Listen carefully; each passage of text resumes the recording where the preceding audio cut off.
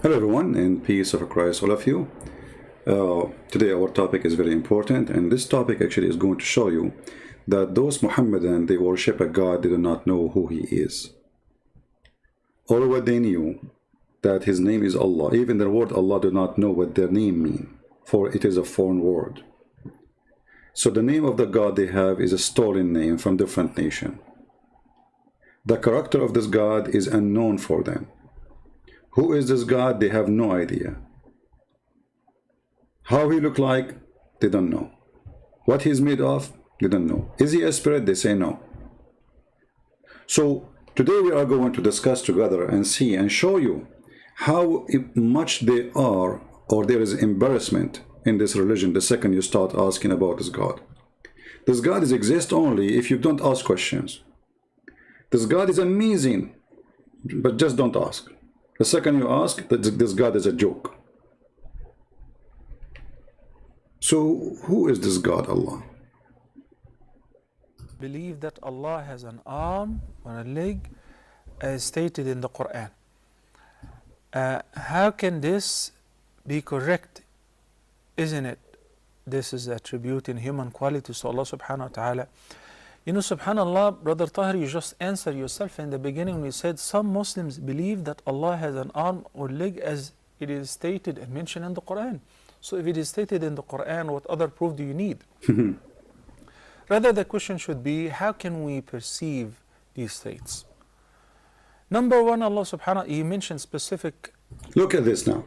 So yes, Allah have arms, Allah have hands, Allah have legs. So why they refuse that God can be a man? And those arms and those hands and those legs, are they flying in the space or they are connected? They can't even answer you about that. And those hands and those arms and those legs are made from what? Silicone, plasma,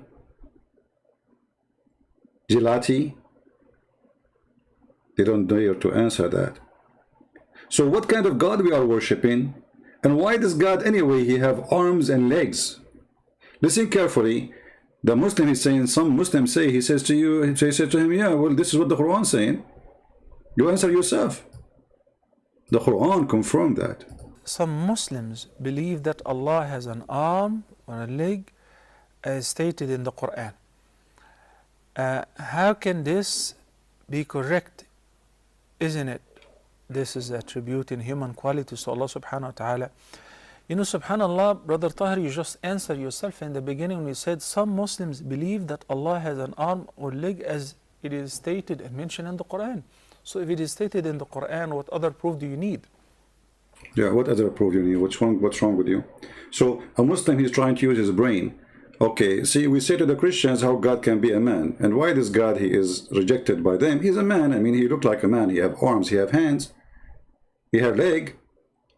Then we find that Allah himself, he have arms and he have hands and he have fingers and he have not only fingers, he have 5 fingers. And he have 2 eyes.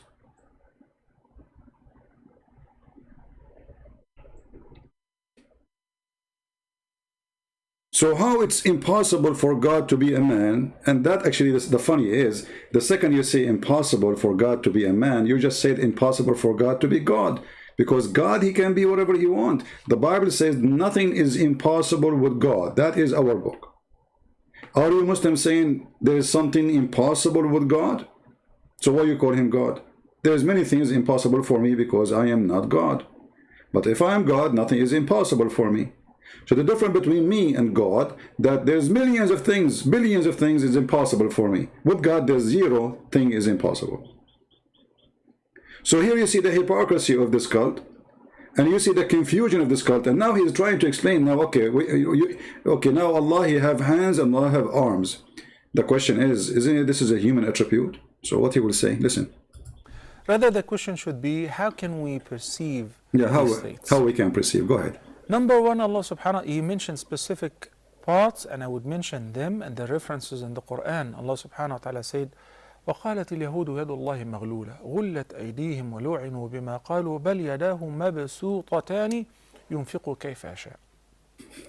In this ayah, without going into the details of its meaning and the reason of its revelation, a part of the ayah in this segment. He says, بَلْ يَدَاهُ مَبْسُوطَتَانِ, Allah's hands are stretched out.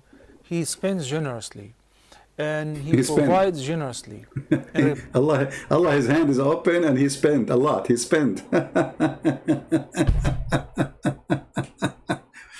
You know the stupidity is, if we accept that this God He spent, that's mean He have a currency. That's mean He is not a creator. Because a spender is somebody who have a saving, and from his saving he spent. So the second you agree that your God He spent, it's mean He is not the maker of the money, He is spending the money. So He is not a creator. And when you say and you agree that Allah have hands and He used His hand to spend, well, you just made Him a man in the market, and He put His hand in the pocket, and He pay money. He spend money. So how that can help? That make it even more confusing. Continue. Apply to what the Jews were saying, that God forbid that his hands are tied up or shackled to his neck, yani he does not spend. I don't want to say the word exactly because this is awful. Allah subhanahu wa ta'ala quoted the false allegation and he refuted that by saying, بَلْ يَدَاهُ, doesn't only have one hand, rather two. يَدَاهُ, dual. He has two hands. If you go to this verse, by the way, you will see not a single translation saying the word two hands. I think there's only one. They took the word his two hands away.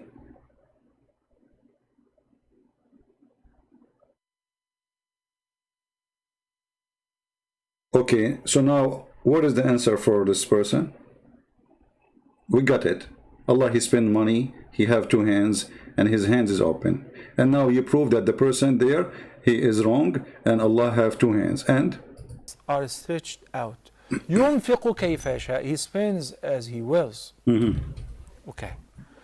So the ayah stated so. In Surah Al-Qalam, Allah subhanahu wa ta'ala says in ayah number 42, يَوْمَ يُكْشَفُ عَنْ سَاقٍ وَيُدْعَوْنَ إِلَى السُّجُودِ فَلَا يَسْتَطِيعُونَ. In some of the tafsir and references and ahadith, the saq here refers to Allah's shin. So He has a leg, and He would lay down uncovered or bare His shin so that people will fall in prostration, except those who fail to prostrate in this. So we have His God. This God have two hands, and then the judgment day is going to disrupt these, is going to show His leg. So this is what you know about your God? That's it? That's your God? Mr. Leg?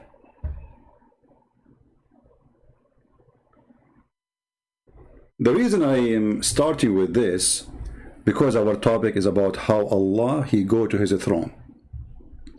If we go in the Quran,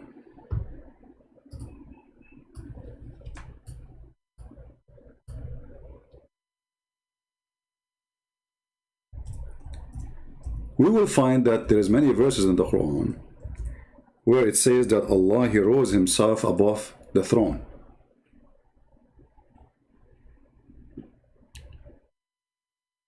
Before we go to the throne, just to show you that Allah, He moved from the earth up to the heaven.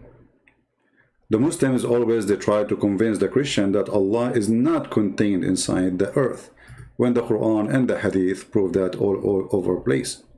It is He who created for you all things, and here additional proof that the one who made the Quran cannot be the one they call Him Allah. The author of the Quran keep talking about his God. This is not Allah talking, cannot be God, who is His name is Allah talking, because He should say it is me, Allah, who created things for you, not it is He. Here He says, in the translation, He says, moreover, He designed and comprehend the heaven. That's a fast translation. The word in Arabic is thumma. Thumma mean, and then after that, a while after that. There's a Muslim, he teach Arabic, and he have a video just about the word thumma. And he will tell you that the word thumma is used only for something that did not happen right away, but after, which means there's a period of time, took long period.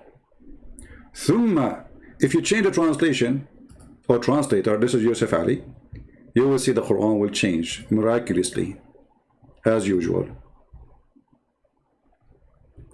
look what happened. He it is who created for you all that on earth. Then istawa, between two brackets, he rose over. Okay, he rose over toward where? Toward heaven. Okay, where he was? He was on earth. If there is any Muslim here, he have an idea how this happened? How you Muslim, you reject Jesus to be God because you say to us that if the flesh of the man is a flesh of a man, that means God is inside the flesh of the man, and that is impossible. And now, what is different between God is inside the flesh of the man and God is inside the earth or inside the sky or inside the cloud or inside the atmosphere? He is now in the earth. So he's contained in the space which is in the earth. He is not bigger. He is not hugging the earth. He is in the earth. And this is why it says he rose over. Now, how Allah he rose over? Remember, none of the Muslims believe that Allah have wings. Muslims, any one of you believe Allah has wings? Any Muslim in the bushes? Do Allah have wings? The answer no. As you see, all Islamic sheikhs, they insist Allah have two hands, Allah have legs, Allah have 5 fingers, but there's no wings. All right. So how Allah he rose to the sky?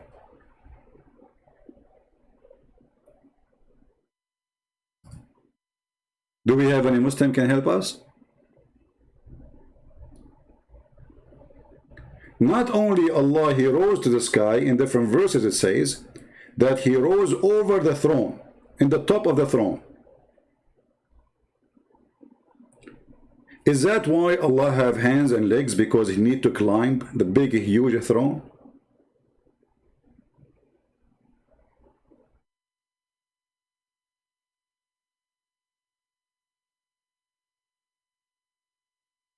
And now, as long Allah is in the top of the throne, why he is there?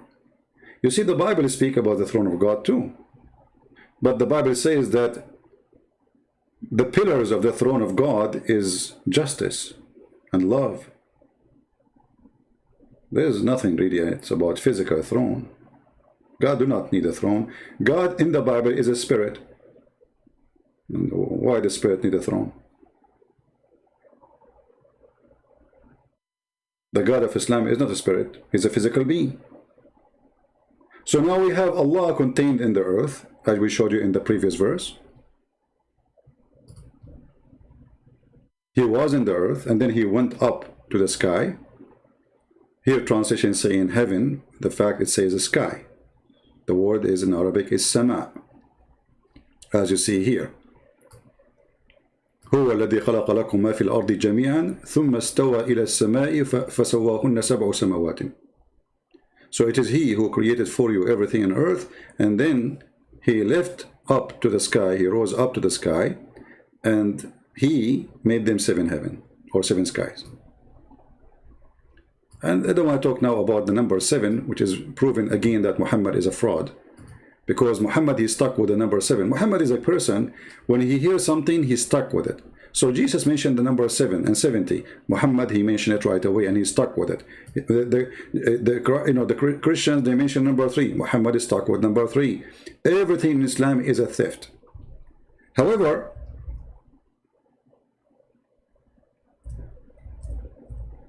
in Islam, there are 7 skies and 7 earth.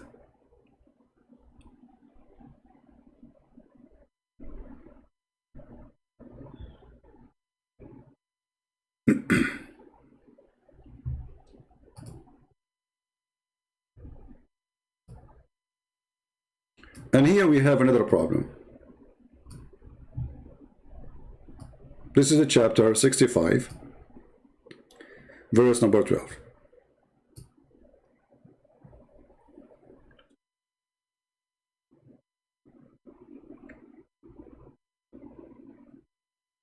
If Allah created 7 earth, are they 7 earth as 7 planets, or planets, sorry, or they are 7 layers of the ground? If there is any Muslim have anything to say, please refrain yourself from asking me silly questions about what do you think about this guy and that guy. We have a topic. Let us be mature adult. Are we talking about a topic? Who care about this guy and that guy? You give your opinion. Who care about my opinion? I'm going to hire him for a job or interview. I believe he's as silly, the same as the Muslims.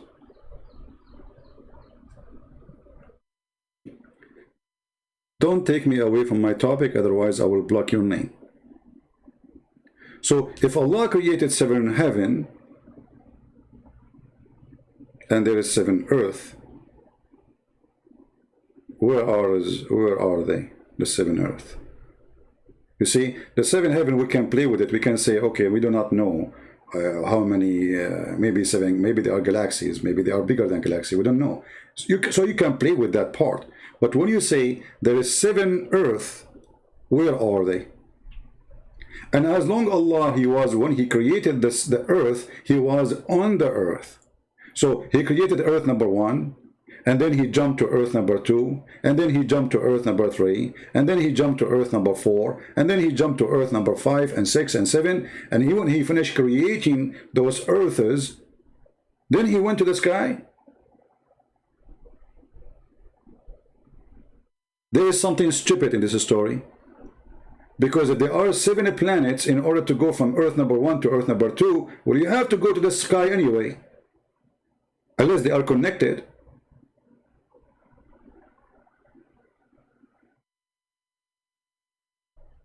Do you know what I'm saying? So if Allah, He created 7 earth. Okay, Allah, now He created this earth, earth number 1. Now Allah is going to go and create earth number 2. Okay, how He can go to earth number 2?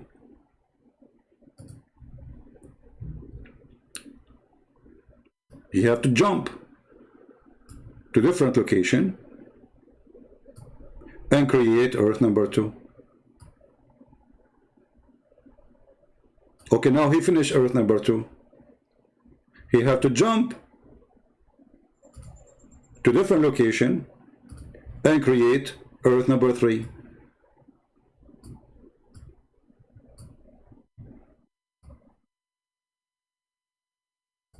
Etc. But this is mean there is a problem in the story, because it says that Allah, He created what is in the earth all, and then He went up to the sky. But isn't it the earth is in the sky? And now we have 7 earth. So in order for Him to go up to the sky, that means He have to finish all the 7 first, all the 7 earth. And that means he have to go to the sky first before He finish the 2nd earth. He made the first earth. Now He's going to go to the 2nd earth. Now He's going to go to the 3rd earth. But in order to do that, He have to jump between them. Takbir is saying, where in the earth, where it says jump, it says here he rose up. This is not jumping. Tell me, flying? Give me the word, I will use it. Just to show you the hypocrisy of the Muhammadan, who try to supposedly answer by not answering. Hey, Takbir, I don't want to use the word jump no more. I need your help. What I will use if it is not jump? Fly? Are you there? Here we go. I took a selfie for your statement. Hey, Christian Prince, where it says jump? Give me the answer. What I should say. Did he jump or he fly? Because according to your Quran, and we just prayed the video for you, Allah have legs. He don't have wings. Correct, people? Allah have hands. He don't have wings. So if your God have hands and legs, then how He rose up? He fly with the hands? Do your God fly with His foot? I'm waiting for your answer. Help me. I'm not going to use the word jump just because of you. That's it. I want an answer. Rise can be used literally. No problem. Rise can be used literally. He rise how? You see the stupid answer? Look, guys, they don't want you to say the word jump, but they don't want to give you the answer. How Allah he rise up? Did he fly? Did he jump?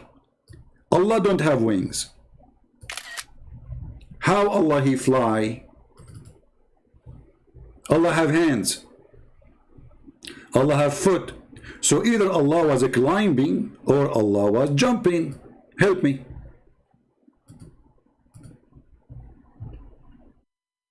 Are you there?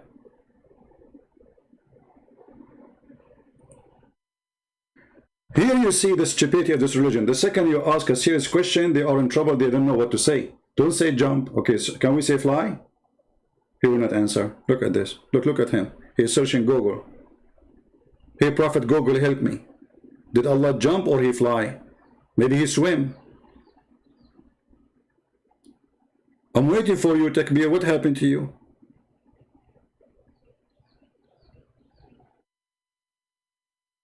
We just finished praying the video saying this, Allah have hands, Allah have a shin, Allah have 5 fingers, Allah have a foot. Wonderful. So how Allah he climb up? He fly with the foot? If Allah flying with the foot, so why he call it foot? That's mean he's calling it wrong name, should call it wing. Why do you question God? Here we go, you see the hypocrisy, you see the stupidity, you see the dummy, you see how hypocrite they are. Why you question God? It is you who question God always when it's come to Jesus. The second we question you, God. No, I question about Jesus. Why not? Ask me how Jesus he went to heaven. Ask me, I will tell you. You see, Jesus he explained. Even he says that he will come in the judgment day, before the judgment day, and he will come above the cloud, which means there's nothing need to carry him. Nothing need to hold him. He's God with his angels. I'm asking you now, Allah have hands, Allah have legs, Allah he went up. And the hypocrisy is why you question God. Well, aren't you Muslims, you question the God of the Jews, the Hindus, the Buddhas, everybody? The second we question your God, you do poo-poo. Until now, I'm waiting for an answer. Who is going to help us? How Allah, he go up to heaven, he jump, he fly, he swim, he use a flying carpet? They have no answer. And when the Quran says that Allah, he rose, not me, he rose. Okay. The second you say he rose, that's mean he was down. Do you agree, Muslims? I'm not going to say that he rose up unless he was down. Who want to help me?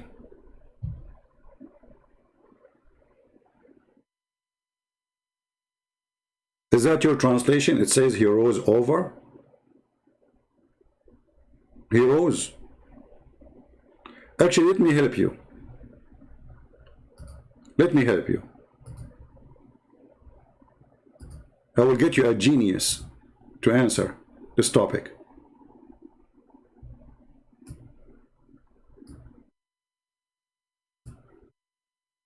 Listen to this and laugh. Asked by the Prophet, peace be upon him, about a woman to determine does she have the right belief in God. He said, where is God? And she pointed up, like that. And that was sufficient. He said, this is a believer, you can get married to her, or whatever the situation was.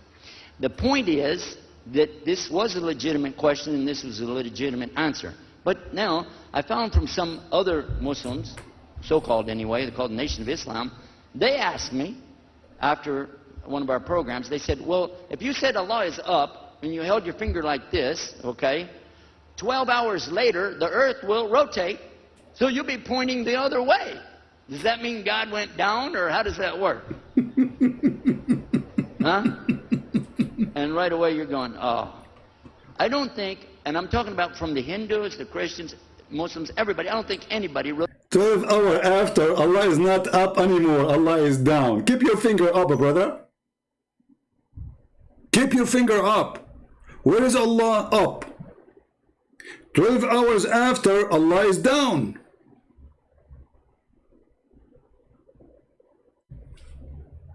What kind of religion this religion is?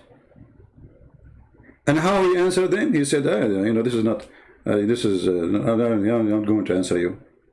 Embarrassment. Okay, tell us the answer. They just told you, okay, if you say up, 12 hours after, he is down. You could keep your finger up, keep it up. Just keep it up. Huh? Hold your finger for the coming 12 hours up, or take a picture for that and put it in the wall as you put it, so you don't keep your finger up. Take a picture of your finger up. And this is why the Muslim keep giving Allah a finger, if you remember, you know. When a person is dying, he give Allah a finger, like Shahada. Why? Because Allah is one and he's up, brother. So 12 hours after, Allah is down. So what happened? We flipped him down. So what do you mean by up? When Muhammad and when the Quran says he rose where?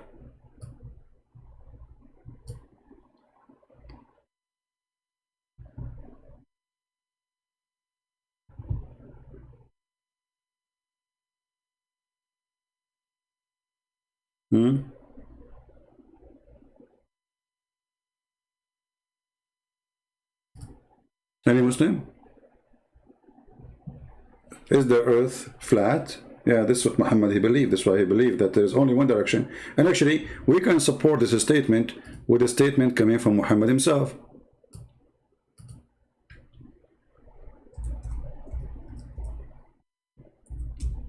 Muhammad, he said that Allah, he come down every third part of the night.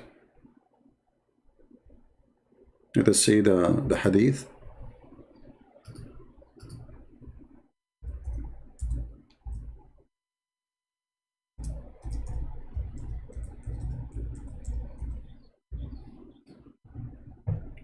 Read and love. The clear evidence that Muhammad is a fraud, and he thinks that the earth is flat and there's only one time zone. This is Sahih. This is Sahih Bukhari. This is Sahih Muslim. So the Muslim cannot say it's a fabricated hadith. It's very authentic. The Messenger of Allah, HBBUH, this is kind of acid and you know, like chemical stuff, said, our Lord, the blessed, the superior, comes every night down to the nearest heaven. He come where? People, he come where? He come down. Do you see the word down? So, as long as we say the word down, that means he was up. Okay, keep your finger up.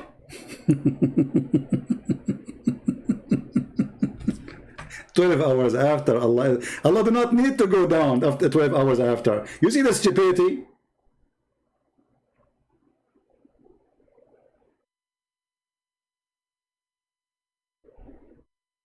Let us say Allah, he came down now. Let us say now you live in Indonesia. What is the time now in Indonesia? Now it's here 4:44 p.m. I'm assuming it's 4:44 for you a.m. in the morning, or 3, something like that. So this is the time Allah will come, supposedly 3 something. Okay. All what Allah need to do to be down again is to stay there for the coming 24 hours, because you don't need to go down anywhere. But the problem here, Allah, he come down whereas the Muslims are. So Allah come down in Mecca, let us say at 3 a.m. in the morning in Mecca. And then Allah have to come down after 2 hours or 1 hour in Pakistan. And then Allah have to come down 1 hour more in Delhi. And then Allah have to come down 1 hour more in Sri Lanka. And then Allah have to come down 2 hours more in Japan. And then Allah have to come down 3 hours more in Indonesia, or less. So how Allah keep coming down and up?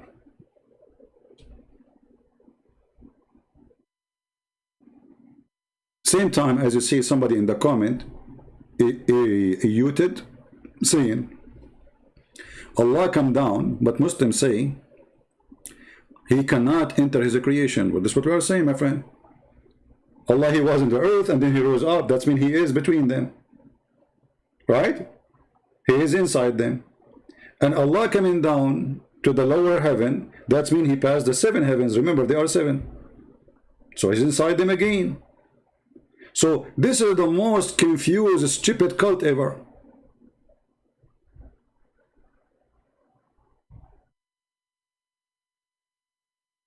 Somebody saying all Abrahamic religion is the same. No, my friend, when you quote a verse from the Bible, you need to know that the Bible is not one verse.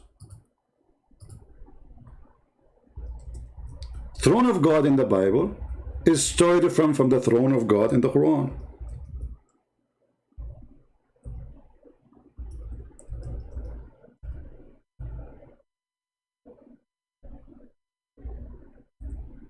As example, the Bible says the throne of God, the pillars of the throne of God is his justice. Does that mean there is a column of concrete of justice? Our God is a spirit.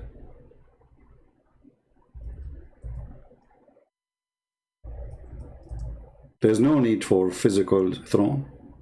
The throne of God in the Bible presents the authority of God, the justice of God, the love of God, and the existence of God as authority over all what he created.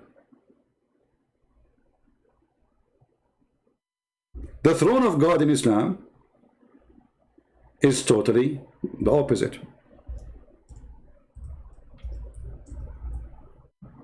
It's literally a physical throne. It's literally a heavy throne.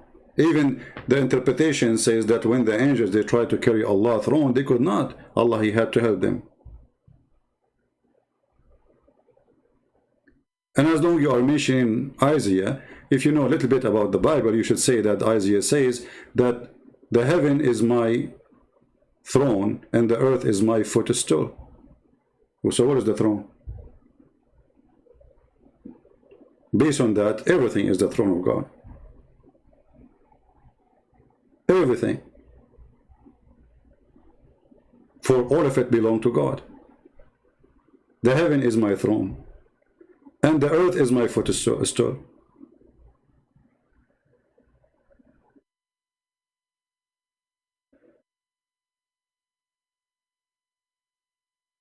Do we have any Muslim want to say anything?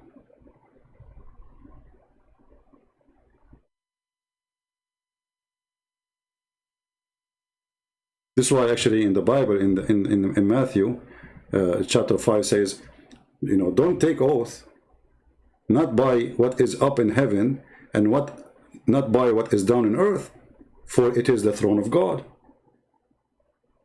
So the throne of God is everything in the Bible. It is the authority, for everything belongs to God. So don't take an oath of something you don't have authority over it.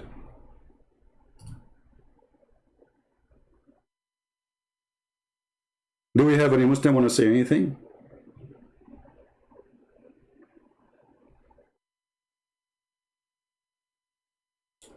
Is the microphone bad, guys? Do you have a problem with my microphone? So here you see that how Muslims are confused about Allah. Allah have hands, Allah have legs, Allah have etc. And now we are trying to find where is this Allah? How this is Allah work? How Allah climbed the throne? How Allah is in the throne? They have no idea.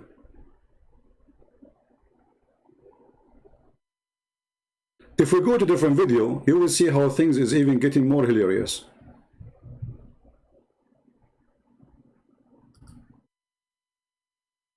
This is a Muslim woman asking the Sheikh, where is Allah?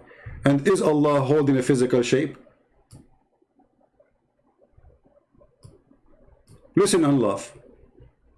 A friend of mine claims that we should not say that Allah is on the throne because it will mean that Allah holds physical space. But if Allah does not have physical existence, then it means He is just in imagination, that he is just an imagination, and how can someone see an imagination whereas Allah has promised to show himself to the people of Jannah? Zainab, these issues are very sensitive. As Ahlus Sunnah... Zainab, listen Zainab, this is very sensitive, okay? I mean, Zainab, give me your dad to talk to him. Zainab, if I am there, only Allah knows what I will do to you. This is very sensitive, Zainab. Be careful, Zainab, okay? Okay, so what is the answer now? wal Jama'ah, as believers of the Quran and the Sunnah, with the understanding of the three favored generations, we do not use our logic when it comes to Allah Azza wa Jal. No, don't use your logic. We Muslims don't use our logic when it comes to Allah. We use our logic when it comes to Jesus. We use our logic when it comes to Buddha. We use our logic when it comes to atheism. We use our logic for anything. When it comes to Allah, we are bankrupt. We are out of logic. I mean, have you ever heard of a stupid religion like this? If you don't use your logic when it's come to your God, you use your logic when it's come to who? This is your God.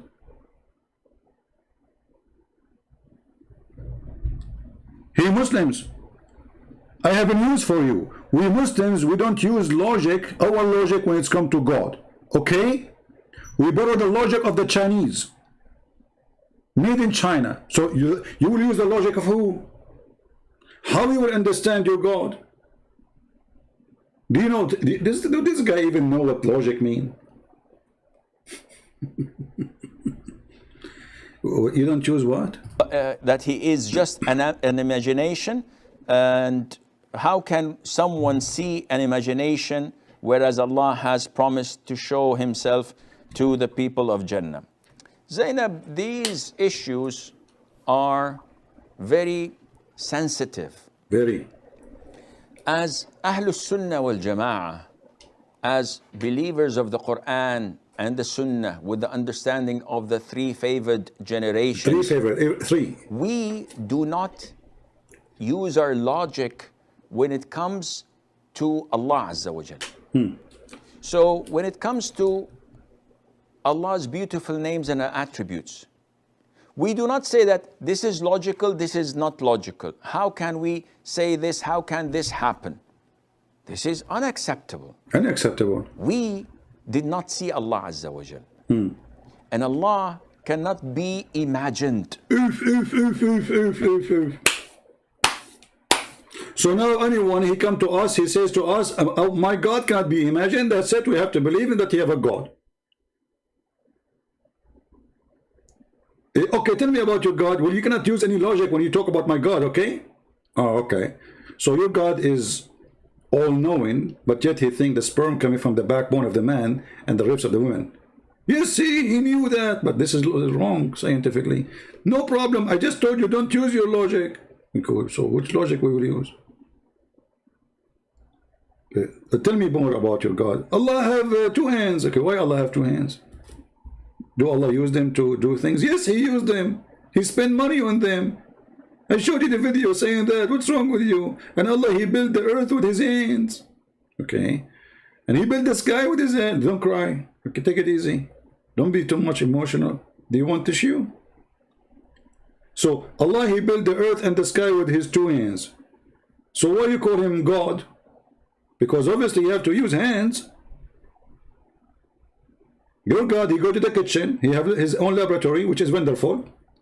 Then he put zucchini with zucchini and mix it with bikini, and then we got Burkina Faso. Oh, we have a new country. Allah created a country, it's called Burkina Faso. But he used his hands. So when the Quran says Allah, if you want the same something to be, he said be as it was a lie. Because Allah, he used his hands to do things. He didn't say be. When Allah created Adam, he did not say be. He used his hand to create Adam. He mixed mud. He fashioned the mud. And then he used his mouth and he breathed. And hey Muslims, how Allah he breathed? Is he like have a body of Jesus, like a man like Jesus? When Allah, he says, I breathe into her, to Mary, or breathe into him, Adam, he breathed from where? He have like a balloon inside him and there's something inside it?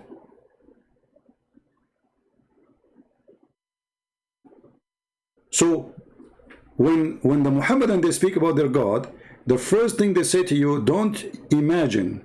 Okay, we got that one. And don't ask, what the heck? So we cannot imagine and we cannot ask. So how we will know about this God? And how we will accept this God? And now this guy is going to show this girl that he is a knowledgeable person. Look what he will say to her. As believers of the Quran and the Sunnah, with the understanding of the three favored generations, we do not use our logic when it comes to Allah Azza wa Jal. No, we don't. So when it comes to Allah's beautiful names and attributes, we do not say that this is logical, this is not logical. How can we say this? How can this happen? This is unacceptable. Unacceptable. We did not see Allah Azza wa Jal. Okay. And Allah cannot be imagined. Cannot be imagined.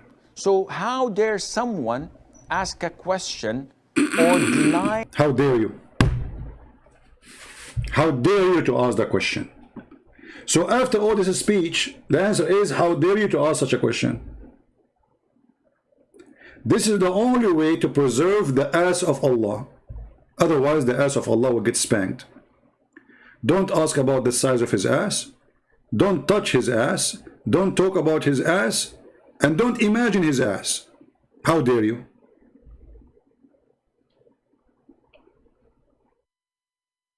See, this is the benefit of the internet, because God knows what will happen to this girl if she said that question in person. How dare you? So what we would do now? What is the answer? Say something from the Quran and the Sunnah. This is exactly your friend, what he's doing. This is exactly what the Jahmiyyah did when they made all the names and attributes of Allah Azza wa Jal without any value. So Allah Azza wa Jal is all hearing, but he doesn't hear. How is that? Allah Azza, they made Allah exactly as they define vacuum. So when they wanted to describe Allah, they said Allah is not up, Allah is not down, Allah is not in front, Allah is not back, Allah is not on the right, Allah is not in the left, Allah does. If you want to describe something that does not exist, it would fit as a glove. And this is wrong. Now, as Ahlus Sunnah wal Jama'ah, we only believe in the names and attributes that Allah had told us about them in the Quran, or that the Prophet himself sallallahu alaihi wasallam told us about in the Sunnah. That's it. No one can come out of the blue and say that, Wallah, Allah's beautiful name is so and so. Where did you get this name from?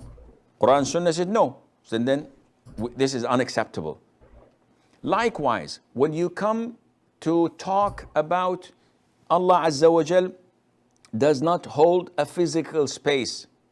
The issue of holding a physical space was not told to us neither in the Quran nor the Sunnah. So when you say such a statement, we have to know exactly what do you mean. If you mean that Allah Azza wa Jal does not exist, like the Jahmiyyah has explained, and that he is nowhere, nothing, and the likes, all negative attributes, in this case, no, this is wrong. We know that Allah Azza wa Jal exists. We know that Allah Azza wa Jal is above his throne, and his throne is the ceiling of the of paradise, and that Allah is above all, and Allah is in the height. In Arabic we say fis sama. Fis sama does not mean in the heavens, because nothing can surround Allah Azza wa Jal. See, look at the stupidity. Even they wanna break the Arabic language. The letter fi, or the tool fi, in Arabic mean in. As simple as that. So now, even when Allah, He says He is in, they want to say He's not in. So where is He? This is the same guy who He said that Allah have a hand, He have a shin. So as long He have hands, He have a shin, He have a leg, He have a face. Well, they need a location, they need a physical space. Are they real or fictions? Are they virtual or they are real? All the Muslims agree that they are real. So what your answer now is about? Because he cannot answer, he cannot say anything. He cannot say, well, Allah did not say if He have physical space or not. What we know, Allah have hands. Yeah. But this does mean Allah He have physical space.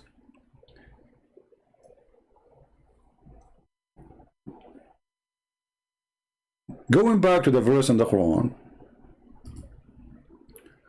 where it says Allah, He rose above His throne.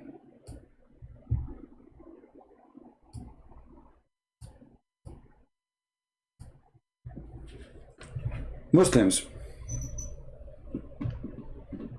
why Allah He rose above the throne?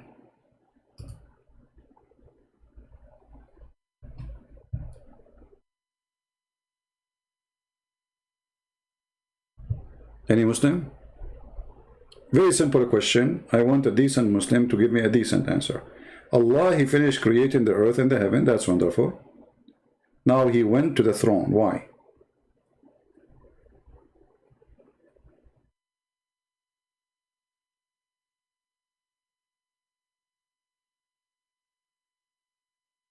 Anyone? How Allah He rose over the throne? See, we asked the guy, his name Takbir, until now he did not give us an answer. I don't know what happened to him, he disappeared. Takbir, are you there? How Allah He climbed to the throne?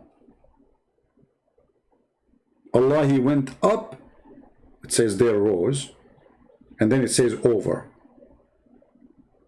So now is up and over together, the throne made the location of Allah.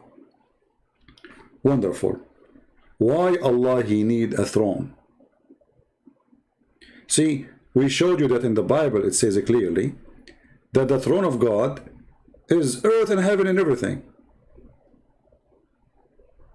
For everything belongs to Him. This is why in Matthew it says clearly that the Lord He said, I say to you, don't take an oath at all, neither by heaven, or like what is in heaven, or what in earth.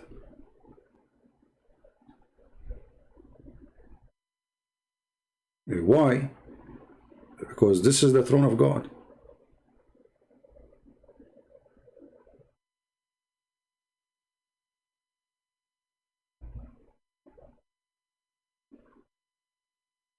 Any Muslim can help us?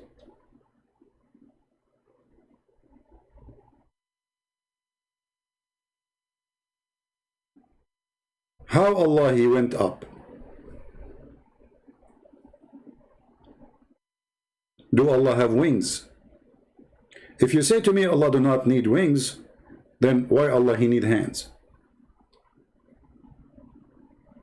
If you say to me He do not need hands, why He have them? If you say to me Allah do not need foot, why He have it? And why He call it foot? If you say Allah don't have fingers, why He have it and why He call it fingers if they are not fingers? Or what the Muslim keep repeating to you, saying to you, Allah, brother, nothing like Allah. Nothing like Allah. We got that. Who care about nothing like Allah? There's nothing like mosquito too. Nothing like Allah. Let us say we killed all the mosquitoes in the world and we have only one mosquito left. Does that mean this is Allah? And even this nothing like God is a statement Muhammad he stole from the Old Testament. But when the Holy Book says nothing like God, he doesn't talk about the look of God. He talk about nothing to compare to Him when it's come to His ability, His power, His authority, and He is the Creator. So that's it. Nothing like him. But the Muslims, they use that statement always to run away from explaining how Allah and who is Allah and how he looked like.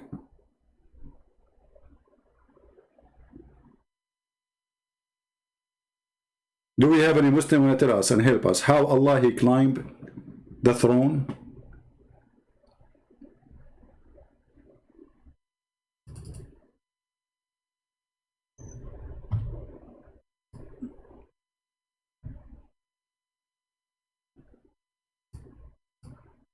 Oh, this is not Allah. This is sorry guys, this picture is by mistake.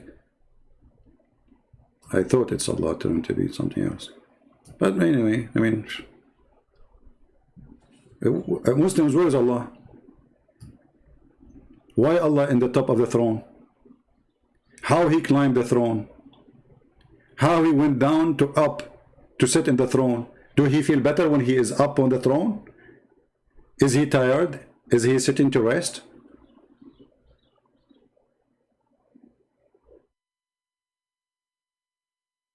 Any Muhammadan?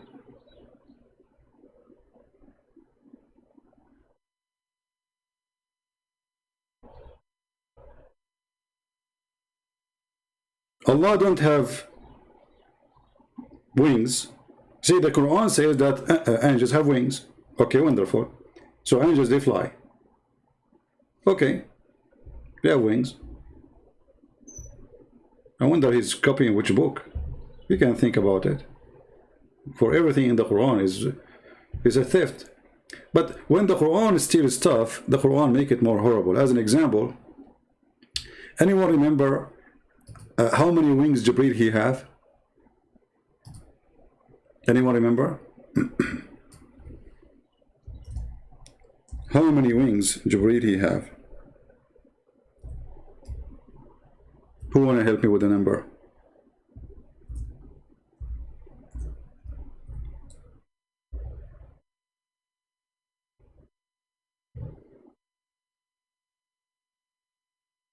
Anyone?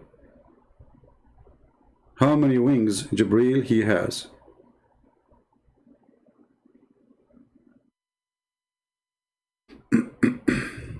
$600. Muslims, how many wings the angels they have according to the Quran?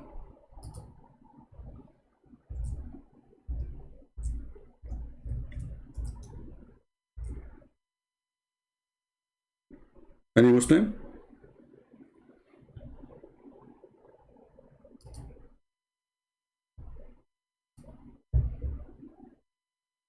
Who is a Muslim want to help us? Muhammad, he saw Jibreel with 600 wings.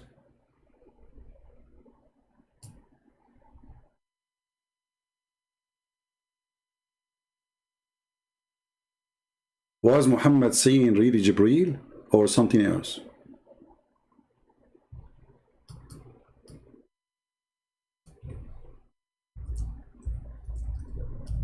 I'm waiting for the Muslims to give us an answer.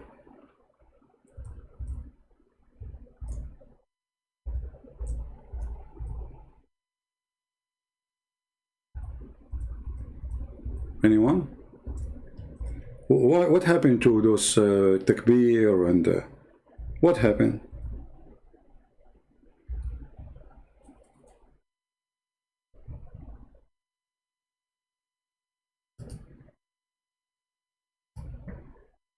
Read with me and laugh.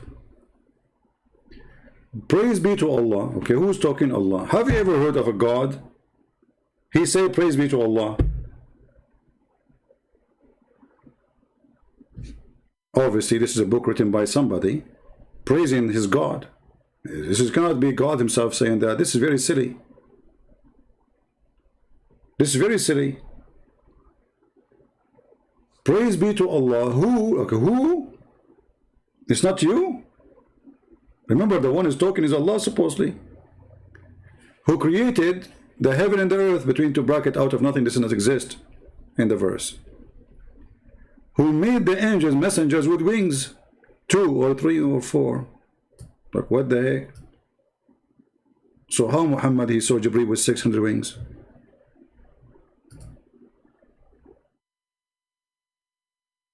Do we have any Muhammadan can tell us how Muhammad got himself busted? I mean, this guy Muhammad, he is so fufu, he is so potato, he is so tomato, he is so hummus, to the point he cannot maintain his life for a second. In his book, in his Quran, he says angels, they have only either 2 or 3 or 4 pairs. In the hadith, he saw Jibreel with 600 wings. So how big the lie is? How many wings Muhammad he added?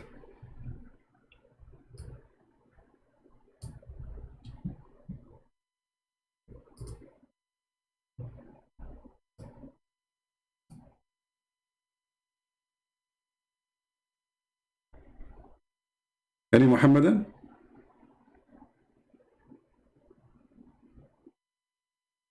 How the Quran says there are 2 pairs or 3 or 4 or 3 or 4. Okay, wonderful. So how Muhammad he saw the guy with 600 wings? And by the way, in the verse in the Quran does not even say pairs. Nowhere the word pairs is mentioned. That is a false translation. It says 3, 2, and 3 and 4. That's why you see here between 2 brackets he put pairs, because it's going to be funny to say that he have 3 wings. But this is what it says in Arabic. It says mathna wa thalath wa ruba'. This is the same statement actually used in the chapter of the women about marrying women or having the nukah to women to F them. F2 and 3 and 4. Mathna wa thalath wa ruba'. So angels have 2 and 3 and 4. Okay, let's go back to the topic. Angels have 2, 3, 4 wings, and supposedly they fly with them.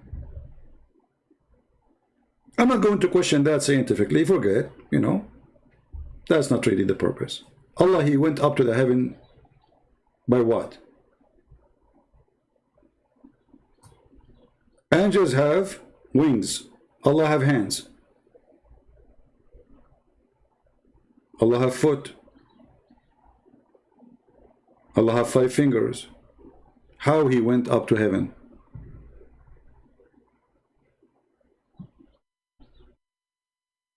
Any Muhammadan?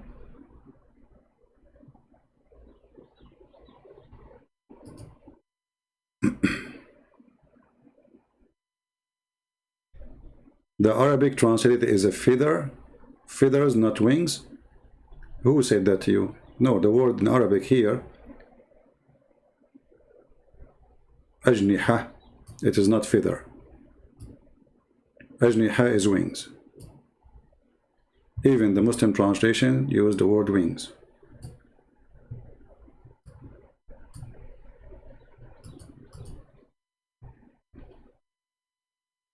Any Muhammadan, he can help us.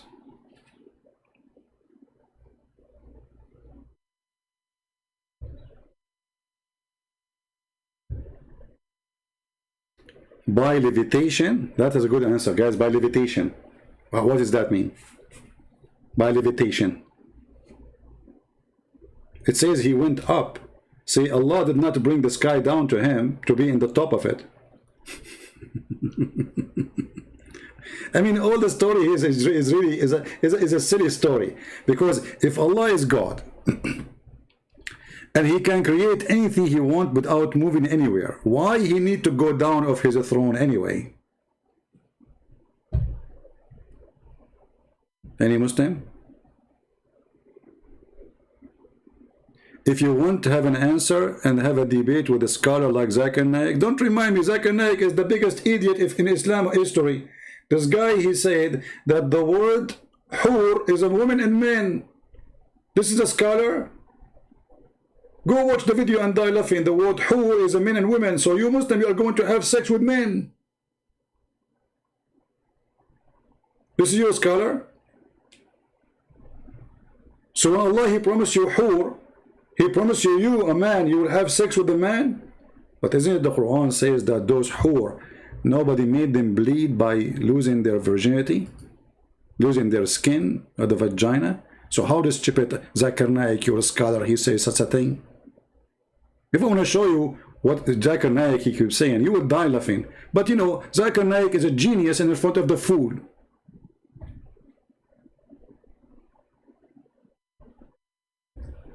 Go watch the video and die laughing. And there's 10,000 watching, 10,000 idiot. Nobody says to him, what are you talking about? How the whore are men. Go with it up. The word whore is a plural word. It's for male and female. Like, what the heck? It's for male and female? Are you sure, Abdul? Hey, Abdul, the one who is watching Zakir Naik, not a single one of you. He decided to get him busted.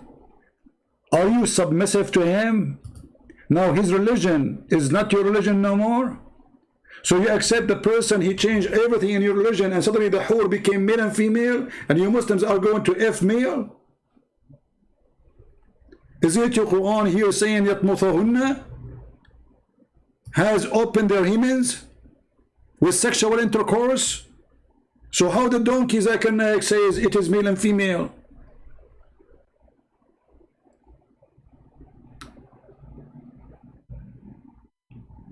Actually, I wish that Zakir Naik would dare to speak to me for 15 minutes, 5 minutes, 5 seconds. I will make him shish kebab. He's already shish kebab for me.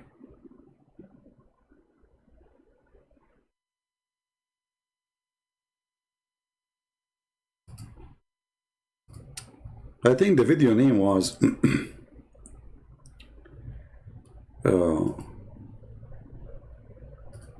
like a woman, she asked him why the man will get whore. Let us see if I can find it. It's there.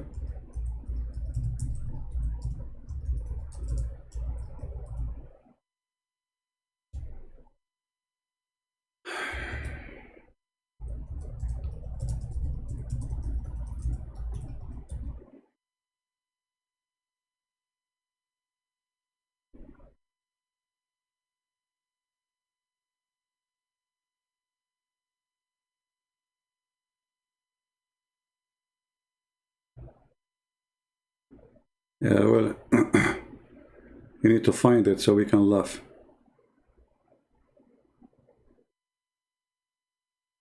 Let's see.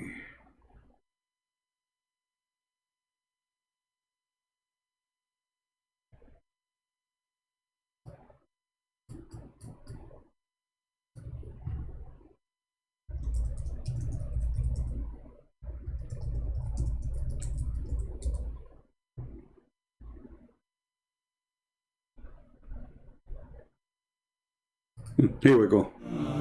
We got the Abdul. You want to watch and laugh?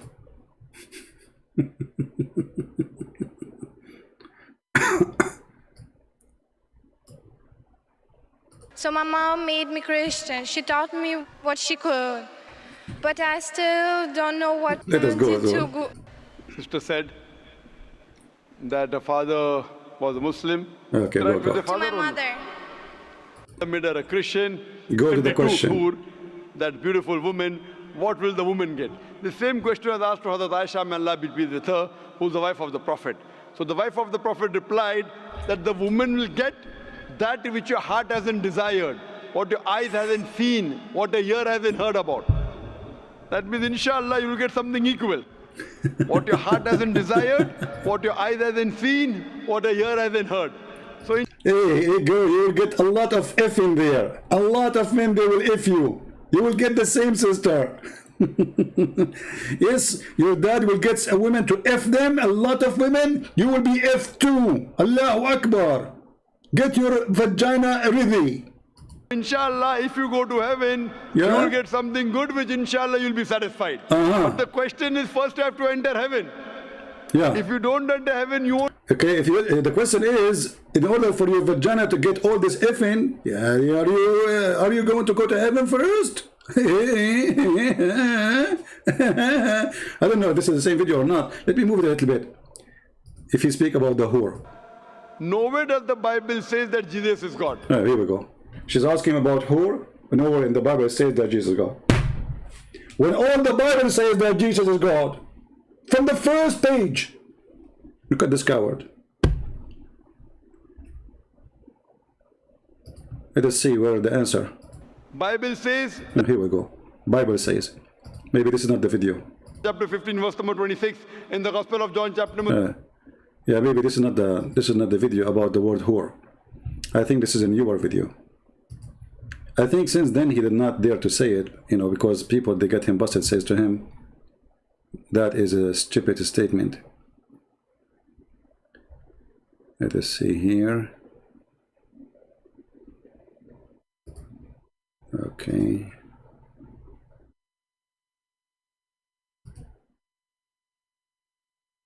Yeah, maybe this one, hold on. A companion or a spouse, it has no gender. It means a companion or a spouse, it has no gender. For the similar thing is mentioned.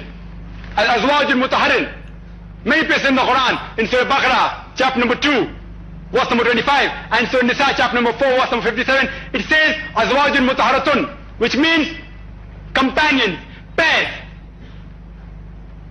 So the word hur is rightly translated by Muhammad Asad as spouse, and also by Abdullah Yusuf Ali. Abdullah Yusuf Ali as companions. So hur actually means a companion or a spouse. It has no gender. For the man, he will get a good... Did you hear it? The word hur has no gender.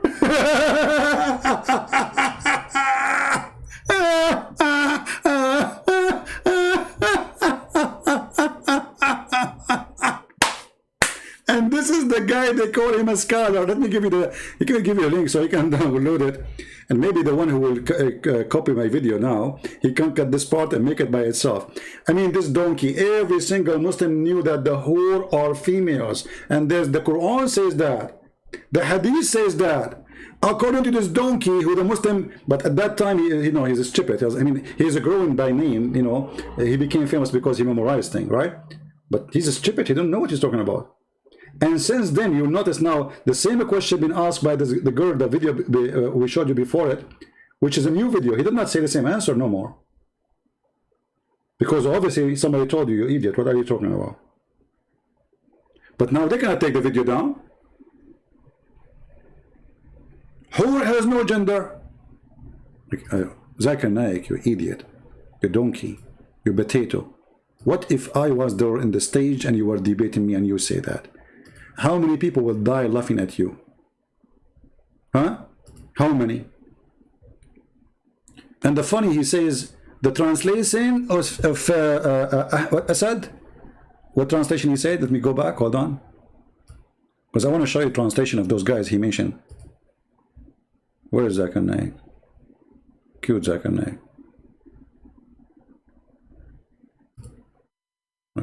Let us see a translation he mentioned, hold on. Azwaj al-Mutaharratun, which means companions, pairs. So the word hur is rightly translated by Muhammad Asad as spouse, and also by Abdullah Yusuf Ali. Yusuf Ali, he translated as a spouse? Okay, I will go to Yusuf Ali. Hold on.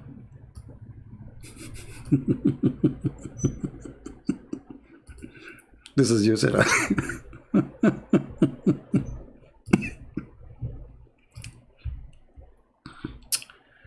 Like what? It says there's no men or genie touch them, you idiot. No men, no men. Do you see the word no men? This is Yusuf Ali. There's no men or genie touch them. The translation here, by the way, is false, because this is nothing to do with the touch. It's about effing them. The word effing. The word here is used, yatmithahunna, is exactly as the previous translation was saying, is make them lose the skin inside their vagina, as you see, because of intercourse. This is the guy you call him a scholar?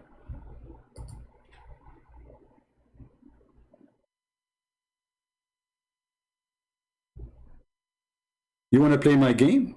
Why did your God made angels with 6 wings and feet? Well, you see, until now, the Muslims, they have no idea what we are talking about. I'm showing you a contradiction. Your prophet says he saw an angel with 600 wings, and this is the only angel he saw. When the Quran says the angels of Allah either have two wings, or sorry, two wings, or 3 wings, or 4 wings. You see how stupid you are?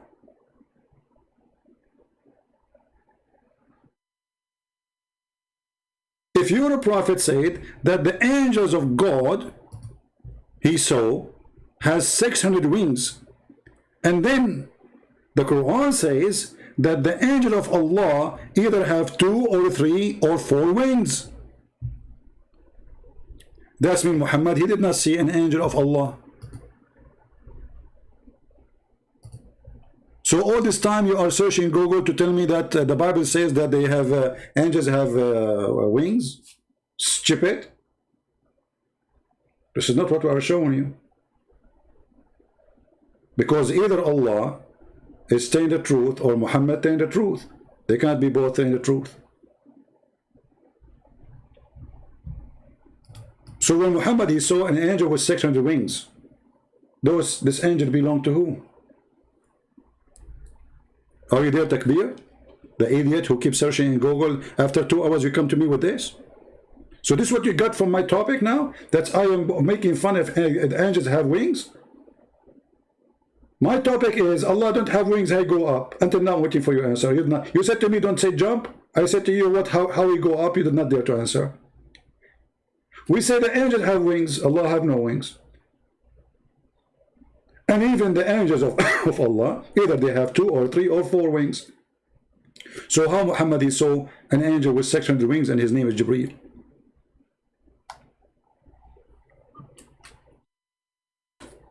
The only solution that Jibreel he went to Thailand and he added extra, you know, in Thailand they make you male, female. They add cushion to your ass, make you a female. They make boobs for you. Whatever you want to add, they can add for you. You want to add a LED in your nipples, they add it there. Did Jibreel go to Thailand and they did that to him? Because Allah, he sent him either with 2 wings or 3 wings or 4 wings. Jibreel arrived to Muhammad with 600. Like what happened? Do you think he used fertilizer?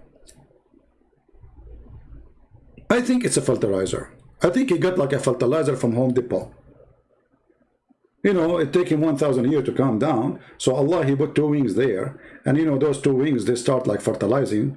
You know, like Jibreel, he do like poo-poo, and the poo-poo come in his wings, and they start growing and growing everywhere, like weeds, you know. So they became 600.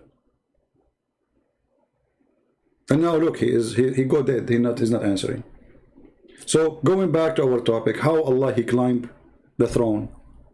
Until now, no Muslim can tell us. And why Allah, he went in the top of the throne, as long as it's a physical throne. And how Allah can be contained in a throne. And how Allah can be carried by a throne. And how the throne of Allah is carried by 8 angels.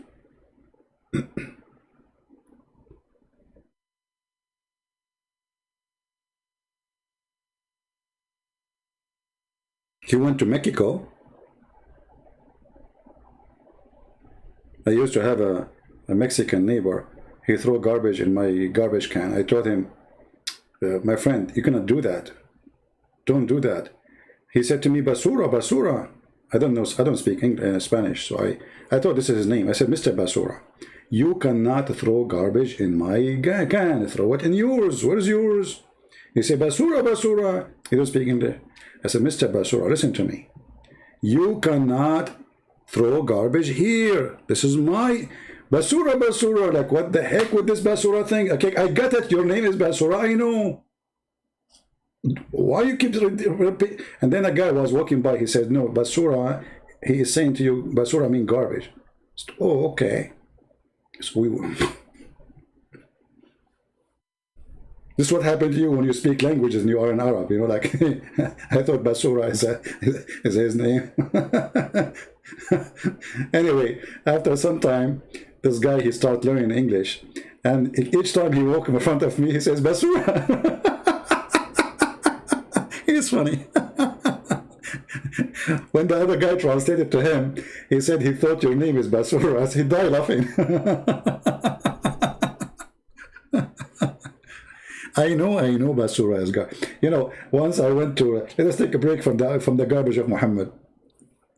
Once I went on vacation, and I went to an open buffet, you know. So there's a guy in the front of me and his wife with him, and he pointed his finger at the dish, and he said, Ponita. I took the same food. I love it. It was tasty. I thought this is the name of the dish. So second day, I came to the same restaurant. The waitress, she come to me, and I said to her, Ponita. She laughed, and she turned her face. She did not even, like, she didn't say anything like, you want something else? Like, what happened? Anyway, she left.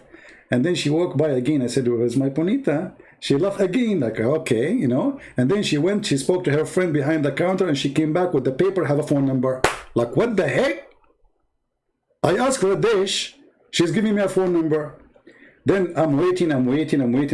So a waiter, he came, and he said, hey, man, everybody came after me. Where's my, where is my dish? He said, they have like once a week, they have a buffet. The rest of the week, they have normal restaurant. He said, what you order, sir? I said, Ponita. He said, we don't have such a thing. Ponita means beautiful. So the genius me was flirting with the waitress without knowing. She thought I'm flirting with her. I said to her, you're beautiful. So she gave me her phone number. Unbelievable. Yeah. And I told him, no, man, I wasn't ordering. Ponita. Oh boy. Hey, Muslims, any Ponita around? The Prophet was so Ponita. There's a video actually of Mufti Mink speaking about how the Prophet Muhammad was so Ponita. Not Allah only so Ponita, Allah Muhammad is so Ponita.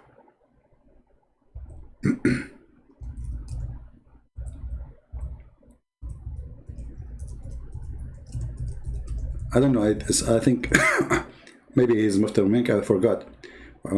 Prophet Muhammad description. Maybe it's not Mufti Mink. Who is this guy? I don't know this guy. Yeah, I think this is not Mufti. I always, give a wrong name for this guy. So, brother and sisters, Prophet Muhammad was the most sexy Ponita ever, brother. And the background music.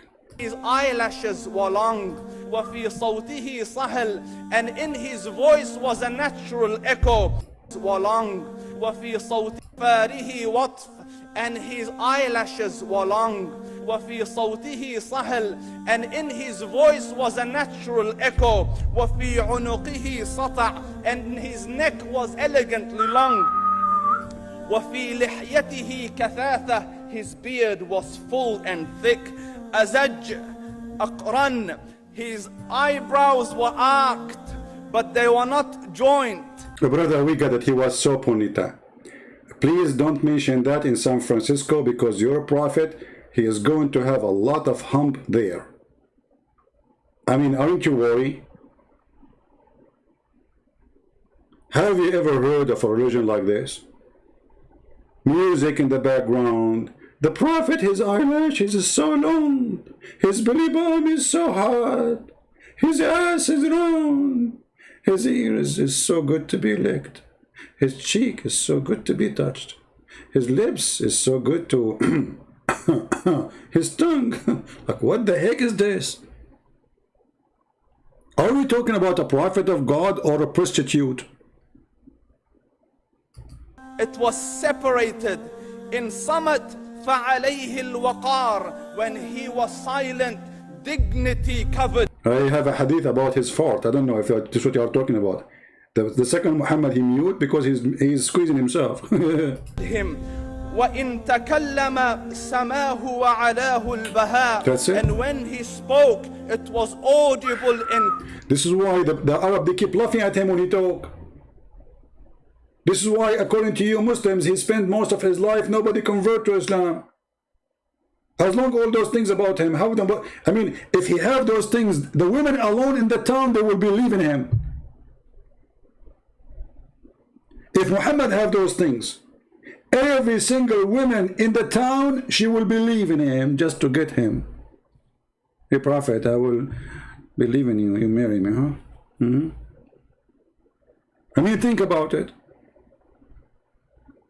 I mean, this guy he's not a human. His voice have echo. Brothers and sisters. Today we are going to talk about Mr. Echo, okay, Mr. Bean. The difference between Mr. Echo and Mr. Bean, because Bean can be cooked, but Mr. Echo cannot be cooked, but we can be heard. Today we are going to talk about Allah, and the echo. Reason for the echo is the bathroom, room. For it's empty, there's no furniture. The Prophet, he have a lot of echo because he's a drum.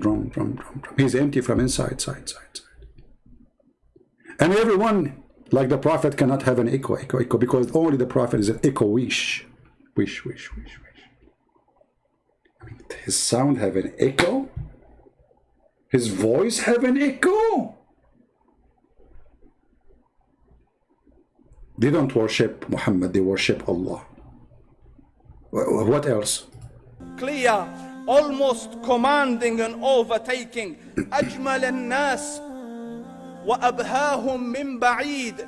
From afar, the most striking and outstanding in appearance. You see, in Arabic he says Ajmal, the most beautiful, but in translation he did not say the word Ajmal. Why? Coward potato. He's so beautiful. أحسنهم وأجملهم من قريب. And when he came near, the best of them and the most handsome of them in closeness. حلو المنطق. But I want to show you the point when a guy, he was walking at night. And you see this guy now later, he will cry. He's crying, like, you know, because it's so good, brother, so good. So there's a guy, he was coming, and then it was dark time. Look, they will put for you now in the background the moon. Huh? He says, I came out one night, I came out one night, it was the full moon night. Full moon. Look how emotional he is. Look, he cannot even talk about it. But come on. I mean, if I am in your place, I will not even able to open my mouth, brother. Look, he's squeezing himself. Did you notice? Did you see the act? Did you see the act, the movie? He can't even talk no more. Like what I will say. Look. And I looked at the moon, and in the desert, understand, the moon is an awesome sight. It is smooth, it is radiant, it is clear, it is gentle compared to the scorching sun at which they are used to. So the moon was the epitome of beauty. So he says, I came out at a full moon night and I looked at the moon and I saw it beautiful, handsome. So I said, let me go see if the moon is more handsome or my Prophet is more handsome. I have to prove a point. I'm going to look at the moon. I'm going to look at the Prophet. And I want to see who is going to beat who. Today, brothers and sisters, ladies and gentlemen, we have a competition of Mrs. Beauty of the Sky. Moon versus Muhammad. Guess who will win? I mean, it's hard to guess. I mean, like, come on. Because they are so close. I mean, like, we have a moon and we have a Muhammad. And now, okay, now the moon will come with the bikini. Okay, Mrs. Moon now wearing bikini. And now Mrs. Okay, Moon. Moon now wearing now yellow bikini. And Moon is walking by. Okay, Moon almost fell down because he has wearing high heels. So Moon, he lost 1 point. And now we have Mrs. Muhammad. Let me see if that is more beautiful or the Prophet is more beautiful. So I went and I saw him standing afar. So I looked at his face and I looked at the moon. And I look at his face and I look at the moon. I look at his face and I look at the moon. And I look at his face and I look at the moon. And I look at his face and I look at the moon. And I look at the face and I look at his moon. Like, what's wrong with you Muslims? I mean, aren't you even ashamed of this stupidity? So this guy was flipping his head left and right, up and down for 20, 15, 30 minutes. Look at that thing. Like, what's happening here? This is too much action, man. out at a full moon night, and I looked at the moon, and I saw it beautiful, handsome. So I said, let me go see if the moon is more handsome or my prophet is more handsome. Let me see if... You know what? You are safe and secure because you live in different country. If you say, that, you see guys, did he say, let me see if? How dare you to say if? For sure the prophet is better. Did this guy stay alive after he said the word if? Hey Muslim, did you let him live? He said if. I mean, can you even imagine? He wanted to see if the moon is better. If. How do you allow that? Where is the mujahideen? Where is the peaceful religion? The guy, he said, if the prophet is, if the moon is better, or if, there's no if here. For sure the prophet. Stupid idiot. You made me cry now. that is more beautiful, or the prophet is more beautiful. So I went and I saw him standing afar. So I looked at his face, and I looked at the moon, and I looked at his face, and I looked at the moon, and I looked at his face. Hold on. He was a little bit far. So do we have a flashlight? So how he saw him in the dark? Ah, the face of the prophet is radiant, you know, is radiation. So the prophet was a little far. So he looked at the face of the prophet, he still can see it. Okay, for sure, the prophet, his face is shiny. So I look at the face, I look at the prophet, I look at the face, I look at the finger, look at this finger. Muhammad is there. He's giving Muhammad a finger. Don't do that. Standing afar. So I looked at his face, and I looked at the moon, and I looked at his face, and I looked at the moon, and I looked at his face, and I looked at the moon. Okay guys, tomorrow we will continue the program. We look at the face and we look at the moon. And tomorrow our topic will be, we look at the face and we look at the moon. We look at...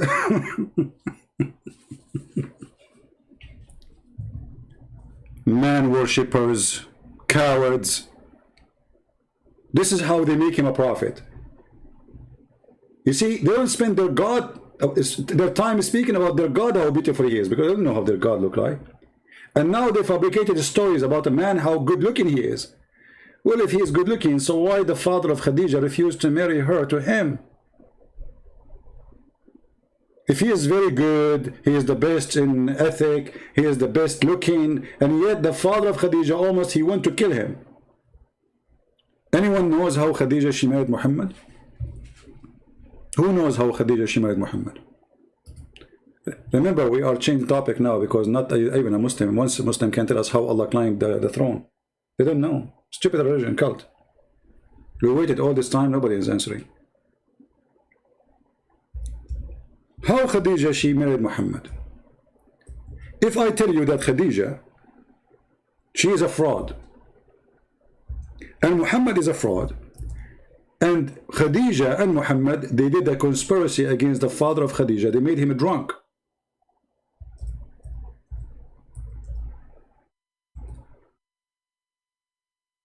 Imagine the ethical prophet, in order to marry Khadija, they made the father drunk.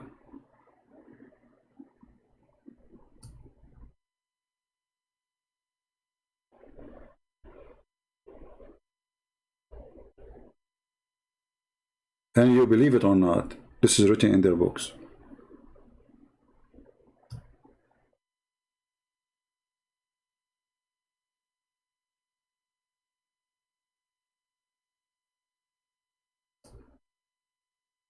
How in the world this man can be good anyway?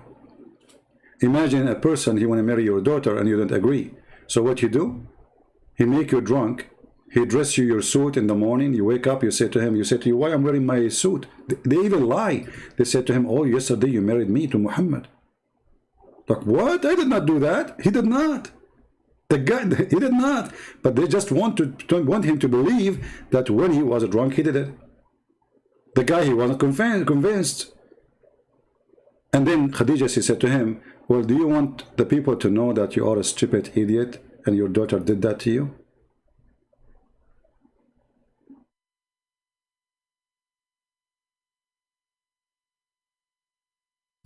and this is the hadith, and this is from Al-Bidayah and Al-Nihaya.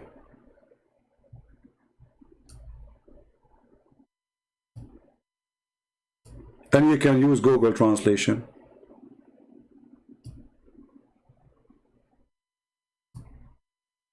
And this is mentioned in many places.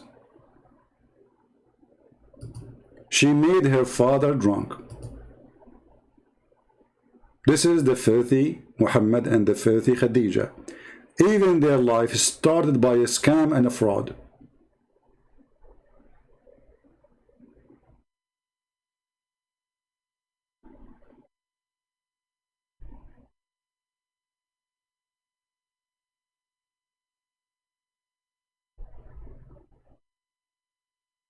A woman, she made her father drunk.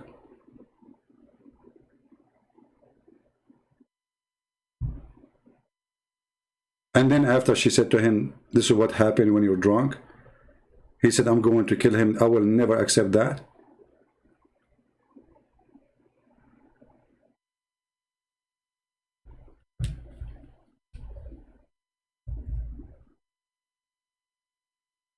They fabricated tons of lies about Muhammad to make him look like a good person, but their book says the opposite.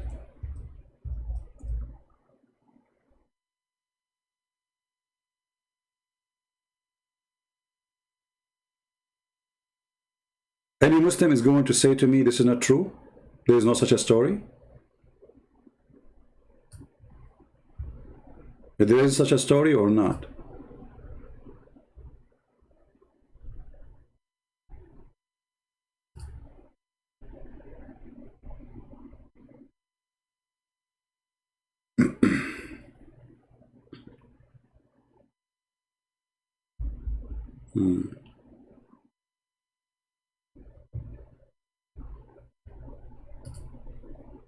A fraud who started his life by a fraud, how he ended to be a prophet.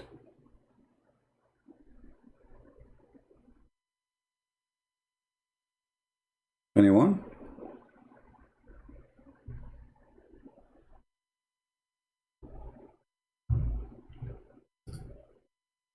So today we could not really get an answer for how Allah he climbed his throne. We found a lot of contradictions. We found that Muslims, they have no idea who is their God. We found that the Muslims, they say that Allah is up, but 12 hours later Allah is down. We found that no Muslim can answer anything. And we found that Allah is a joke. And until now, I'm waiting for a Muslim who is willing to call me. I will open my Pal Talk if there's anyone. He can tell me how Allah he climbed his throne. If there is any Muslim here, he can do so. If there is any Muslim can tell us how Allah he climbed his throne.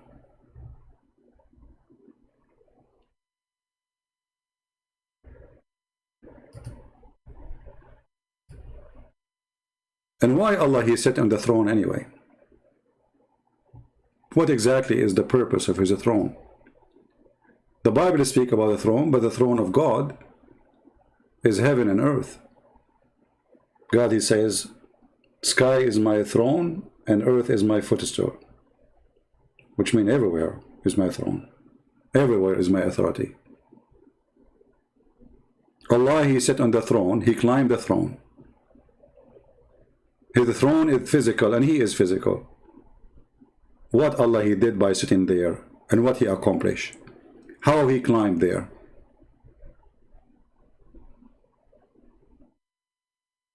Oh, this is Trump? You know what? I don't know. I thought it's Allah. I don't know, like, guys, I'm getting old. Honestly, I searched, like, I searched in Google, Allah throne. Honestly, I searched for Allah throne. I got a Trump. Unbelievable, man. What's wrong with Google? We search for Allah throne, we find the Trump. I don't know, Trump is real, Allah is not. Prove me wrong.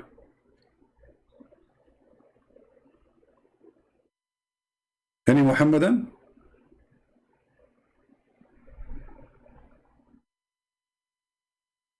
Well, think about it. Yes, Trump, he have two hands. Allah have two hands. The difference is Allah, he have two hands in the right side of his shoulder. You remember that, right? I mean, even this God, even his hands is in the wrong location. He have a defect.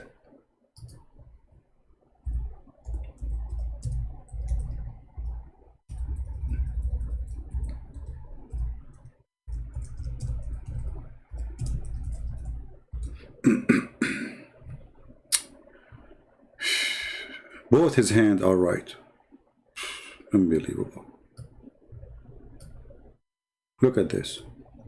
I mean, how in the world you Christian don't want to worship such a God who have two hands, both of them they are right?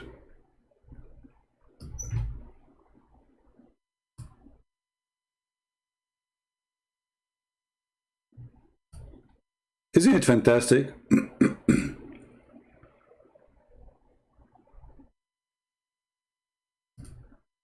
By the way, when I was born, my mom, she said to me that I used to have two right hands.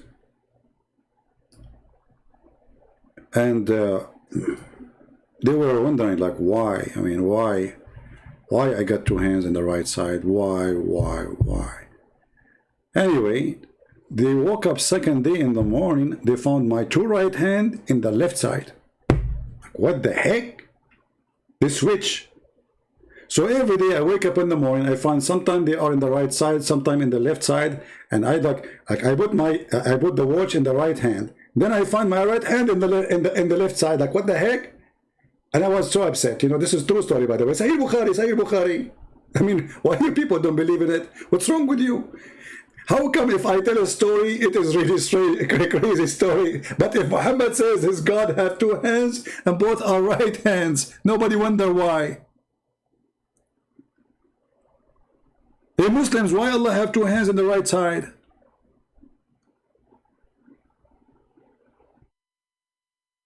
I mean, is that a birth defect? Should we make a surgery? Can't Allah fix himself? And as long both his hand in the right side, is Allah is right person? Like he walk in the right direction, don't go left? So if I want to shake hand with Allah, okay, hold on. Let us say that this is Allah. Hold on.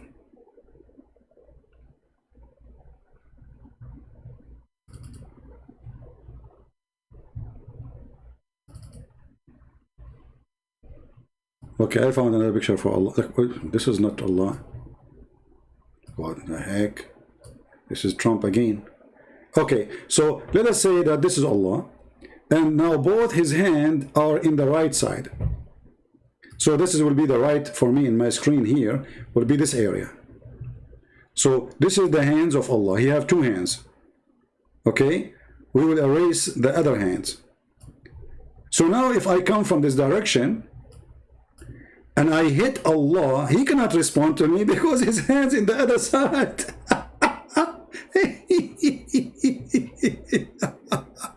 Unbelievable.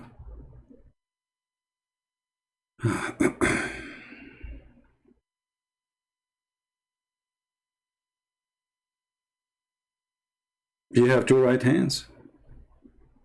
Okay, I'm convinced. So is Trump. Unbelievable.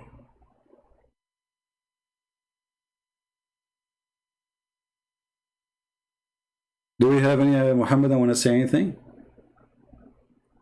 Like, look now, we put the picture of Trump, the liberals will go crazy. Pelosi will have heart attack. She will call YouTube. And Joe Biden, he will say, YouTube, there's a channel by the guy's name, you know the thing, the thing, what his name? You know the thing, like, okay, but the name of the channel, where he have the picture of Trump, your enemy. Okay, we are created all, by the thing, So, they put it, like, okay, but who's this guy? Where we can find him? You know the thing, okay? Thank you. And this is exactly the Muslim respond to us when we speak about their God. You know the thing. Who is Allah? You know the thing. How dare you to ask the question? How dare you? This is how we answer a question. How dare you? What? How dare you? How what? How dare you? That he is just an imagination, and how can someone see an imagination whereas Allah has promised to show himself to the people of Jannah? Zainab, these issues are very sensitive. Sensitive, sister. As Ahlus Sunnah wal Jama'ah, as You know, as Ahlul Sunnah wal Jama'ah, supposedly they are the best of the Muslims. Ahlul Sunnah wal Jama'ah. Sunnah is those who follow the steps of the Prophet, supposedly. But be careful with that, my friend. None of them follow the steps of the Prophet. As an example, the Prophet, he forbid them from doing anything the Western people do, or the Christians do, or the Jews do. And look at them. They use internet, they use TV, and they have cell phones. And even they dress like Western, most of them. Same time, they live in Islamic countries, and those who live in non-Muslim country, they pay tax to the kuffar. And this is forbidden in Islam. All of them, they have TV. All of them, they watch movies. And all of them, they have porn. And all of them, they are Sunnah. The Prophet, he used to watch porn too. He have different way. He have real women. He do not need. He kidnap women from their houses and he raped them. So we are the people of the Sunnah. We are the people of Samna and Majah. believers of the Quran and the Sunnah with the understanding of the three favored generations, we do not use our logic when it comes to Allah Azza wa Jalla. We don't use our logic. So when it comes to... Okay, hold on. We don't use our logic when it's come to Allah. Hey, Trump.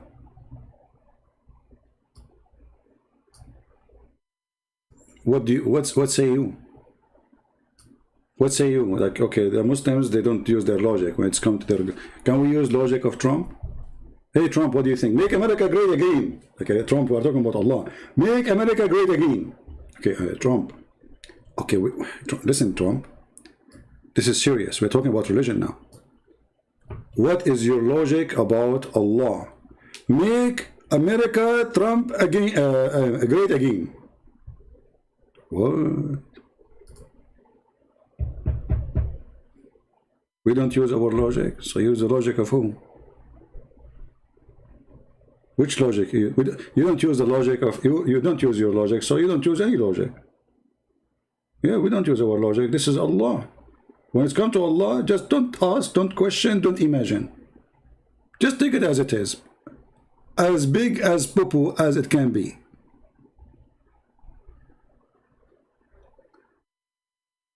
What's sawajal? I don't know what sawajal is. I know you are quoting wrong word. There's no such a thing, sawajal.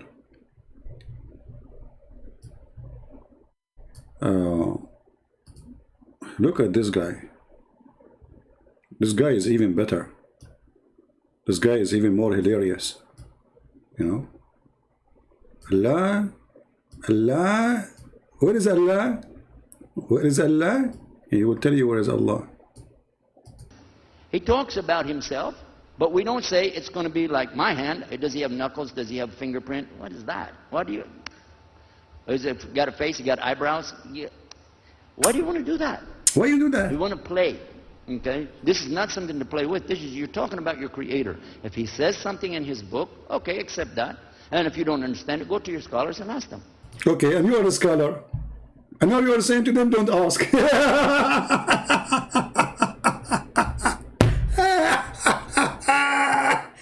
And the funny, those converters, they convert and they like it because they get the attention, they have salary. Both of them, they used to be homeless, they have no jobs, nobody cared for them. And now they take them to conferences, they take them around the world, big salary, they live like kings, they became superstars, they go everywhere, they wait for them in the airport, 5-star hotels, and they make lecturers, and none of them, he knows what he's talking about.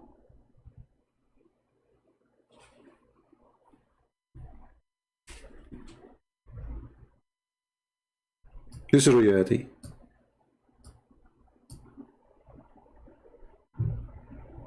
How many videos I have here? This is the guy about the hands. This is the guy about the hands too. This is the guy about the prophet. Where is those people coming from? Can women pray in public place? I mean, guys, if you see what YouTube show me in the side, I don't even think about the topic when I go live usually. YouTube suggests things for me, and I die laughing when I say, "Can a woman pray in public?" No, brother, she cannot. But she can give her boobs. Yeah, but she cannot pray in public, brother. Haram, because she will bend over and people will see her ass. Can you prove that Allah is the moon god? Yeah, we can prove it so easy. Are you a Muslim?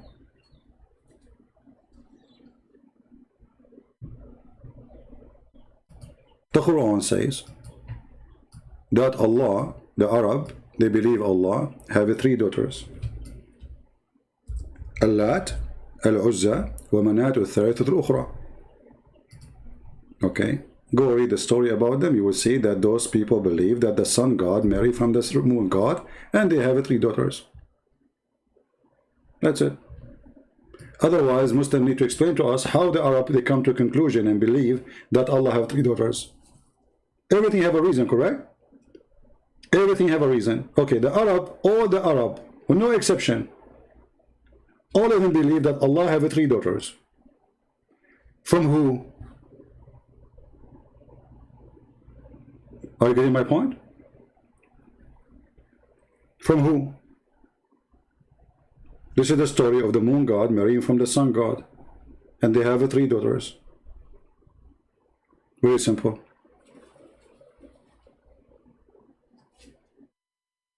The moon god is not the moon, by the way. Like I saw a silly person, his name is James White. They said, a person asked him, do the Muslim worship the moon god? He says, the Quran says don't worship the moon. That's because he's a donkey. The moon god is not the moon. There's God who is controlled of the moon, and God who is in control of the sun. And they are in competition. Those who live in cold areas, they worship the sun god, for it is cold. So they dream about the sun coming. Those who live in the desert, like the Arab and the Middle Eastern, most of them, they worship the moon god, for it is desert, it's hot, and moon.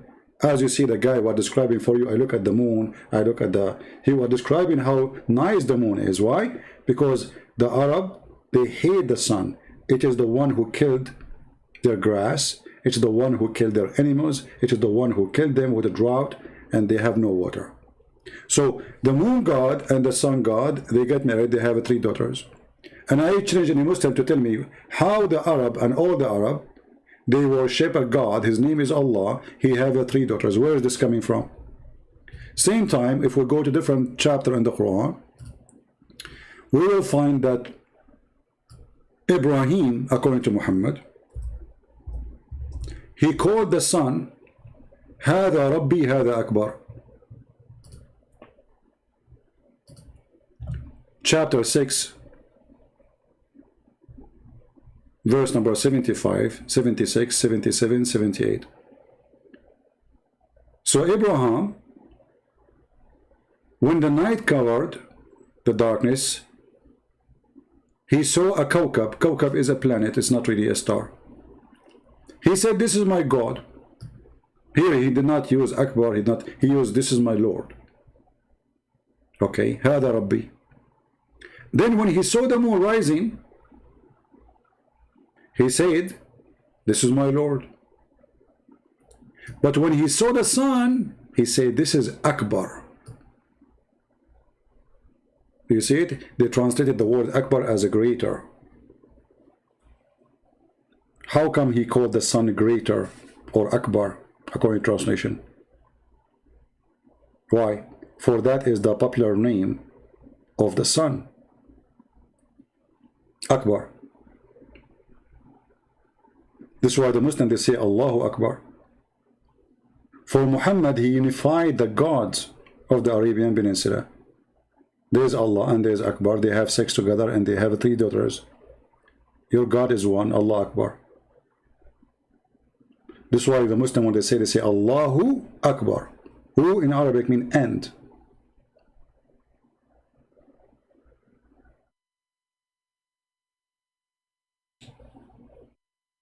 We have tons of proofs. What about if we go to the star verse? Actually, no, let us go to a different one. Hold on. If we go to chapter Yasin, chapter 36, this one alone is enough to prove to us the whole story.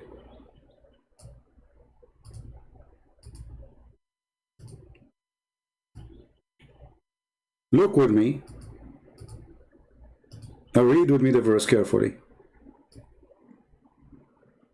Ya sin. Sin. Ya is an old Aramaic Egyptian word, mean God. Ya is a word mean God. Whatever name come after it is the name of that God. God, sin. Go right now and search in Google, sin God or God sin. What you will find? It is the moon God.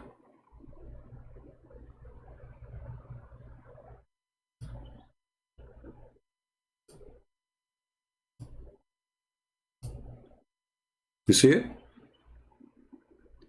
You ask the Muslims, what does that mean? They say to you, God knows best what he meant by this.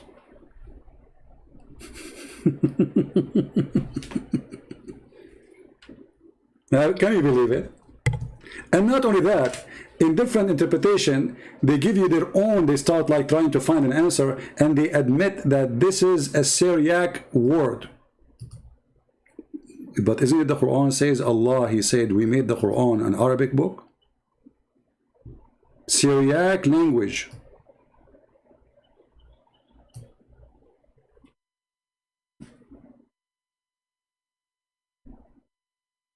And it's true. It's from the Syriac language. Sin is the moon god, which is the Syriac, long time ago, they used to believe and to worship. The people of the Babylon, the people of Assyria, the people of the Akkad, the people of Mesopotamia, the Chaldean, the Assyrian, very well-known God, very ancient. This is why you see in the old art or old, let's say ancient drawing or art, you will see always the moon in there drawing. For the ruler, he ruled by the moon god power. And they have, this God, he have 3 daughters, as you see in the screen. You see, those are the 3 daughters of Allah.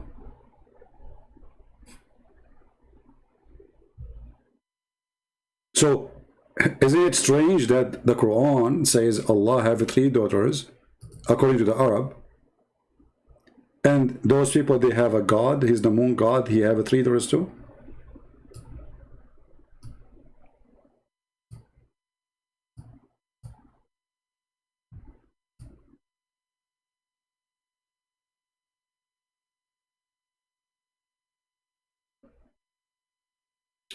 And not to mention the chapter of An-Najm, verse number 1.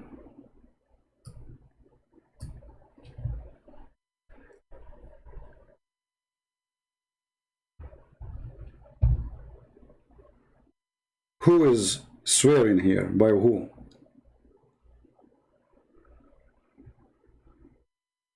When the cousin of Muhammad, he said to him, I'm not going to believe in the God of the star. Muhammad, he said to him, aren't you afraid that the dog of Allah will eat you? Who is the God of the star?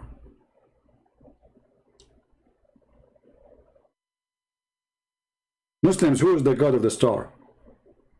And which star we are talking about? Any Muslim can tell us? It is a specific star or a specific planet.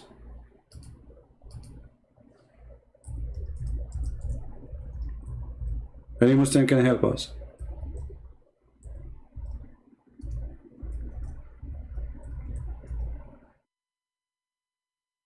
You'll find the answer for this in chapter 53, verse number 49.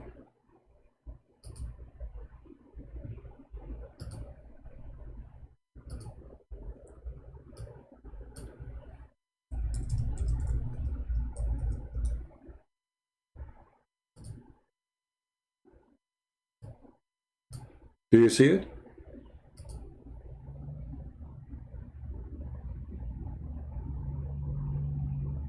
Do you see it? So who is this God? Who is the Lord of who? Sirius? And even in the translation they say to you, he is the Lord of a star the Arab pagan they used to worship. Can you believe it? Why Allah saying he is the Lord of the star? He want to prove that he is higher authority? But you just said you are his Lord, so he's true. See, if I say to you that I am the Lord of this star, and you are worshipping that star, I'm saying to you, worship it, I am his Lord. He present me.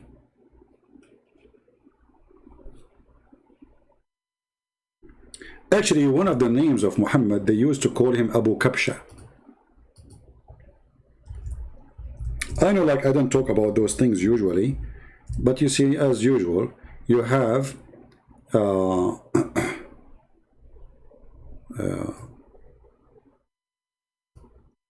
always there is a reason to say things. So you have like, let's say, the information is in the shelf, you have to give me a reason to pick up the book or the memory.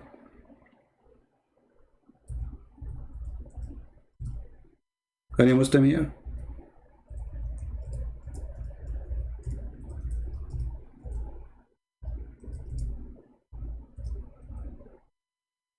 Why they call him Abu Kabsha?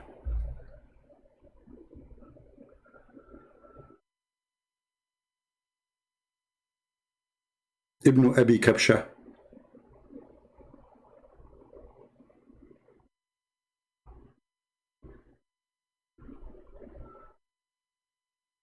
You go to the history, you will see that Kabsha is not really a name of a person. Even they saw it's a person who used to take care of Muhammad.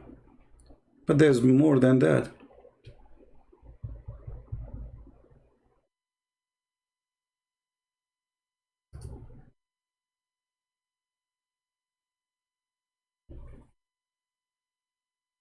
Maybe a different time we will talk about this topic.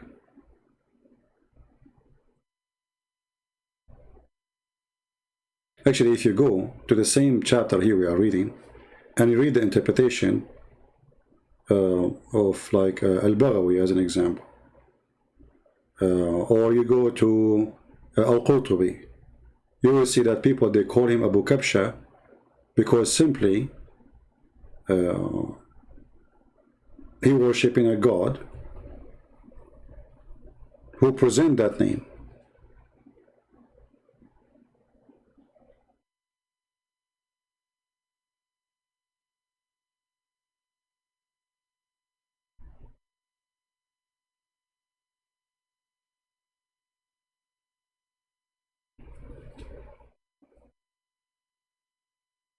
In the Muslim interpretation, they say to you, oh no, they call him this way because there is a guy who don't agree with them about worshipping this star, and his name is Abu Kabsha, so they call him Abu Kabsha too. And this is how confused they are.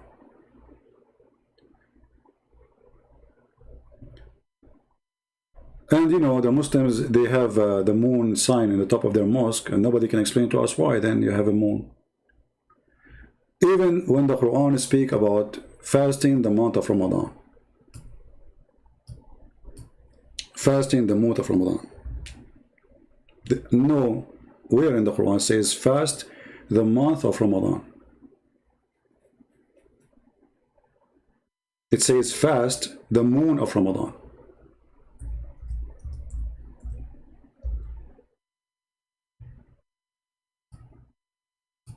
Here, chapter 2, verse number 185, you will see the Muslims saying the month of Ramadan, but nowhere the word month is mentioned. They will say to you, no, it says the word month, for this is the word shahr. But this is how the word is used today. The word shahr is not even an Arabic word. The word shahr is a moon. So the moon of Ramadan. This is why if you go actually in the same translation, you will see it says. If you change this one, the word month, with the word moon, which is the accurate, you can go, by the way, even in the Hebrew, the word shahr in Hebrew is moon. So in the moon of Ramadan, which was revealed the Quran, okay, so this is when Muhammad received the Quran. Guidance for mankind, no problem. All right. So whoever of you cite the word what? Cite what? Cite the moon. You cannot cite the month. See, here a translation is showing you how stupid the translator. He used the word month, but the verse is speaking about citing that thing. You have to see it. And then between two brackets, they say to you, the crescent moon. Do you see it? Do you see what I'm talking about? You cannot cite the month. You cite the moon. So the word shahr here never mentioned. The word here is the word, the word month is not mentioned. What is mentioned is the word shahr, which is the word mean the moon. So whoever of you cite the moon. Now here the question is, okay, well, the Muslims, they are the same as the Jews. They have the calendar of the moon.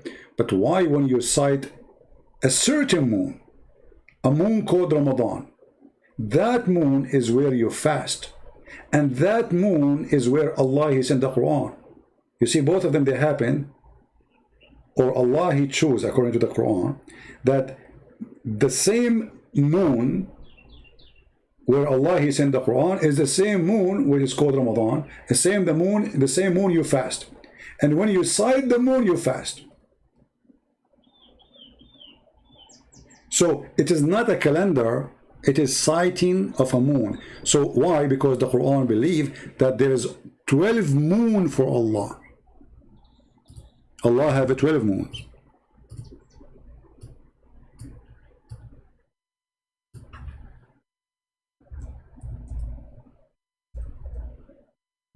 Ramadan is one of them.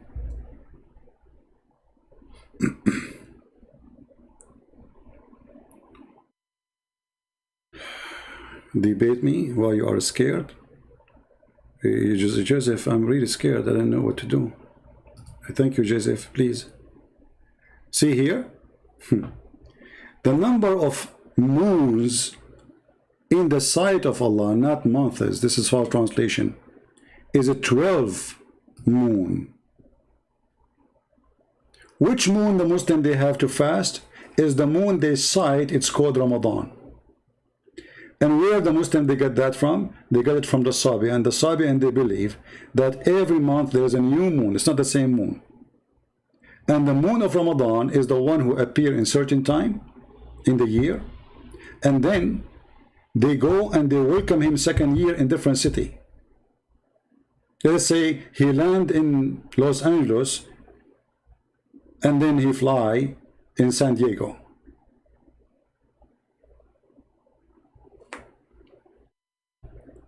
When he talk about the moon god, but you don't mention it because you are scared from the truth. He was in the land of Cyprus. Okay, very good. Now, when this guy, by the way, he say things to you like the guy in the text, don't think he's a crazy. He's just a stupid fool, believing in some stories Muslims they say, and they are confused. According to some Shia, they say that Muhammad, Allah, He sent him in a journey for 12,000 years. And in this year, this 12,000 years, journey in a boat, The Prophet, he sweat 124,000 drop of sweat, and from every sweat Allah created the Prophet.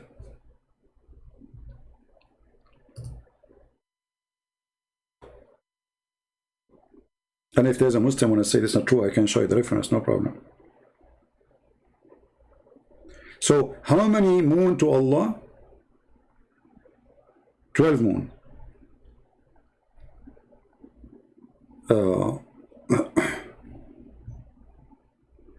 This is why Muhammad, he refused the behavior of the Arab. The Arab, they understand very well that their calendar, the moon calendar, is wrong.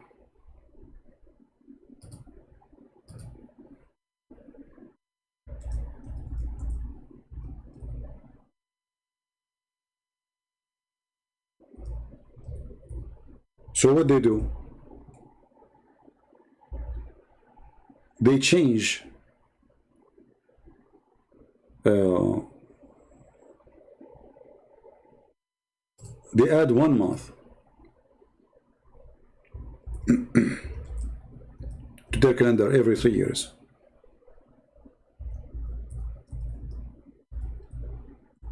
Do we have any Muslim want to say anything?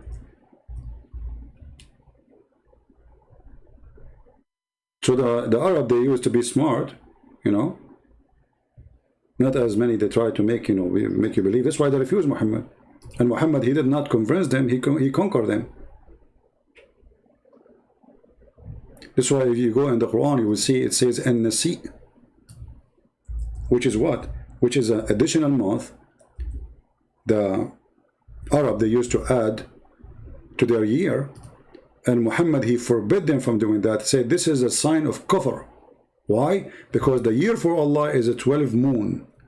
Those people are adding 1 more moon. Do you see it? This is a chapter 9, verse number 37.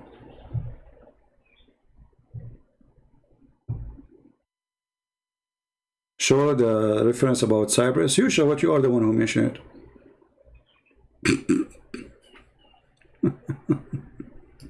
Get out of here, potato. So the reference about Cyprus. Your prophet is everywhere. Your prophet was found in China too. Potato. So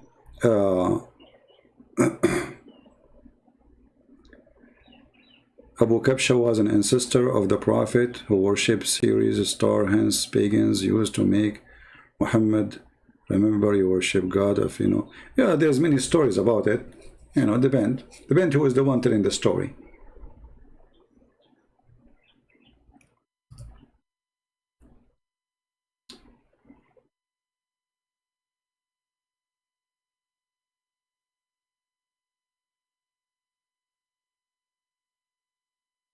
You know, the funny here, Tammy, you are saying that Muhammad, he worshiped God.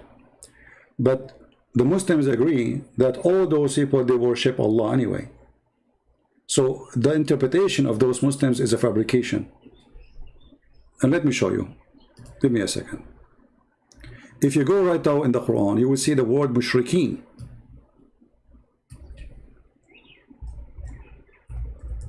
The second you say mushrikeen, you admit that they worship Allah.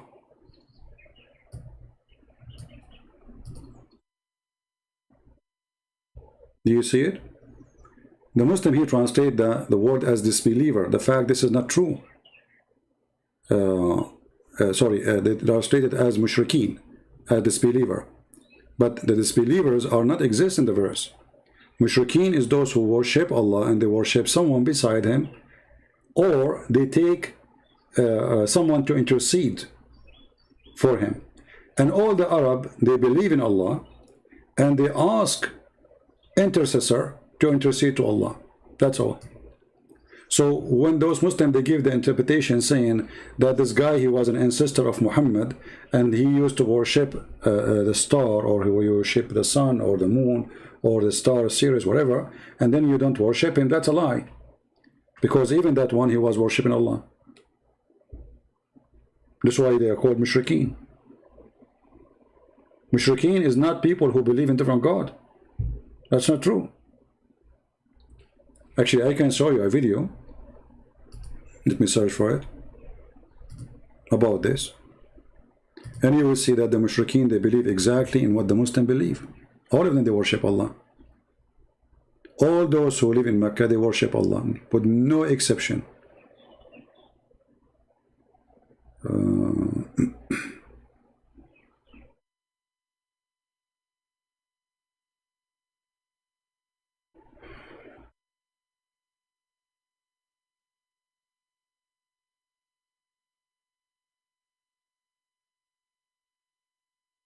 I'm just searching for the video.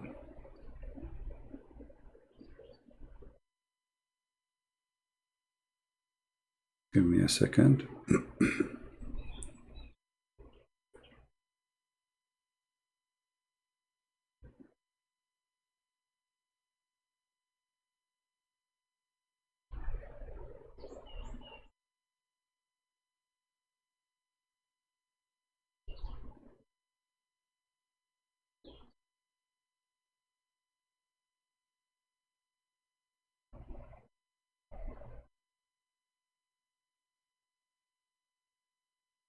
And sometimes, you know, you find the video right away. Sometimes it takes time, because you need to remember exactly the exact title of the video to find it.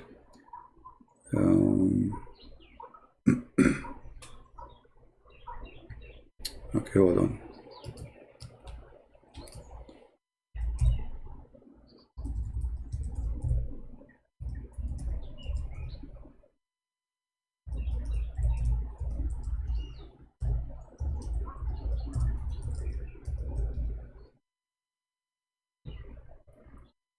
All right, here we go. I found the video. Listen and love. You Muslims and the kuffar are the same thing. Both of you worshiping Allah. All of you are a slave of Allah. The difference is you switch from the daughters of Allah as an intercessor to Muhammad. Both of you are mushrikeen. Is the opinion that invoking the saints, it is haram and it is evil and it is an evil innovation, a religious innovation, a bid'ah, and it is a stepping stone to shirk. It is opening the doors to shirk, but it is not shirk in and of itself unless that action is accompanied by a belief that you're calling out to a God. It is accompanied by a belief that you are deifying that entity that you are calling. So invoking is considered to be shirk on the Day of Judgment. And this is what the Prophet said, ad-du'a'u. But they invoke Muhammad. Did you see? Invoking, and he will say in Arabic, ad-du'a'u huwa ibadah. Invoking is a worship, but they invoke Muhammad. Invoking, making dua is worship. Not a form of worship, no, is worship. This is the hadith of the Prophet ﷺ. Do not take knowledge from the likes of me or the likes of him. Take knowledge from real scholars. So you are a scumbag, right? So don't take it from him. Don't take it from you. So why you are talking? I mean, this is stupidity. Don't take knowledge from someone like me or someone like him. Take it from your scholar. So why you are there? You are what? You are fake? Aftermarket? This quote-unquote renowned scholar, he's a da'i. He does not qualify to be a scholar. He's a student of knowledge. Brother Nawaz from India, he emails a very lengthy question describing certain issues that are going on in his area, in his district, and mentioning some of the sectarian problems that are happening in his homeland. But in particular, there's a question that is of very relevance to us. And he mentions that in his particular town, the majority of people follow a interpretation of Islam in which they are encouraged to visit the graves and to invoke the saints for their needs. And he is saying that recently he has come across a new, scholar, he has not heard of this, new group, and he mentions it by name, and he has benefited from this group and online and whatnot. And this new group is saying that the practices of his culture and of his people are actually shirk, and that anybody who does these types of practices of invoking the saints is in fact committing shirk. So now he is emailing me asking that he has heard a number of my lectures, and now what does he do, because his family and his entire society is involved in these rulings. But today's topic is to call out and say, Ya Ali Madad, Ya Abdul Qadir al-Jilani, Ya Rasul. Let us go to the important thing for me in this video. Look what he will say. Take knowledge from the likes of me, or the likes. Commercial. Let us skip the commercial. Hold on. And you will see he described for you that the Muslim and the Mushrikeen, they are worshipping the same religion. Both are the same. Pagan. Scholars.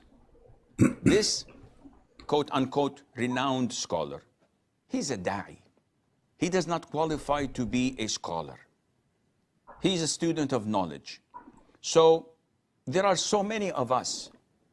We are fortunate to be famous because Allah has blessed us with this gift, and after that with the media.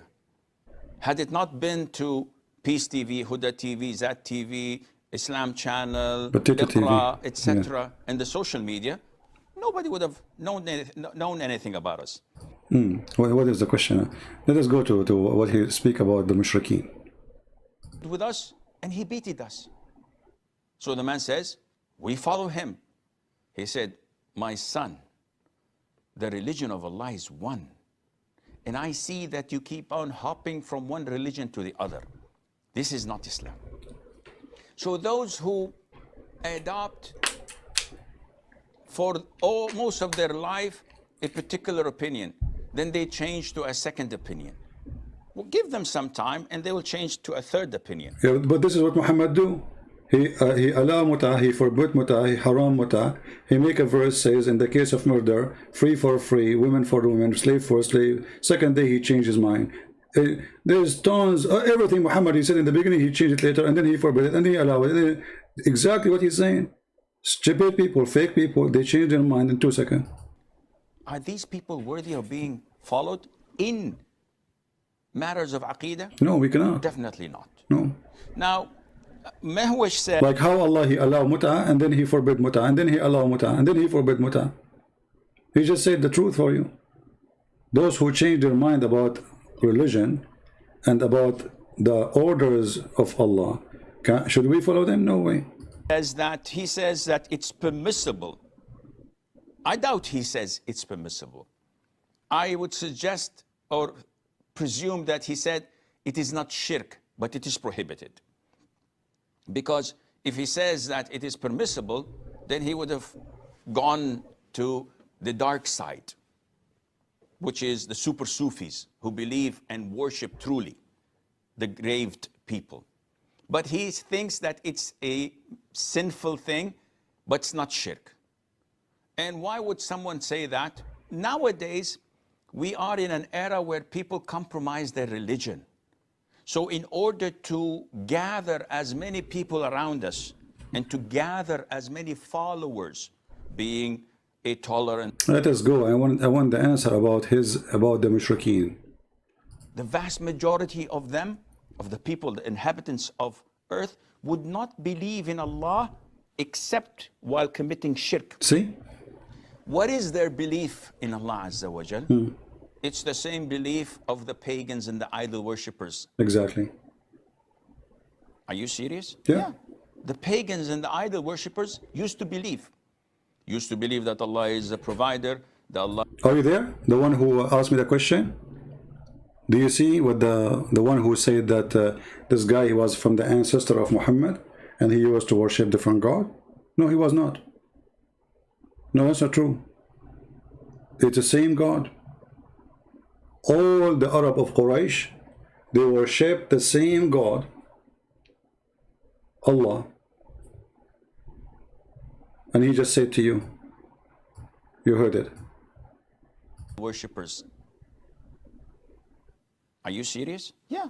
The pagans and the idol worshippers used to believe that Allah is the provider, that Allah is the giver of life and death, that Allah is the creator, See? that Allah is the facilitator of their affairs. It's all over the Quran. If you read the Quran, don't look to scholar so-and-so different with scholar so-and-so. Go to the sources. The Quran says to us in black and white that pagans and idol worshippers believed in Allah Azza wa Jalla. Do you see it? Where's the guy who said to me, this was the ancestor? This is a false interpretation. They try to save the ass of Muhammad from being spanked. But all the Quran say clearly that the Arab, they worship a God. His name is Allah. The rest is a company. They are just intercessor. Sorry, they do intercede. That's it. So, and the funny, the Muslims, they say those are pagans. And they worship what? They worship Allah. How they are pagan, they worship Allah? They are pagan because Islam is a pagan religion. When you will open my Pal Talk, I can open it for you, my friend Ahmed. Are you a Muslim? Are you a Muslim?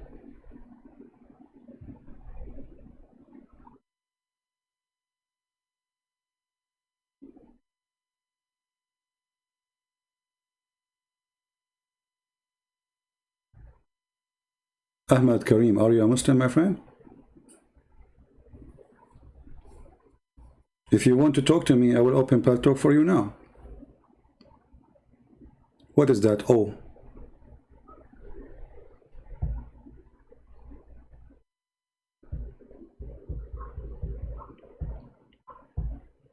Are you there? Okay, let me open Pal Talk for you. Go ahead. Give me a second. Even though I was planning to go, but no problem. Text me in Pal Talk. I'm logging in.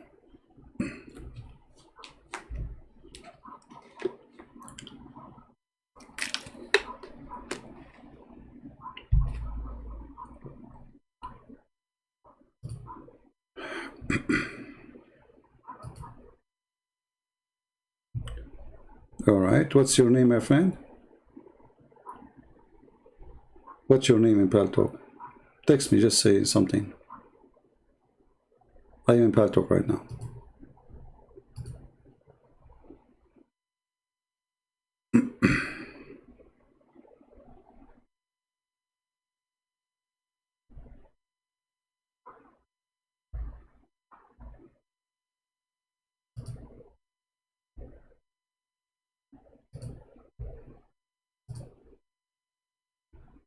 Are you there?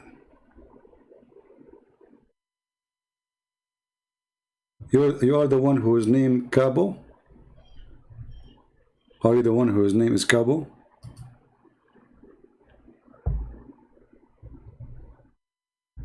Hey Ahmad, give me what is your name in Pal Talk?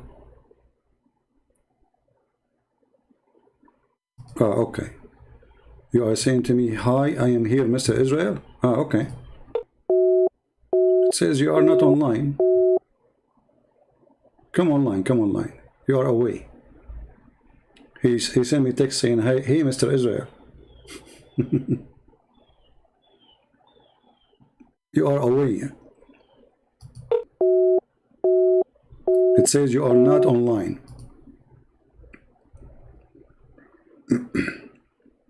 Come online. Cabo.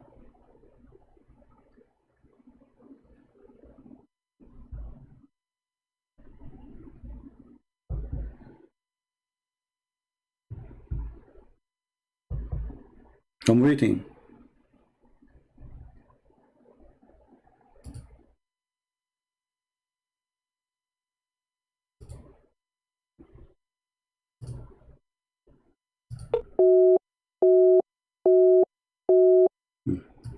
It says you need to update your software. Are you using Historian software?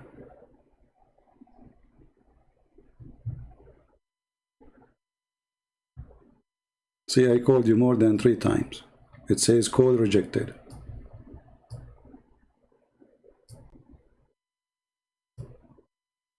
Do you see it? And you want to talk about Israel? No problem. Call me. You will have fun. But you need to fix your paltalk first. Any brave Muslim?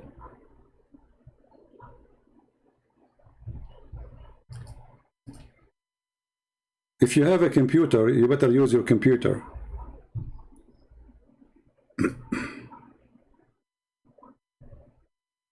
Look, guys, look what he says. Look. This is who they are. Look. Ahmad Karim. You are a kid, debate me, you effing idiot Christian boy.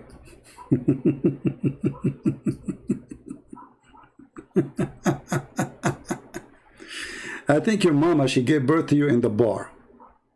She was doing muta. This is why your mouth is very dirty. Is that the mouth of your mama or the mouth of your baba? Where do you learn those words? Is that what you family speak inside your house? Still, I will call you, just for the sake of fun. It says, call is rejected, son of muta. Get lost. Faithy coward.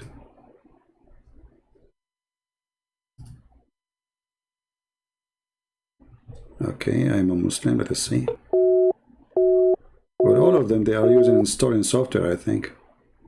Use your computer to talk to me, not your phone.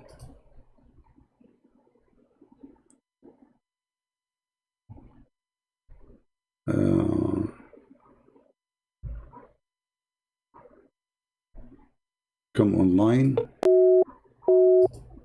Each Muslim, they text me. Each Muslim I call, it says call rejected.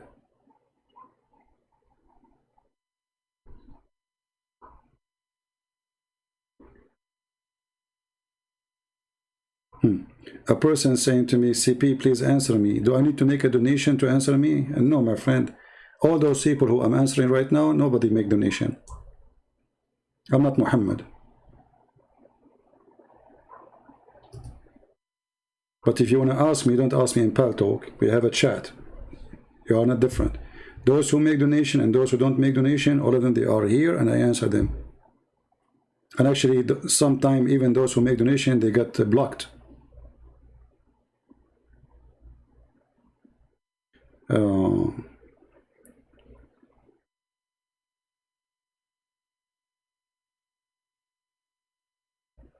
Why my video, my phone call deleted? Nothing is deleted. We delete all my videos, but always you can search the same title, you will find it in different channel.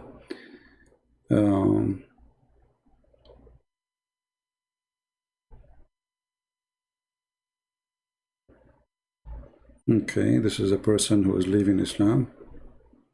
Very good.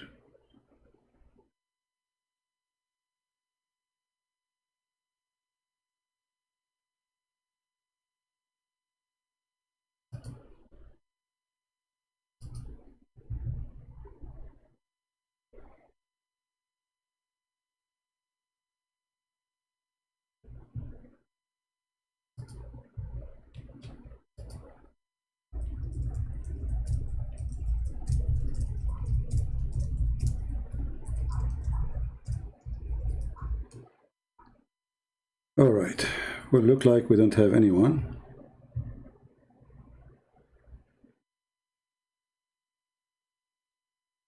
Do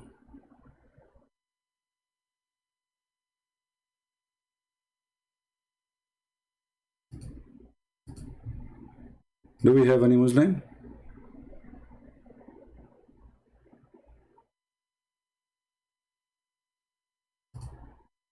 Anyone? Final request?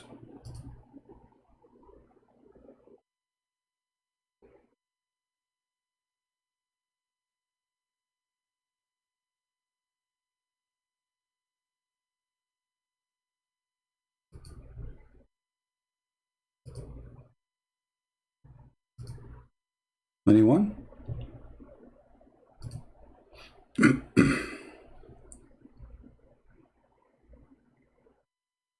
Do we have any brave Muslim would like to call me? I open my paltalk. Do we have anyone? Don't use bad language. And this guy, Ahmad, just to block him. He have a filthy mouth. Anyone will respond to him with filthy words, I will block you too. Don't go filthy, don't go low. If he is filthy, keep yourself up. Any brave Muhammadan. So as you see, the Muhammadan and the Arab, the pagan Arab, they worship the same God. All of them, they worship the same God. Is the facilitator of their affairs. It's all over the Quran. If you read the Quran, don't look to scholar so-and-so different with scholar so-and-so. Go to the sources. Right. The books of the Salaf, they reported that Imam Malik ibn Anas was approached by a man of the people of innovation. So he said, stop, Imam, let me debate with you. So Imam Malik had some time on his... Somebody asking what Asha wa Jalla. There's no such a word. You know, copy the word in Arabic for me and give it to me. And this is funny. What Asha wa Jalla? What does that mean? In which language is that? Those Muslims are funny. They post things online. It's stupid. What Asha wa Jalla? This is gibberish. Asha wa Jalla. Free time. So he said, okay, then what? So the man says, if I beat you in my argument, in debate, you follow me. And if I don't beat you and you beat me, I follow you. So Imam Malik says, okay, let's assume I followed you and you beated me. Then we both met someone who debated with us and he beated us. So the man says, we follow him. He said, my son, the religion of Allah is one. And I see that you keep on hopping from one religion to the other. What does have to do with the topic? If I prove you wrong, you follow me. If you prove me wrong, I follow you, which means I follow your religion. The answer is, my son, the religion is one. What is that? Suppose this is the genius talking. Any Muhammadan have anything to say?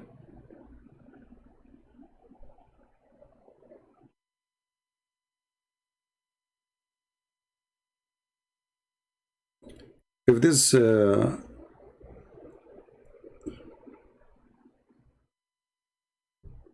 this guy with the filthy mouth still texting, block him, please. Can you please explain the background of the two Jewish rabbis, Abdullah ibn Salam and Abdullah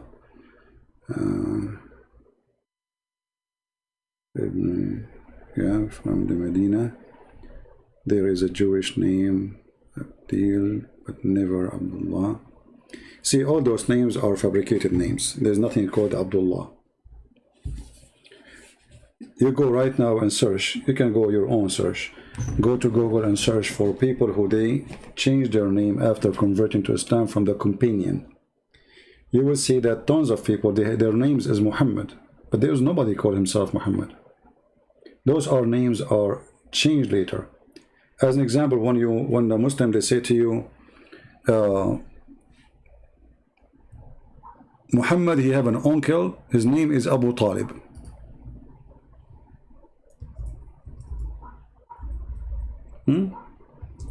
Why they say his name is Abu Talib?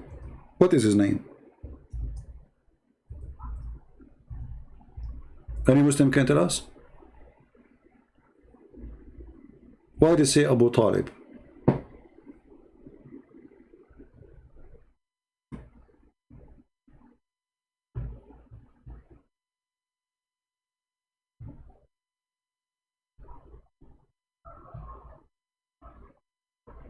Do we have any Muslim here? His real name is Abdul Manaf, one of the idols around the Kaaba. So they deleted the name because that is an insult to Muhammad, and nobody say his name no more. They say Abu Talib, Abu Talib, but his name is the slave of Manaf. This is how they are.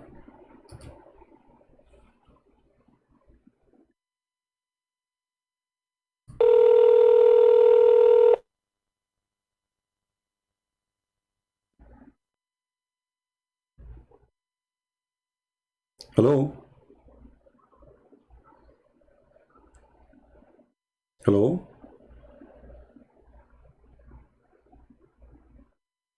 Are you there?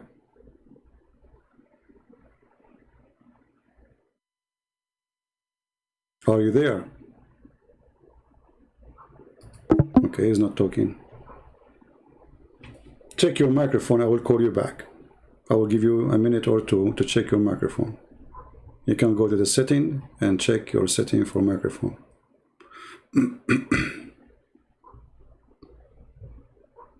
All right, let me try again.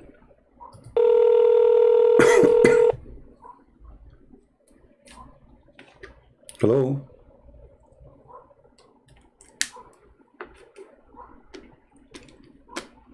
I don't hear you. Are you there?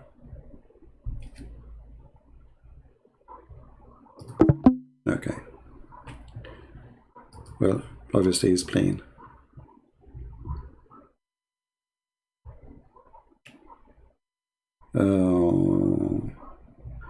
Welcome to Serbia. Yeah, I would love to go to Serbia. Maybe next summer, you never know.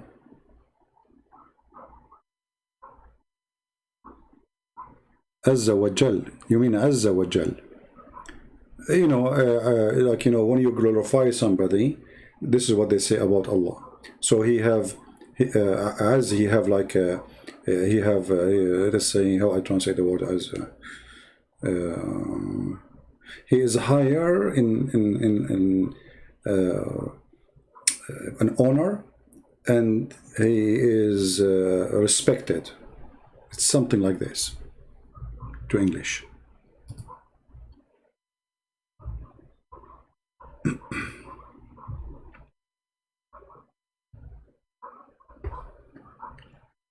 Okay, my friend, fix the microphone fast because I'm not going to stay here forever. Just to let you know.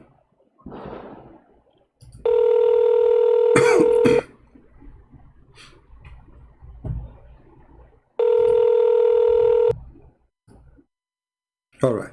Do you hear me now? I don't hear you still.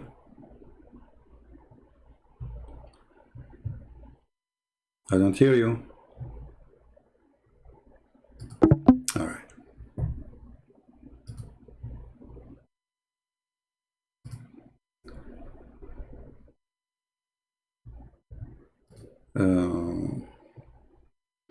Well, when one of them he speaks, suddenly he like, I mean, even his microphone doesn't work. Why Muhammad marries so many women if Islam allow only 4? Because he's a prophet. A prophet, he created a religion to fit with his penis. His penis is higher than Allah. A Muslim, they can have up to 4, but Muhammad's penis is way honorable.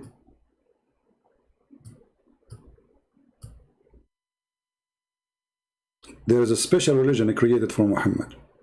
There is a religion created for Muslims, and there is a religion created for Muhammad only. I will call you one more time, my friend. If you don't answer, I'm going to block you. All right? Just last time.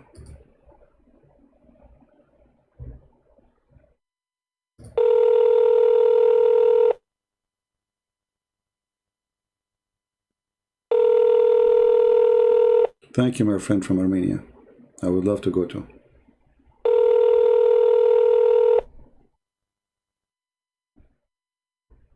All right. Well, still I don't hear you. Take care. I'm not going to call you anymore, and I will block your name.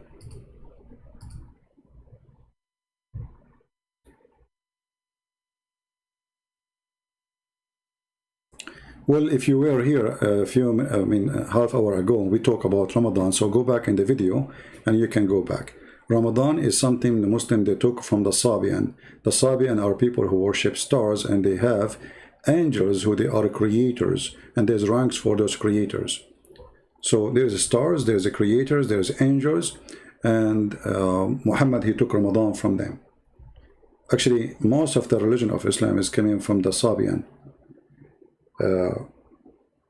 The Sabian, they worship the moon god too. This is why the Sabian, they hate the God of the Jews, Adonai. In their book, they call Adonai the evil God who told his people to do circumcision. This is what the Sabian, they believe. So Muhammad, he associated with them, and even the Arab, they called him a Sabian, and he was a Sabian. But Muhammad was everything. Muhammad, when he go and sit with the Jews, he tried to be a Jew. He's like Obama. He's a politician. So with the Jew, he's a Jew. With the Christian, he's a Christian. With the Sabian, he's a Sabian. With the pagan, he's a pagan. This is why you see in the Quran that one day Muhammad, he claimed when he received the satanic verses. What the satanic verses is, he bowed down to the idols, the three daughters of Allah, and he says their intercession is a must.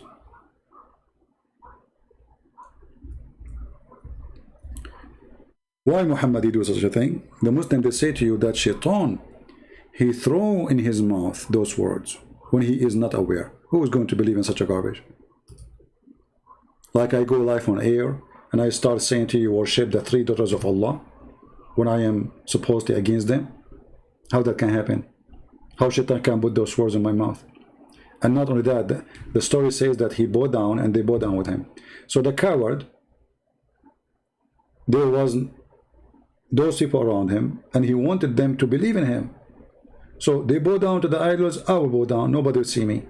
But then the news is spread that he bowed down, and then Muhammad, he claimed that those words, he did not even notice he said them. It is Shaitan who threw them in his mouth, and he come with this verse, as you see. Right?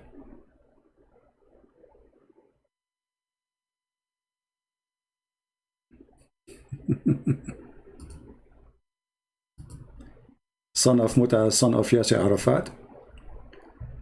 Let Yasser Arafat help you. His wife, she took the money and she ran away to Europe. Jihad, Allahu Akbar, Jihad.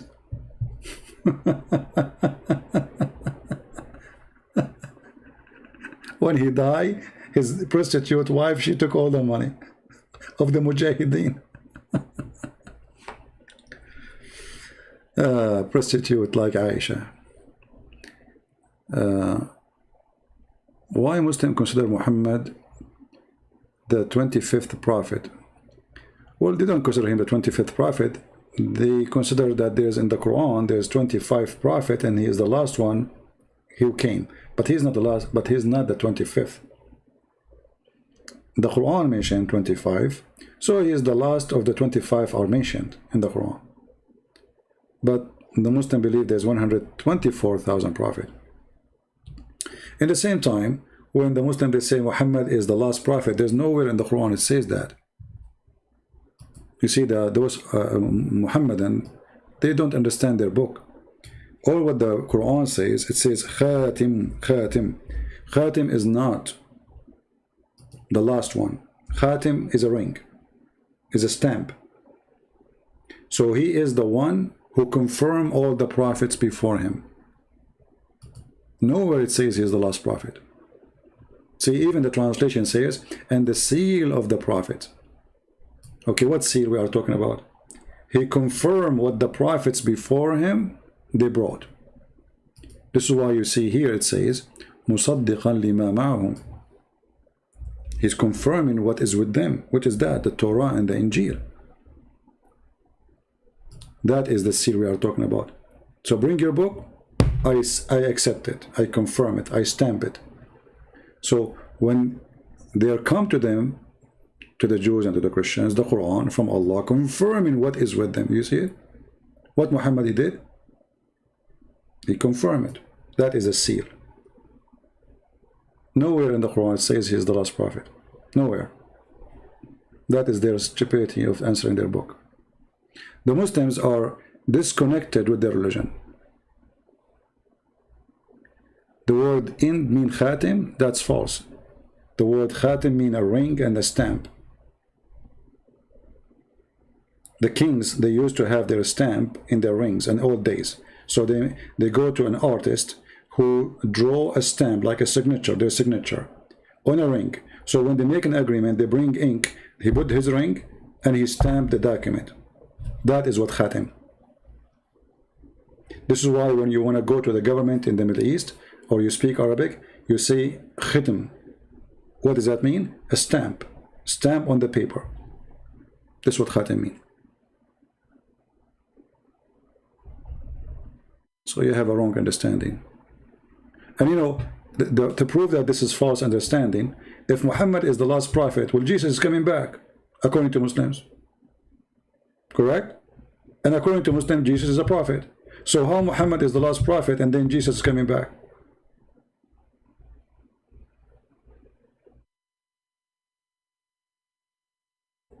Correct? If Muhammad is the last prophet, then Jesus shall not come back after him. There's nobody shall come after him, because he's the last prophet. But yet there's a prophet will come, according to them. His name is Isa. So he's not the last one.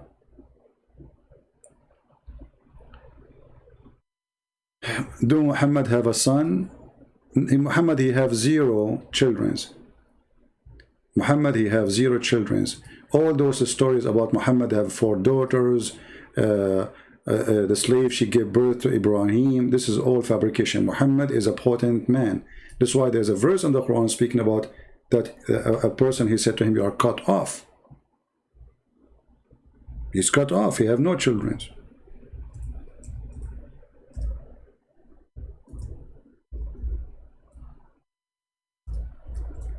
And the Quran says, Muhammad, he was not the father of any of your children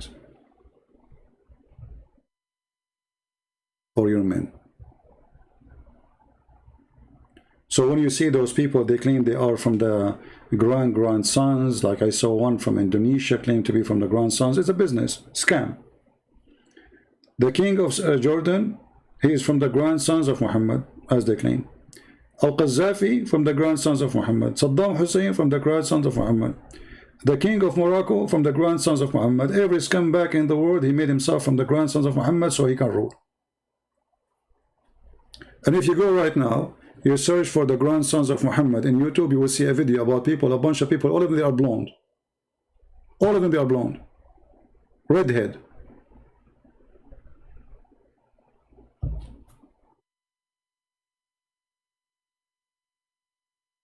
But as you see, the Quran itself confirmed that Muhammad was not the father of any of your men. So Ali don't belong. I mean, the children of Ali don't belong to Muhammad, because if Muhammad was not the father of any of their men, well, isn't he the grandfather? That makes him a father. You see, Adam is our father. He don't have to be my father, the one who married my mother. Correct? So, if Muhammad is the father of the grandsons of Ali, because he married his daughter, well then, Muhammad is a father of those men. But obviously he's not.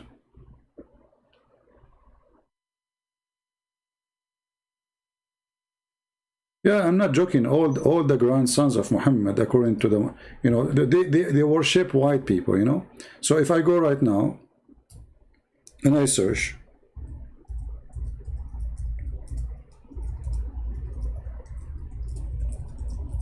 you will see scary faces.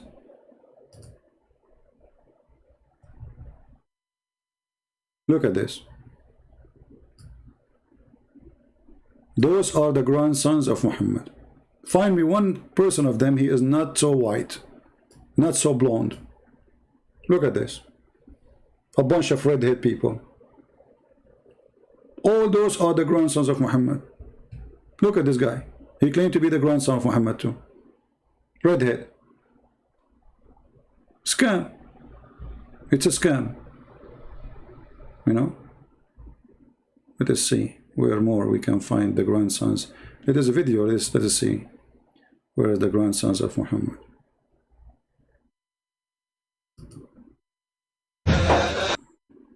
Look at those video. What a business. Great business.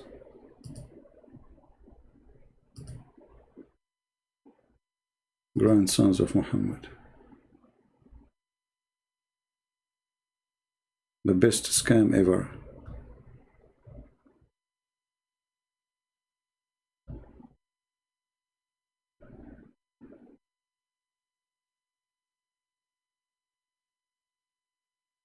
Even the Muslim, they made the Queen of England, Elizabeth, she is related to Muhammad. Oh, it's a big scam. I forgot the name of the video, you know, you would die laughing.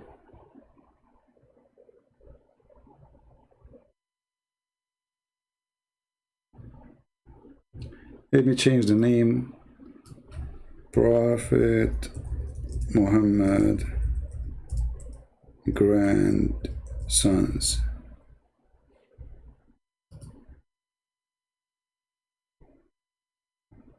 I know, for some reason I cannot find that video. You see that video, you will die laughing.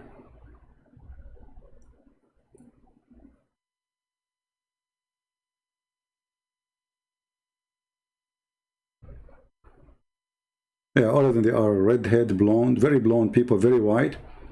And actually they are so white to the point I'm like, what is that? Yeah, because Muhammad, he cannot have grandsons, they are not so white. Like, hello? I cannot find the video, I don't know where it is.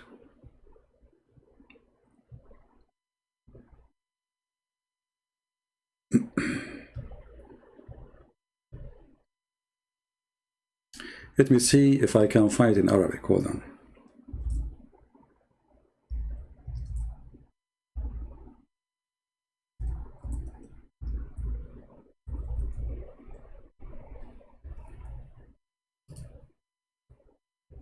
Here we go.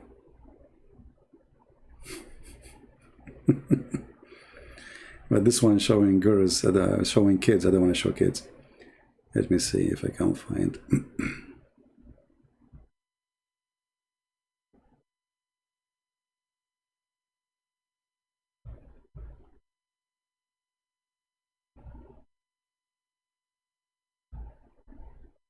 Yeah, I don't want to show a video have children's.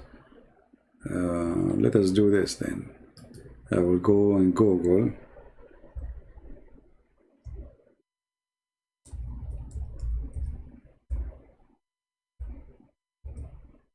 Habib is somebody claimed to be grandsons of Muhammad too. Yeah, that's what they call themselves, Habib. You know? It's a big scam. This is why in certain countries those people will be arrested and they will be killed immediately. You know? Like, depend which country you are in. Because they knew that they are a scam and they knew that they are dangerous.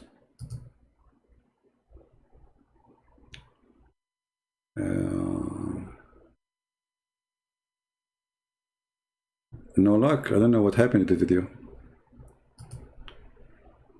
Right.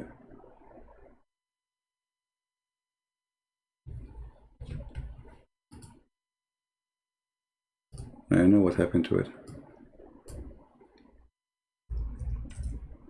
Let us see. Prophet Muhammad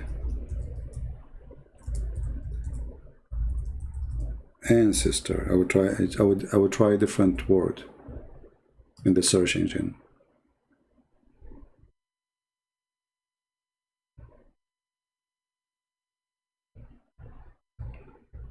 Still the video is not coming.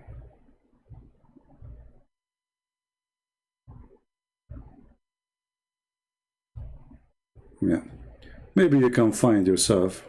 You will see that all of them in the videos, they are extremely white, blonde, red-headed people, you know.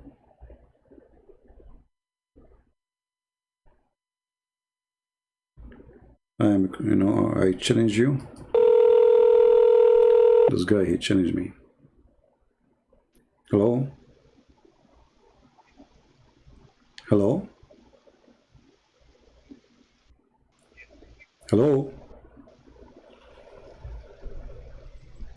Are you going to talk?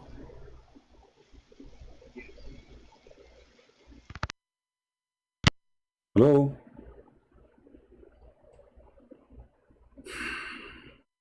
Hello, the guy who challenged me, are you there? Oh boy.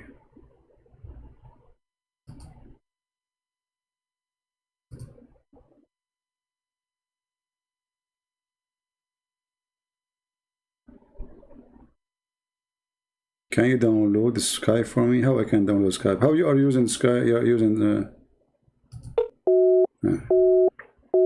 download the Skype for me? I never heard of such a thing. You are using Skype already. Sorry, using what? He's saying he want to use a Skype to talk to me. Okay.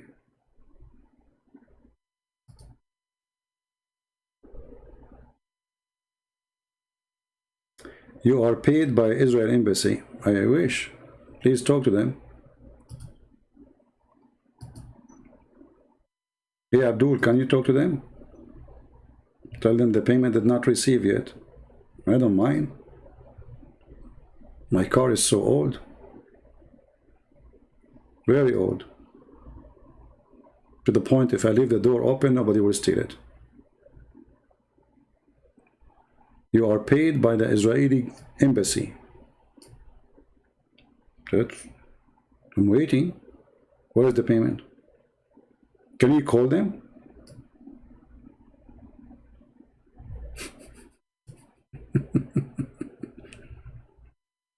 Brother and sister, this guy is paid by the Israeli Embassy. Your prophet was paid by the Israeli Embassy. He is the one who says the one who built the Baitul Maqdis is Solomon. And Solomon is the king of the Jews.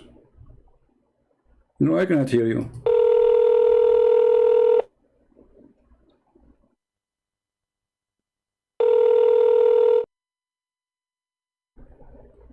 Hello? Hello? Fix your mic, fix your mic. I hear nothing. You know, obviously your prophet Muhammad is a Zionist. You know, we have the proof. It is him who said that the one who built Al-Aqsa is not Al-Aqsa, is the temple of Solomon. He said that, not me. Why are you upset from me?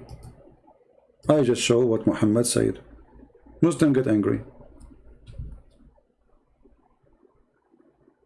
Your prophet, obviously, he is a Zionist. Big Zionist. He is in the party of Netanyahu.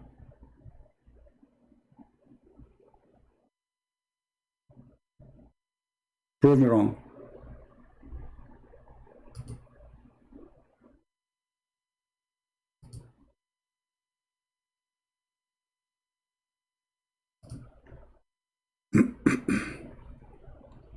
Look at the family of a Prophet Muhammad. I found only this video.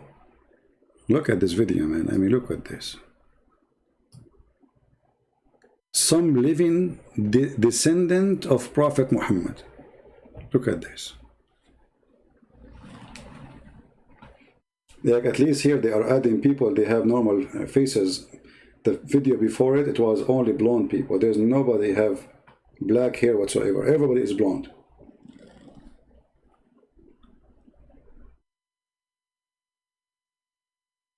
Well, they can do the same here. They can record and cut here too. Who cares?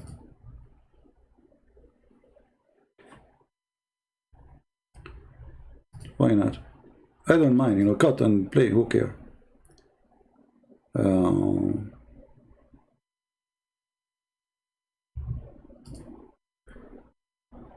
Update yourself.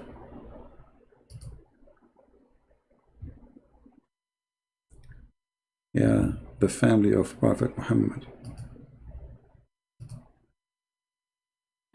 Well, we have it in YouTube anyway. They can download the video from YouTube and they can post it in their channel. I challenge them actually to do so. I beg them to do that. You know, obviously, the Muslims, they cannot handle the truth. And right away when they see what we prove, they call you a Zionist. Your God is Zionist. It's Allah who promised the Jews their land. It's your Quran says that.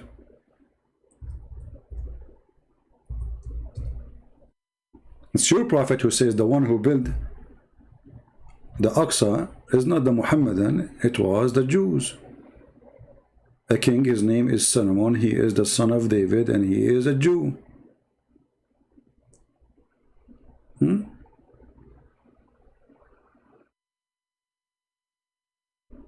And when Muhammad, he said he went there, the Arab, they start laughing at him.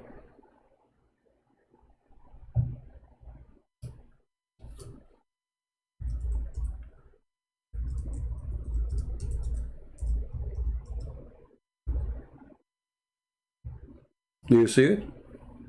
So obviously your prophet is paid by the Jews. Why he's saying the one who built it is Solomon, and Solomon is the king of the Jews.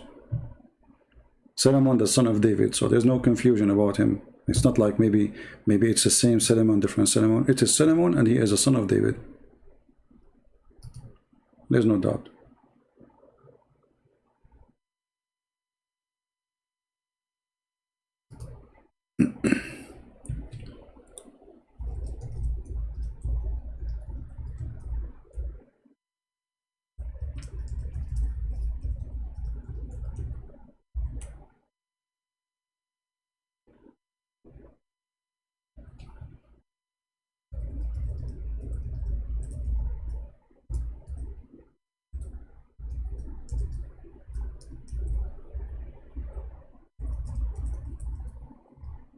So any Muslim would like to call?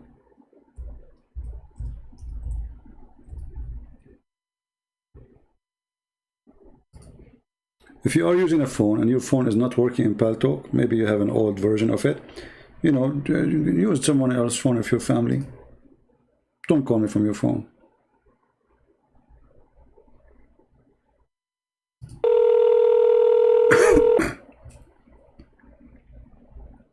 Hello?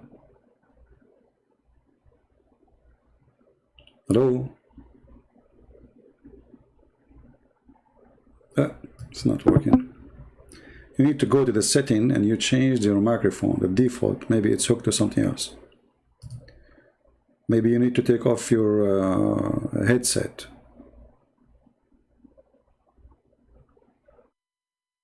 Any Muslim? So you can say whatever you want about this is not the land of the Jews, but obviously if you say that, that's mean your prophet is a liar. And if you say Allah, he gave it to them because at that time they were Muslims, that is even more stupid.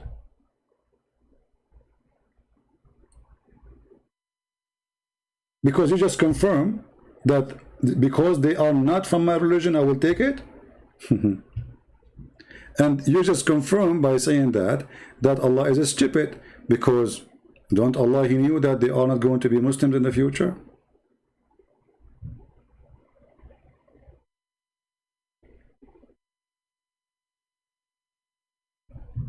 Don't Allah knew that those are not going to stay as Muslims? Call me Mr. Jew? Okay, I will call you. It's not working.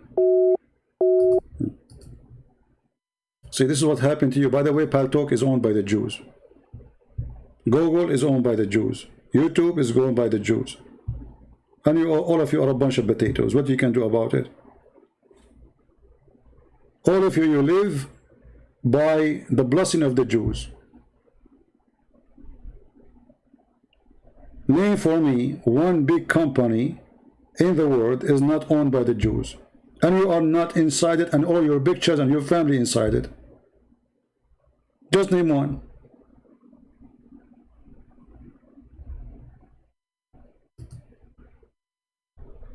They hate the Jews, but they are living under their shoes. All those websites, everything is owned by the Jews. Even your credit card is owned by the Jews. Even your bank card is owned by the Jews. Because all banks who they are in the Middle East, they have no credit except the credit of the big companies like Visa and MasterCard, etc. And those are owned by the Jews. Face it. So you buy an airplane ticket, you pay the Jews. You go to the restaurant, you pay the Jews. You are number one supporter for the Jews. You use YouTube, you are making money for the Jews.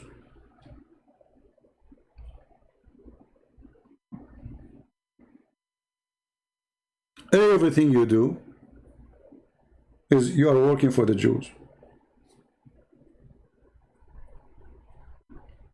And the funny, the Jews, they don't let me collect donation from people. Look, they don't. They took away this option from my YouTube from a long time ago. Almost more than a year. Why? Because I'm not a nice person. I expose Islam. So why the Jews are upset from me?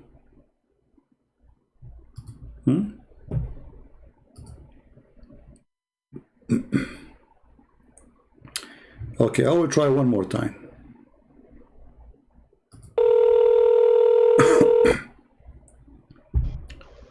All right. You hear me?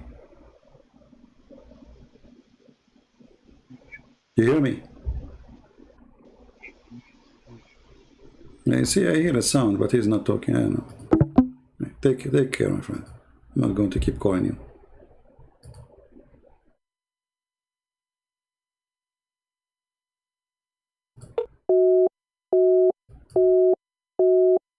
This guy is not currently online.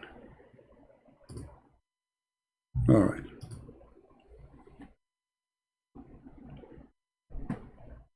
Actually, the truth is, the Jews always side with Muslims. This is the truth. You see, when I speak about Israel, I'm not defending the Jews. I'm defending the truth. This is the land of the Jews. But in reality, nobody side with Muslims as much the Jews they do. If you go and if you go in the ground and you see which one the Jews they side with, a Christian or a Muslim, you will find they side with Muslims. Because the Jews always, they find Islam is not a threat in the way of conversion. Jews don't convert to Islam. Islam is so stupid for a Jew to convert. Rarely you will find a Jew converting to Islam. But you will find tens of thousands and millions of Jews who became Christians. This is why the Jewish rabbi, they are so angry from Christianity, not from Islam. Islam is not a threat for them.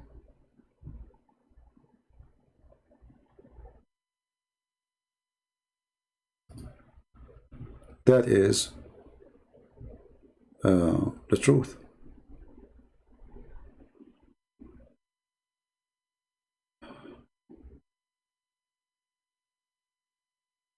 All right. You know, if you go, there's a guy, his name is Toriva Singer, right? You know him? I made videos about him. He's a rabbi.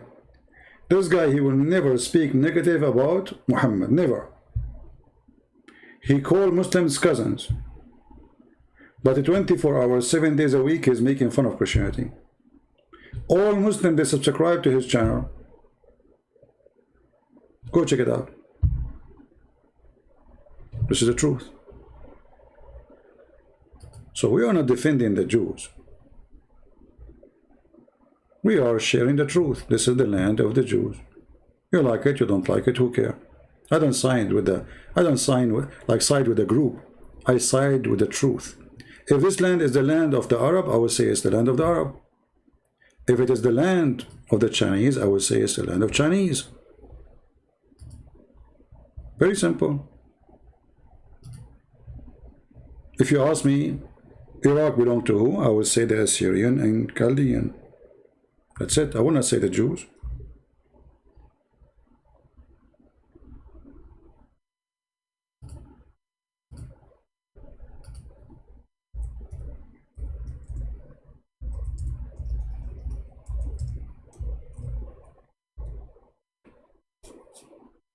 Any Muhammadan?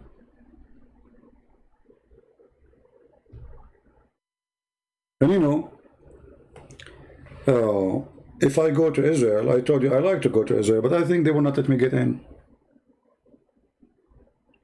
So we are discriminated either way. You know, I mean, I don't blame them because I'm an Arab. They will say, okay, maybe he's a terrorist, maybe he's doing something wrong. You never know. So in one hand, you are an Arab, and the other hand, you are a Christian. So the Arab discriminate you because you're a Christian. The Jews will discriminate you, and I don't blame them, because you're an Arab.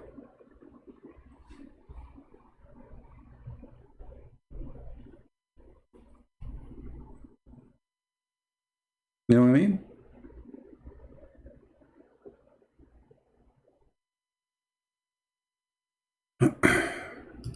But doesn't matter, you know, we will never hate the Jews, and we will support the existence of Israel for a very simple reason. This is their land. He tried different setting. Let us see.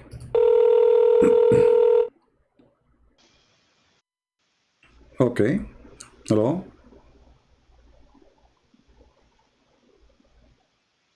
All right, my friend, I have to block you now because this has become boring and useless. Sorry. I just block your name. Call me fool? Okay, let's see who's a fool. Stolen software. We could not call you Hussein. The fool is the one who believes that there's a God, he make his penis endless, not me. You talk about fool? The fool is the one who believed that there's a guy, he made fun of the miswak and he put it in his anus, and then Allah made him deliver a baby after 9 months. And that baby was a rat. The sea was the fool. A Muslim talking about the fool. A person who believes in a God, and this God, he sat in the top of a rooster. And he is an amazing God, but he sat in the top of the rooster. Yeah, true story.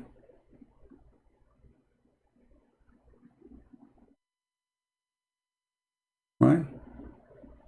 Do we have any Muslim left before we leave?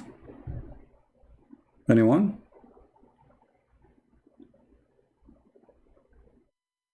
All the stupid things in their cult, and yet they call you a fool. You are the fool, not them.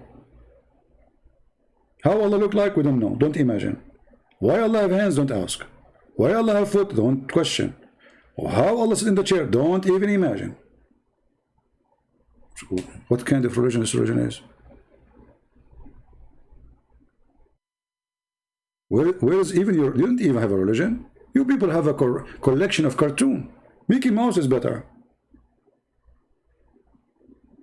A guy, his name is Jibreel, he come to Muhammad, he squeeze him 3 times, and no mayonnaise come out. Okay, why he squeeze him 3 times? I want an answer. And each time he said to him, read, and Muhammad says to him, I cannot read. So why he squeeze him again? And after he squeeze him 3 times, and he could say to him, I cannot read. What happened? What is next? And why the guy did not say to him, Assalamu alaikum? And why the guy did not say to him, okay, I am a messenger of Allah. At least say something. Have you ever heard of 2 people meet, and then the first thing they do, they start squeezing each other? Is that like a tradition in Islam? That angel of Allah, he squeeze anyone who want to talk to him because Allah he sent him to?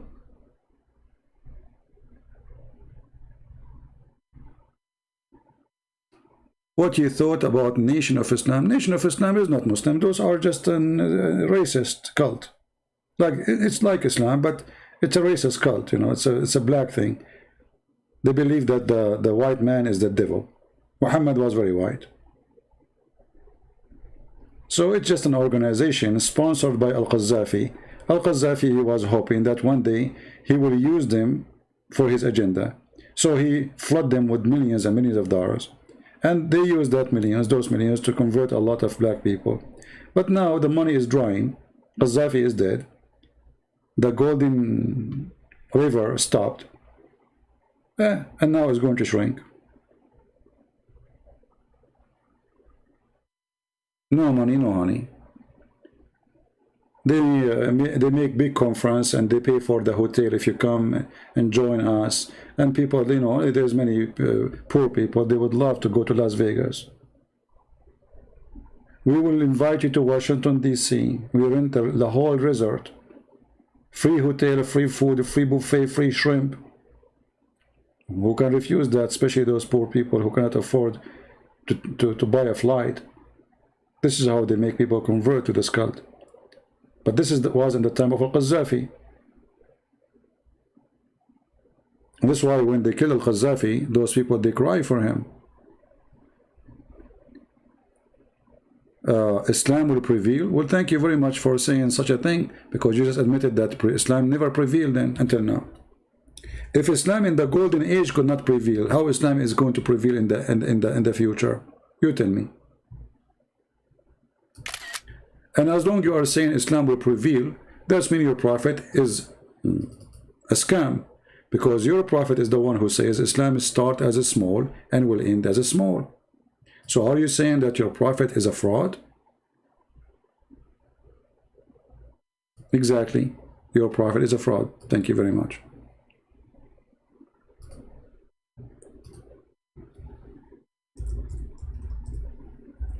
Muslims, when they say things, they help us to expose the cult of Muhammad. Muhammad, he witnessed that this religion will end so small. No believers left almost. So if you say to me this religion will be so big, that means Muhammad is a liar and he's a fraud. And as you see, this is sahih.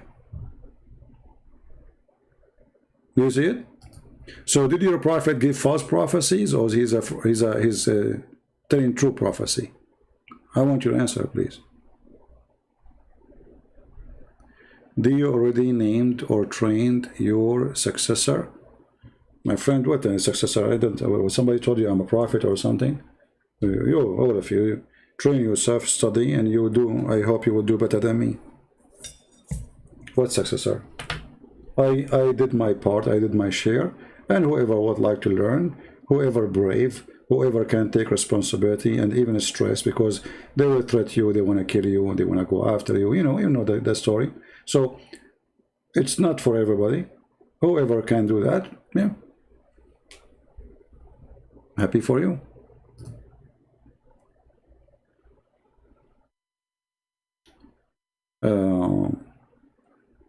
So do you see here, Muhammad, he says clearly that Islam starts as a small cult and will end as a small cult. So when the Muslims, they say Islam will dominate, are you saying Muhammad is a fraud? Did Muhammad lie here? Look at Khalid now, he is so quiet. Hey Khalid, are you there? Hey Khalid, you are the one who said Islam will prevail. Are you saying Muhammad did lie? I'm waiting for your answer. Right now he will bite his tail, he will wrap it between his legs, and he will stop texting. And this is why they don't dare to debate me, because whatever they say, I'm going to get them busted. Anything you say, just say it. Whatever you say to me is going to be used against you. Islam is haq, that's wonderful. Guys, Islam is haq. Well, are you trying to steal the name of Jesus? Jesus says, I am the truth. And your God, Allah, Aka Muhammad, he stole the name from Jesus. Who was, exists first according to you Muslims? Jesus or Muhammad? You will say Jesus. In the Bible, Jesus said, I am the truth. Then your prophet says, Allah is the truth. So you stole the name of Jesus, that he is the truth, and you attach it by glue to a false God, his name is Allah. Aftermarket religion. You feel pity for me? No, I feel pity for you. Because even if you die for the sake of Allah, Allah will make you a chicken. Do you want to show you the hadith?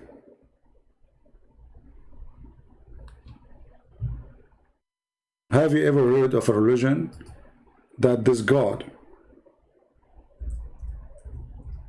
if you die for him, he will make you a green bird? What you would do with that? So now he promised you a lot of women for sex, and now you are a bird without a penis?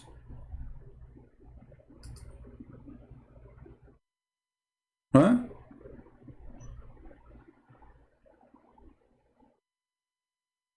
And the funny, actually, not only you will be in a, you will not be a bird, you will be inside the bird. What a stupid religion.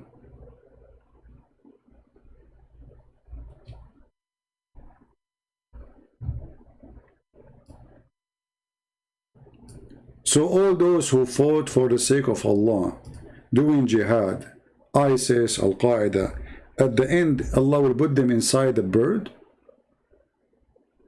What they are doing there? Who is a Muslim want to help us? You are now inside the bird. Okay, wonderful, I like that.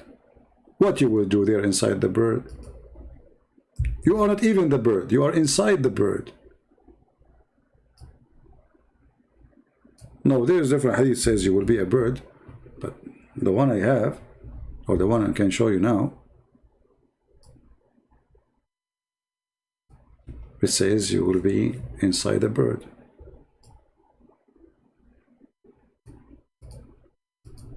What a stupid cult.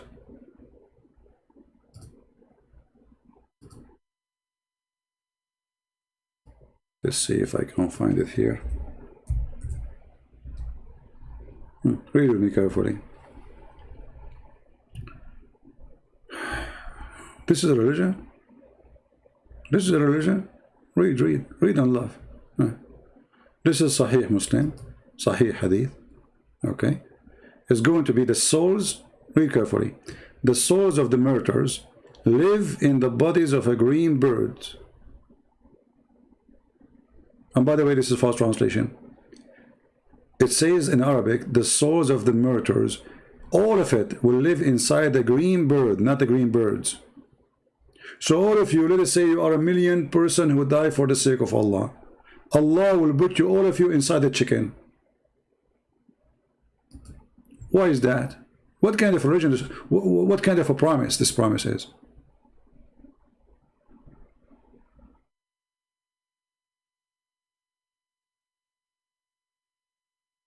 Do you see it?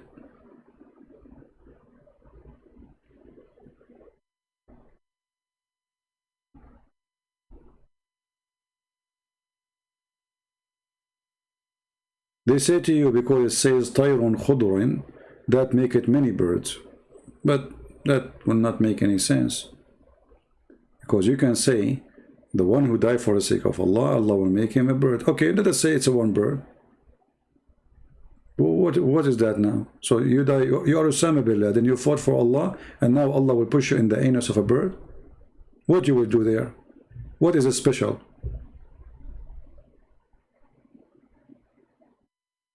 Are you there?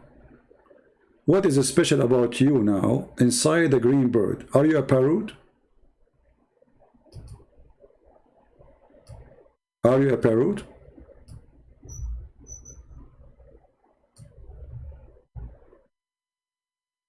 Read. That their souls are in a green bird, wandering in paradise, wherever they wish. Like what?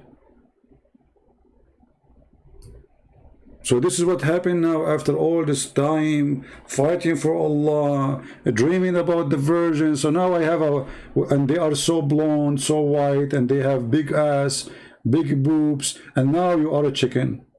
So what you would do with those women?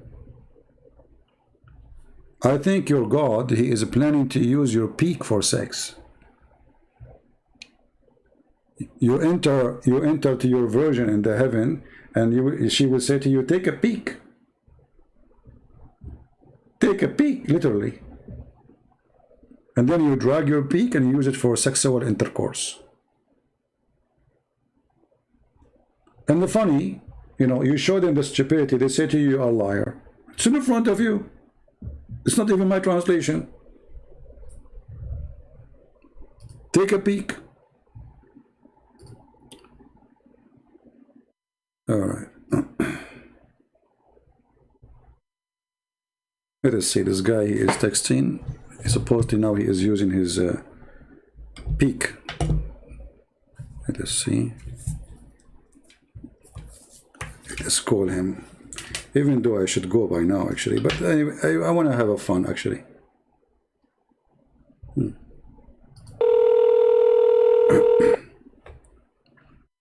Hello?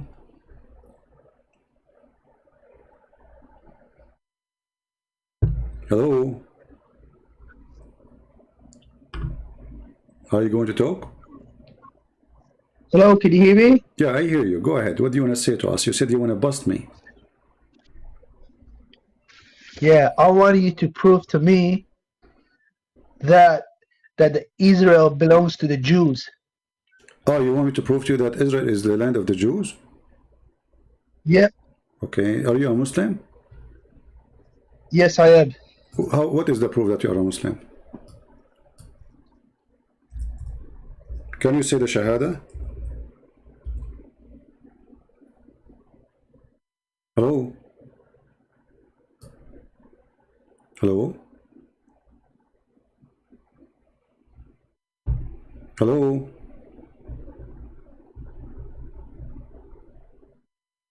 Are you there?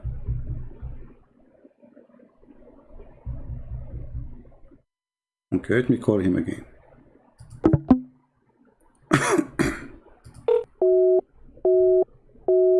It says currently is not online.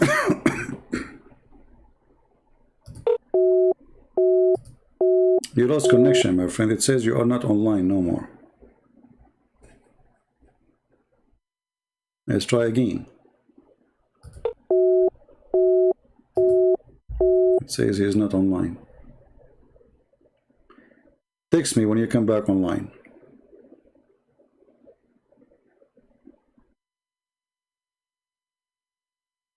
We are not lucky. Each time, you know, we get somebody, and he sounds like he's so excited.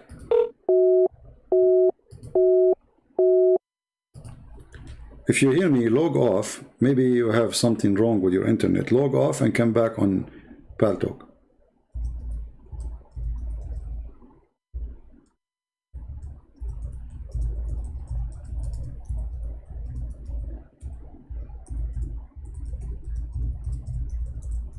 Let me text him.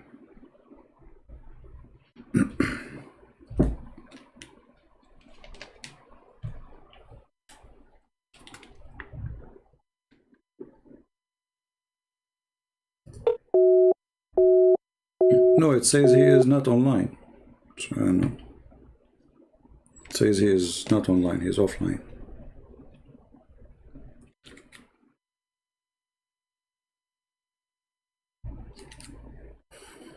Maybe he have a bad connection.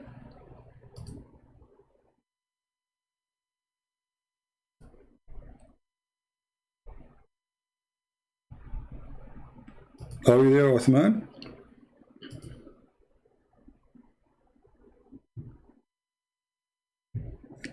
Text me if you hear me.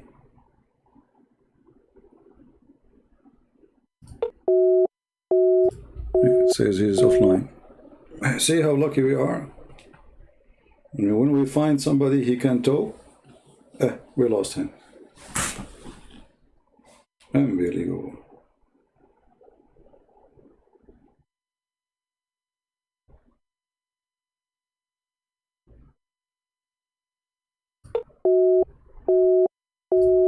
He's still not there. Let me restart from my side. Maybe it's from my side, you never know.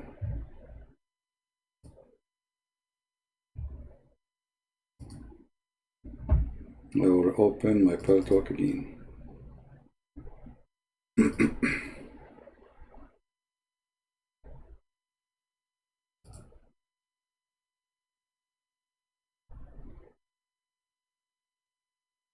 Okay, we are online again.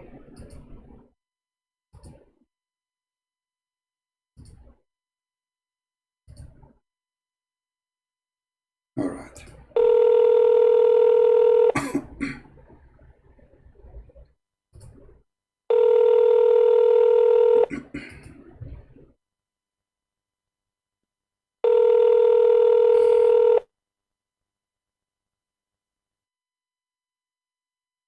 Hello? Are you there, Uthman? Hello? Yeah, mute YouTube. Please mute YouTube. You can keep it running, but mute it. Yeah, I'm sorry about that. Yeah, sorry about that. I lost my internet connection. No problem. So I was saying you are a Muslim, right? Yeah. But you are a real Muslim, not fake. Sorry, what was that? Can you say Shahada to prove that you are a Muslim? Yeah, La ilaha illallah Muhammad Rasulullah. What does that mean? That there is no God but Allah, and that Prophet Muhammad is his messenger. So why you are putting the name of Allah with the name of Muhammad? Are you a mushrik? No, it's not. It's not to do with mushrik. It's just to say that the Prophet Muhammad is the messenger. Yeah, but you are associating the name of God with the name of a man. Is Muhammad a man or a God? No, he's one of the best men of all time. Doesn't matter. Why you don't say the name of Jesus with him? Why you don't say the name of Abraham? Why you don't say the name of Adam? Why you choose only the name of Muhammad out of 124,000 messenger? Because you are a mushrik. Anyway, this is another topic. We will go there for you asked me about Jerusalem, right? About the land of the Jews. Yeah. Because listen. Yeah. Go ahead. Because in the Bible, it even says that the Jews were expelled by God. Even the actual Jews today, they believe that land does not belong to them. Exactly. It's only the Zionist Jew. No problem. But you forgot that God, he expelled them as a punishment, and God, he brought them back. Isn't it God who brought them back with Moses? So here we go, they are expelled. Show me proof. The Quran in front of you, here we go. Chapter 5, verse number 21. After they've been expelled, the expel happened first. You know, they've been taken as slaves. And then now God, he brought them back to their land. Chapter 5, verse number 21, the verse in the front of you.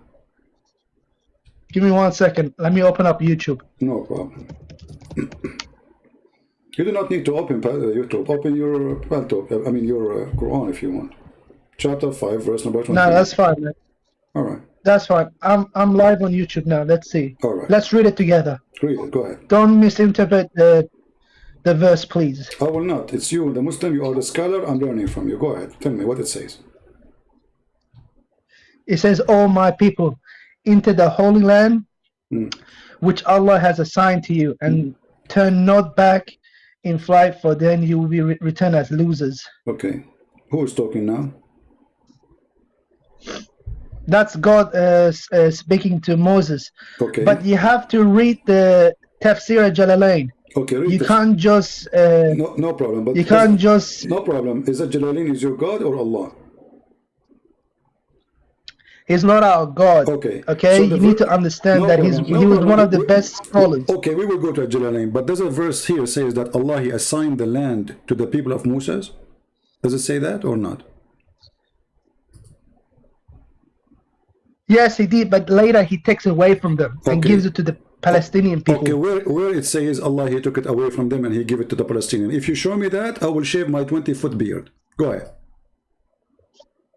Because when he took off. No, you said Allah, he took it away from them. Can you show me the verse where it says Allah, he took it away from them and he gave it to Palestinian? You mentioned the word Palestinian. I heard you. Okay, this is Tafsir al-Jalalain in front of you. Tafsir al-Jalalain, it says here, all my people enter the Holy Land. Show me. Okay. I can't see anything on the screen. We'll maybe okay, let's read it. Let's read it together. Okay, read it. You read it from. Your English is better than mine. All my people, into the holy, the purified land, which God has ordained for you, which I command you to enter, and this is CIRA. Do not turn back in flights. Reject in fear of the enemy or you. Yeah, it is. Look, listen. It is true that God gave them this land, but later He expels them. That's why the Jews today. When this happened? Where? When later He expelled them? Show me the verse where it says expel them from the land you are talking about, which is Jerusalem. Okay. And Israel. Okay. Why weren't Jews living in that land for hundreds of years? Now they are just occupied it now. So okay, so they knew. Okay, hold on. So you are saying to me now the Roman are Muslims? What's that? The Roman are Muslims, and because they are the one who made the Jews run away. The Roman. No. Listen. So it's not your God then. This is so it's not God who expelled them. This is a lie. It is the Roman, because the Jews, they side with the Persian during the war with the Roman. So the Roman, they kicked them out, and the Jews, whoever left for their safety, they ran away because they joined the enemy of the Roman. And even the Quran speak about it. The chapter of Ar-Rum. You're a prophet. Remember, you are a Muslim, right? Yeah. Okay. You're a prophet. He says, when the Roman, they are going to be victorious, the Muslims will be happy. Correct? What? Yeah. All right. What do the scholars say? What do the scholars say about this? My friend, you are the one who said to me a Jalalain. I showed you a Jalalain. He's your scholar, your choice. So when the Romans were defeated, when the Romans were defeated, Muhammad, he claimed that Allah told him that the Roman will be victorious and the believers will be rejoicing. Why? They will be rejoicing.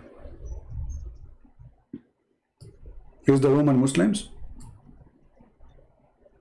No. So why the believers, they will be rejoicing?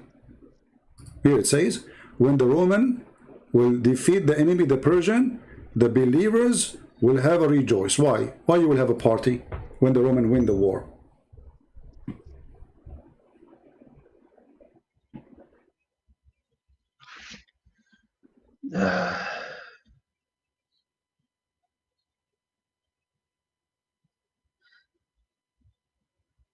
I don't know how to explain this one. Well, you can't explain it because Muhammad is a flip-flap. Muhammad in the morning he is a Jew, afternoon he is a Christian, in the nightclub he is an Arab pagan. So Muhammad here suddenly he is siding with the Christians against the Persian, and he is saying when the Roman they win, we will have a party because they are believers. But isn't it your prophet? He says that the Roman are mushrikeen and they are kuffar. So how the Muslim will rejoice? They're kafir. Okay, so how they are kafir and the Muslim will rejoice if the kafir win? Now let us go back. So the Jews were not cooked by Allah from their land. That is a lie. The land was given to the Jews by Allah, and you are the one who will read for me. And even in the interpretation you choose, it says don't turn your back from it. Never. Otherwise you will end as a loser, correct? Does it say that? Okay, but wasn't it that Umar, my friend, wasn't he the one that took over Jerusalem? Okay, Umar, he took over Jerusalem, but at that time there was no Jews anyway. It was only the Christians there. Yes, but he took over, but he captured that land. He took over that area. No problem, and then we kicked him out. And what does have to do with the Jews? Show me proof. No one kicked him out. Okay, hold on. No, what do you mean nobody kicked him out? We kicked the Muslims out. Right now, who is the one controlling Jerusalem? Because if you look at history, my friend, if you look at history, the Muslims my friend, they never lost a single war. No, you lost all the war. Even your prophet, he lost many. I can show you tons of them. And your prophet, he lost his teeth with it too. Even though he don't go to fight, he hide in the behind.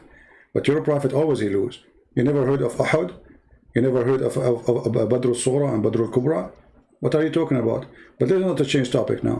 So listen. Muslims. Okay, listen. When Allah he promised the Jews to give them the land, why he promised them to give them the land?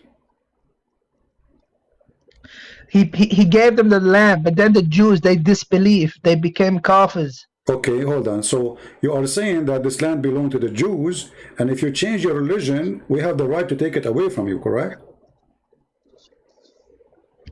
Yes. Okay, so now you Muslims, if you know, because you used to be the people in Mecca, they used to be pagan, right? And then they became Muslims. So now because they became Muslims, you change the religion. That means the pagan, the one who owned the land, because the one who changes religion is the one should lose the land. So the land should go back to the Arab pagan, not to the Muslim. We should kick the Muslims out of the land.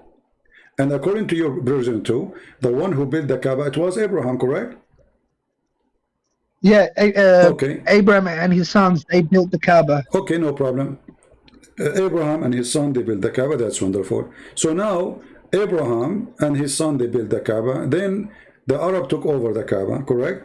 Then the Arab, they changed their religion, yeah. They became Muslims. So we should kick them out because you are the one who said the one who changed the religion, we should kick him out. He lose the land.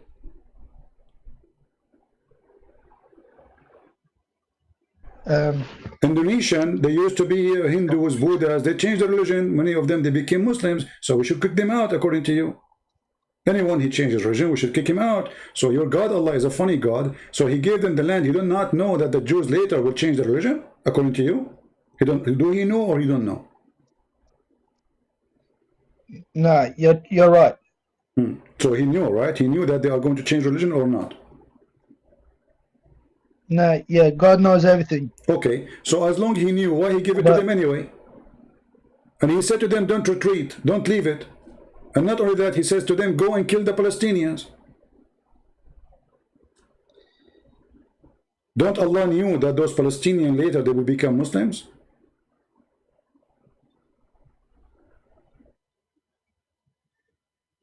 So it is your Allah who ordered the Jews to kill the Palestinian. And not only that, the Jews, they refuse to go and kill the Palestinian. Allah, he insists, and because they refuse, Allah, he made them lose their way in the desert for 40 years. Is that correct? Yeah, that's true, man. Okay, that's true. So Allah, he get angry from the Jews for not killing the Palestinians. So why you are angry for the Palestinian today when it was Allah who was so upset for not killing every single Palestinian? And not only he's angry, he made them lose their direction, so they will not go there for 40 years as a penalty. So according to your book, the Jews are bad if they don't kill Palestinians. The Jews are good if they kill Palestinians. And the Quran in front of you. Can you just show me what chapter that is, so I can look it up on my screen? The same chapter 5, and I'm reading right now for you, verse number 26. We showed you 21, 22, 23, 24. So chapter 5, 26. It says it clearly, because they refused to go and fight with Moses to kill the Palestinians, Allah decided to make them lose their way, and they will not enter it until 40 years. Therefore, this holy land is forbidden to them for 40 years. In distractions, they will wander through the land. So be not sorrowful over the people who are rebellious and disobedient to Allah. So you are seeing, so now what we are seeing, that the Jews, if they want to be good people, they should kill the Palestinians according to the Quran. So your God is the one encouraging violence and to slaughter the Palestinian. Otherwise, Allah is upset from them. This is the verse in front of you. And not only is upset, he punished them severe punishment. He made them lose their way in the desert. Imagine 40 years in the desert. They cannot find direction. All of this because they refuse to kill the Palestinians. So your God is the killer of the Palestinians. It's not the Jews. The Jews refuse. The Jews, they said, we will not do it. We are not going to kill the Palestinian. Allah, he's got so angry and so upset. He says, because you refuse to kill the Palestinian, I'm going to punish you and make you lose your direction for 40 years. Why your God, he hate the Palestinians?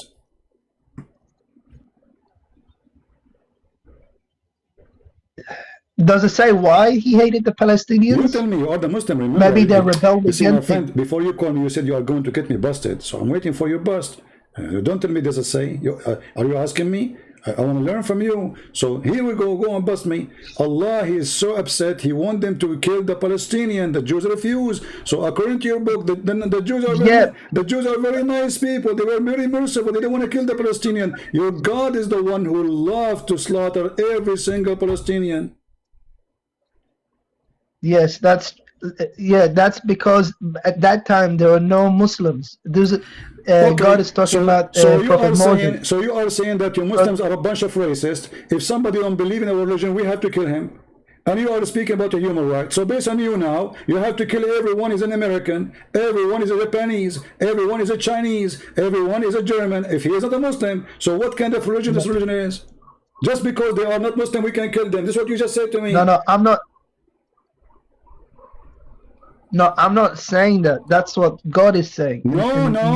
That's what God is saying. I'm not saying that. But you believe in that God, don't you? Don't you believe in what he said? And you are the one who gave me the answer. It's not your God. It's you who said, because at that time they were not Muslims, so it's okay to kill them. So it's okay to kill me. It's okay to kill your neighbor. It's okay to kill everybody who is not a Muslim. And you go and you fool people say, support us against the aggression of the Jews, when in fact you Muslim believe in killing every single person who is not a Muslim.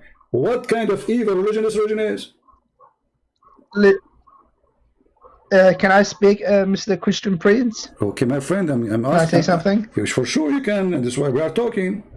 Yeah, all right, sure. I understand what you're saying. I get what you mean. Okay. Okay. You want to know the reason why that Allah has ordered Prophet Moses and his people to kill these people. Is that correct? You told me already. But you need to look at the context. You gotta know why he. My friend, you gotta know why he ordered them to conquer the land and to kill the people, just like in the Old Testament. No, you told like me when already. God says to kill the. My friend, you told me already. You told me because they aren't Muslim. You forgot a second ago. You told me because they are not Muslims. So you gave me the answer. Why are you repeating yourself?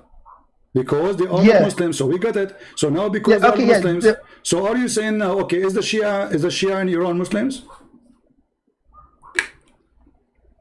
No. So should you kill them? No, we shouldn't kill people. God says in the Quran that if you about? kill one person, it's like killing all of mankind. No, Allah did not say that in the Quran. This is what supposedly was given to Moses. This is the law of the Jews. The Jews, if they, the God of the Jews said, if you kill one person as if you killed all mankind. So your prophet is copying from the Old Testament, and it was given to Moses, not to you. And you are the one who just said to me, the Palestinians, they were not Muslims, so this is why he ordered to kill them. So you are saying to me that because what is guilty in Allah's eyes is you not being a Muslim, and you deserve to be killed, correct? No, so no, that's not it. What is the reason you say? Listen. Why you are changing your words? Isn't you who say it? Because they are not Muslims. Yeah, I did say that. Okay. I did say that. So but what is the I'm ignorant. I don't know all things. But are you ignorant? But are you ignorant when you said to me because but the Muslims, there is my friend? Are you ignorant? Are you saying you are saying wrong to me when you said because they are Muslims? No. So you what I'm saying is, what you call it? You gotta look at the context. My friend, you are the one who gave me the answer. Stop telling me get the contact. It's you who get the contact. It's you who give me the answer. You insist it's true. You said because they are Muslims. So based on what you are saying, anyone is not a Muslim. We have the right to take him away, take his land away. So Allah, he ordered the Jews to kill them because at that time they were not Muslims. So if a land today is not a land of Muslims like Thailand, we have to go and kill them. Let me ask you, did your prophet say go and attack the Romans so we can get the blondie girls? The prophet, he's not a womanizer. Please don't misguide people. Okay, my friend. The prophet is not a womanizer. I did not say anything. I said, did he say that or not? Did I say he was? Did I say womanizer? Did I say that word? I did not say anything. I said, did he say that or not? Yes. Okay. No, because you're saying the prophet, he wanted to attack the Romans for the blondies. The prophet, he doesn't care about women or girls or things like that. Okay, my friend, did he say attack the Roman and get the blondie? Yes or not? Of course not. This is a lie. This is okay, no fabrication. Problem. Here we go. It's in front of you. This is Tafsir al-Tabari, hadith number 16786. قال رسول الله صلى الله عليه وسلم اغزوا تغنموا بنات الأصفر يعني نساء الروم. And I'm willing to give you the link in your Skype. And I can't see on my screen. No problem. Do you speak Arabic? Pardon? Do you speak Arabic? No, I can't speak Arabic. Okay, no problem. We can use Google Translation. Here we go in front of everybody. I'm going to click at Google Translation. No, you can read. I did. No, you can read. I'll take your word for it. The messenger of Allah says, attack the Romans so you can get the daughters of the yellow. He meant the women of the Roman.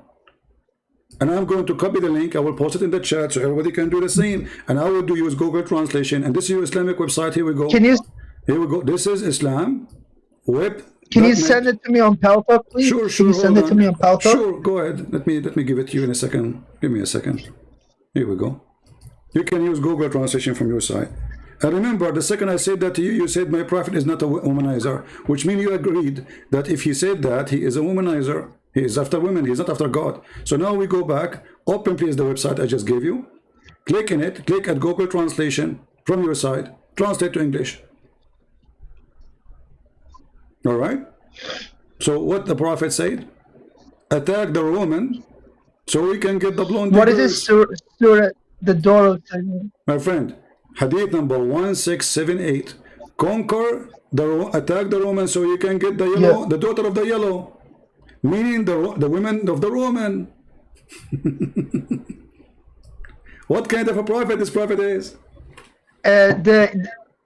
The English translation is showing me something else. It's not showing. No problem. Read for me. Hadith number 16787. It says, conquer the daughter of the yellow, meaning the women of the Roman. So he's saying the translation is wrong. You agree? He's saying attack the Roman so you can get the daughters of the yellow. The yellow is the blonde, meaning the women of the Roman. Hadith number 16787. What kind of a prophet you do say such a thing? Is this Sahih? You tell me. Is this Sahih or Da'if? Everything is Da'if for you. I mean, is that your book? Is that tafsir? If it is wrong, why it's in the tafsir?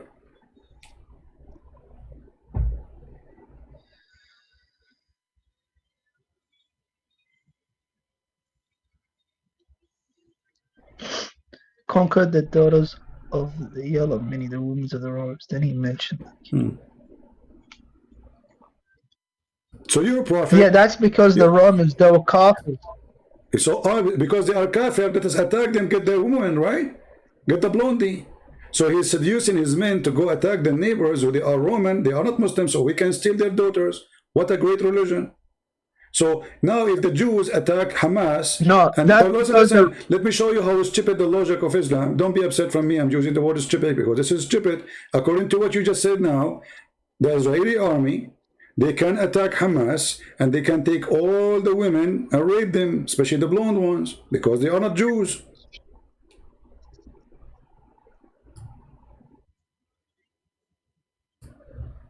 No, that's because the Romans, they waged war against him first. Because they were trying to spread Christianity. The Roman never waged war against Muhammad. Secondly, even if that ever happened, what kind of a prophet says, attack them so we can get their daughter, the blondie? He did not say attack them so they can convert to Islam. He says attack them so you get the blondie.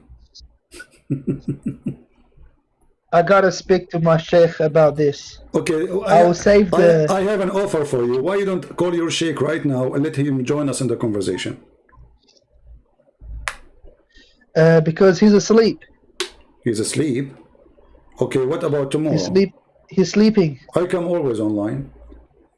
He can call me. You can call me and let him join with us. What do you think? Is he a big sheikh? Is he like a strong sheikh?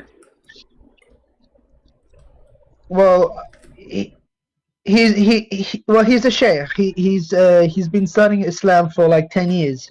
Okay, like so 10, 15 years. But do you think he have a good knowledge, or he is just a kid?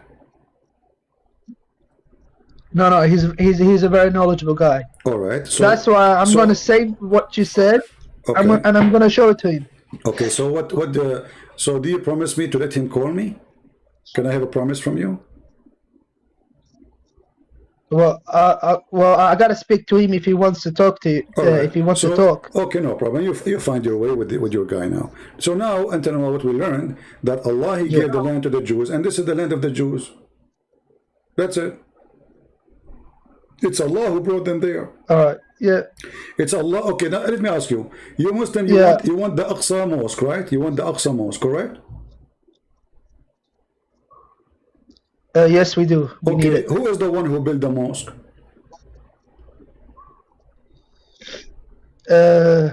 Who built the mosque? Yeah.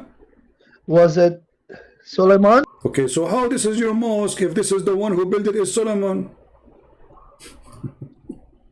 Because Solomon, he's a Muslim. All the prophets are Muslims. Alexander the Great is a Muslim. A donkey is a Muslim in Islam. Birds are Muslims. Pigs are Muslims. Cockroaches are Muslims. I mean, what's wrong with you Muslims? Doesn't matter. You are claiming that he is a Muslim, but this is Sulaiman. He is the son of David. This is the king of the Jews. You made him Muslim just to hijack the land? That's it? You made him a Muslim? Doesn't he prove? Anyone. It doesn't he prove he was a Muslim? Like why? He used to kiss stones. He used to kiss a black stone. Anyone who submits their will to God is a Muslim by default. Sulaiman, he never submit his will to your God. He never did. Let me ask you, Sulaiman was a Muslim. Is Muslims allowed to have statues in their synagogue or their mosque? No, you can't. It's it haram, has to right? be destroyed. So if Sulaiman if he have a statues in his temple, is that will make him a Muslim or will make him a kafir? Sorry, can you repeat that again? If Sulaiman he put statues in his temple, whatever temple he built, you call it mosque, you call it temple, whatever you want. If he put statues, is that will make him a Muslim or will make him a pagan? If Solomon, okay, if he builds statues of himself, the statues for in his temple and stuff, he's a pagan. Okay, he's a pagan. That's wonderful. So how come the Quran says that Sulaiman? Okay, he's a mushrikeen. Okay, he's a mushrikeen. Wonderful, guys. He's a mushrikeen. Wonderful. So he's not a Muslim, right? He's not a Muslim if he did that, correct? The one who put the statues in his synagogue. Yeah. Okay, but the Quran says that Sulaiman he built. One second, Christian Prince. It's not just Muslims. It's also Christians that say those who build no problem. even Christians believe they say you shouldn't build idols. My friend, we are trying to find now if Sulaiman is a Muslim or not. It's you who say to me he's a Muslim, but the Quran says that Sulaiman, he built. I'm saying okay, hold on. Sulaiman, he built large statues in his Aqsa mosque. That's what the Quran says. Chapter 34, verse number 13. Read it. Show me. Don't fabricate things. I don't fabricate. Everything I said to you, I'm showing you on the screen. And yet you say to me, fabricate. Shame on you. Show respect. I'm talking to you nicely. Is this Quran or is this? This is Quran. Is this in the Quran or Bukhari? No, this is Quran. Are you going to say to me? Let's read. Are you going to say to me this Quran is weak? Obviously, it's weak. Maybe. What do you think? No, the Quran is not weak. Okay. The Quran is the perfect word of Allah. Very perfect. A lot of perfection there. You made me laugh when you say that. So if we go to the verse right now, we will see that this God Allah, he have a man. His name is Sulaiman. He built a synagogue. You see, it says synagogue, and he put in it statues. You see it? Can I read, please? They work for him as he desired, making arches, images. Read. This translation is messed up. Hold on. Okay. Yeah. So did he build the statues? And you are the one who said to me, if he have a statues, he is not a Muslim. They made for him what he willed, synagogues and statues, basins like walls and pillars. Yeah. Okay, but statues of what? Who built it? He built it, or other people built it for him? They are doing his command. The genie working for him. He is the boss. He is the king. He have the ring. You watch the movie, the Harry Potter. He have that ring. So he have the ring. He control them. And those genie, they built for him whatever he want. He ordered them to build the statues in the synagogue and even pictures.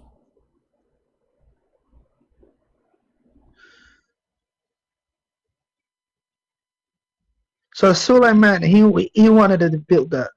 Who is that? Or was it other people my before friend, him? it says Allah, he gave him the command of the genie to do this to him. Allah is the one who told him to do so. What is Sulaiman? Allah, he gave him the wind, the flying carpet. So he go and he take it, he fly with it, and the distance of one morning. This flying carpet, I think. It's in front of you. Why did you mention flying carpet? It is there. Not Aladdin. It is there, the flying carpet, verse number 12. Read it. You're making mockery. You think like this is Aladdin cartoon. This is not it, man. Thank you. He just admitted this Aladdin cartoon, guys. Be my witness. It's not me who said that. So in front of you it says, Allah, he gave him the command in the wind to fly with it. This is the flying carpet. Go and read the interpretation. It is you who said to me, don't give your interpretation. Read the interpretation.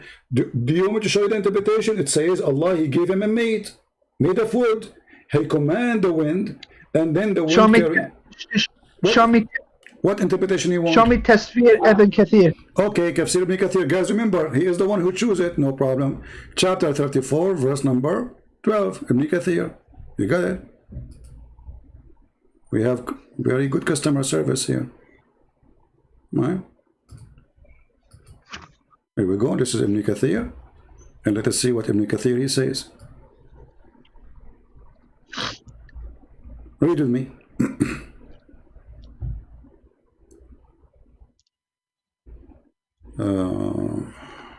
Nothing's on my screen.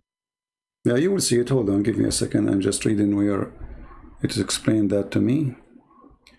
You take things out of context, CP. My friend, it's you who choose. You gotta Ibn read the whole passage. It is you who choose Ibn Kathir. So whatever Ibn Kathir says, we will take it, right? Okay, here we go. Read with me.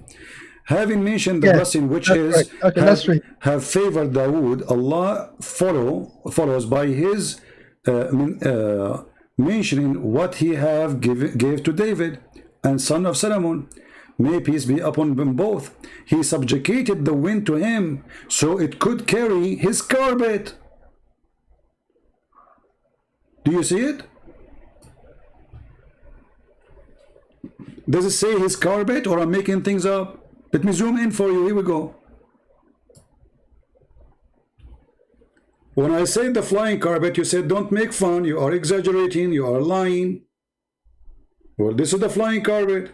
And you are the one who says you made Islam like Alibaba, Sinbad. Exactly, it is Sinbad. This is Ibn Kathir. You are the this one who is asked. the first time I'm reading this. My friend, you are the one who asked me to go to Ibn Kathir. It's not even my choice, correct? Isn't it you who said to me, go to Ibn Kathir? Yeah, yeah. Okay, this is Ibn Kathir. Let me give you the link. Yeah, Here we go. I will, that's give you, right. I will give you the link. Here we go. So this is Ibn Kathir. And by the way, Ibn Kathir in English is way nicer than Ibn Kathir in Arabic. Because in Arabic is horrible. There's 600,000 chairs on the top of the flying carpet. 600,000 chairs in one flying carpet. So what do you say? He gave. What's the Arabic? What's the Arabic word that's used for carpet?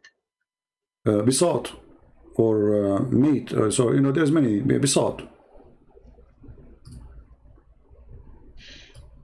So what we will do now? Oh, this is first time I'm reading.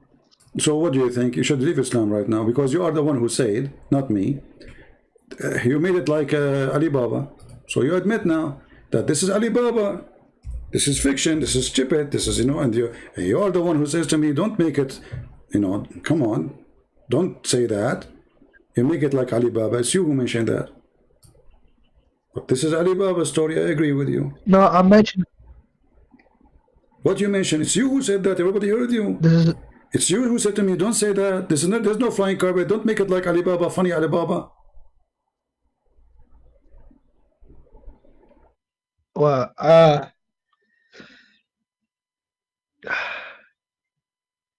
gotta reflect on this. And what?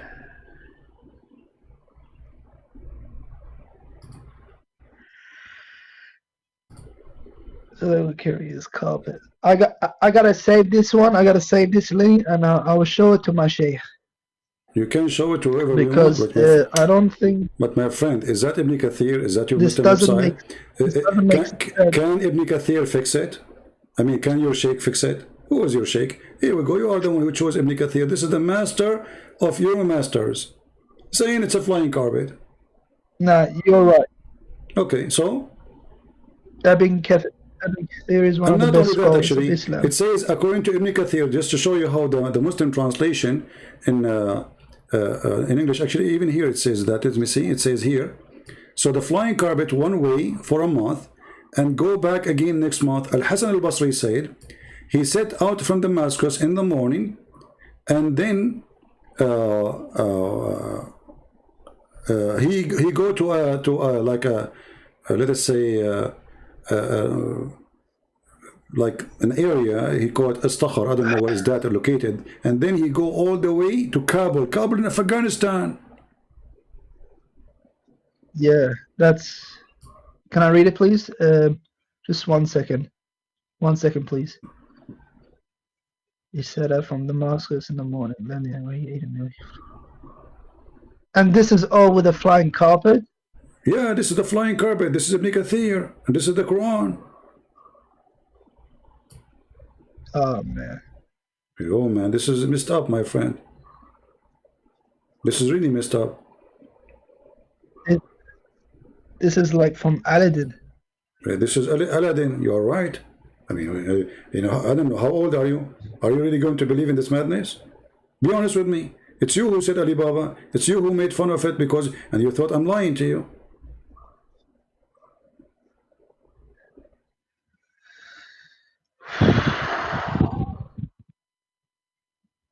If I am you, I will leave this cult immediately. This is stupid. I'm not trying to insult you. I'm just telling you my opinion. Don't you agree with me? Be honest. Be honest with me. Don't you agree that this is stupid? Be honest, Uthman. All right, I'll be honest, okay? But what I'm reading right now, okay, it's silly. It is silly. But I need to know more about it. I needed to know like the context, like what's about. Okay, you know what I mean? Uthman, listen to me. Do you think Ibn Kathir, he dared to say something is not what Islam teach?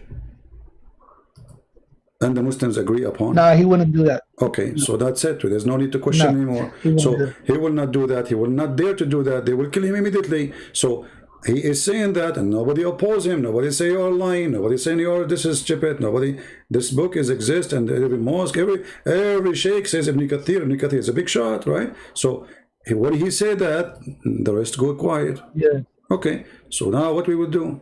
How a smart person like you accept what you call silly? By the way, you just said that Ibn Kathir is silly too. Just what you said. No, I didn't. No, please don't. No, I did not. I didn't say Ibn Kathir is silly. No, you said, actually, you said bigger than this. You said this is silly. He's talking about what? He's talking about Allah word. So Ibn Kathir said that, according to you, you said this is silly. So Allah is silly, Ibn Kathir is silly, and whoever believes in this is silly. That's what you said.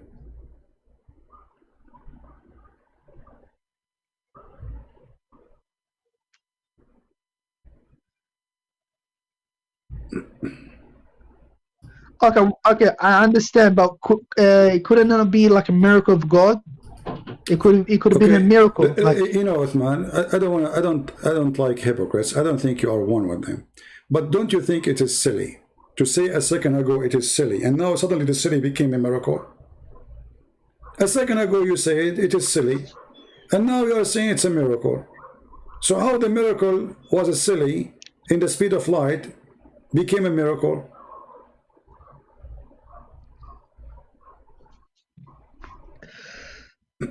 well, I don't know how to explain this because I don't know how to explain it. This is just messed up. Something surprising for me. I never read it that way. I never knew it was a carpet or like so what kind of carpet could it be? I'm telling you, it's a very huge, carpet. You know, Suleiman, he carried all his kingship equipment in the top of it, his army, his wives, his kingdom, everybody is not only Suleiman is flying in it, everybody.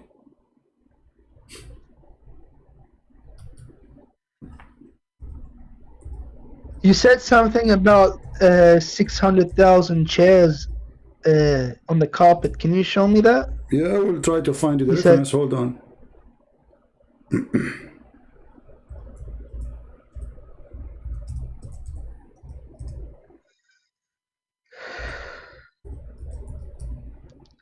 And please send me that link as well to Paltalk. I think you already have. I'll save it as well. Give you what?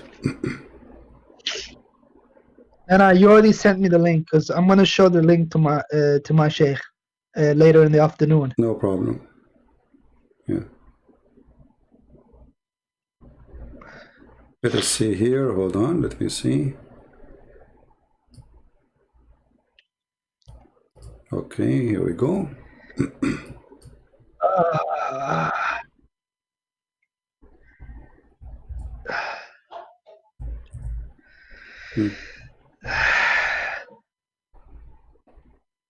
Let us see. I'm just trying to find where the flying carpet. Are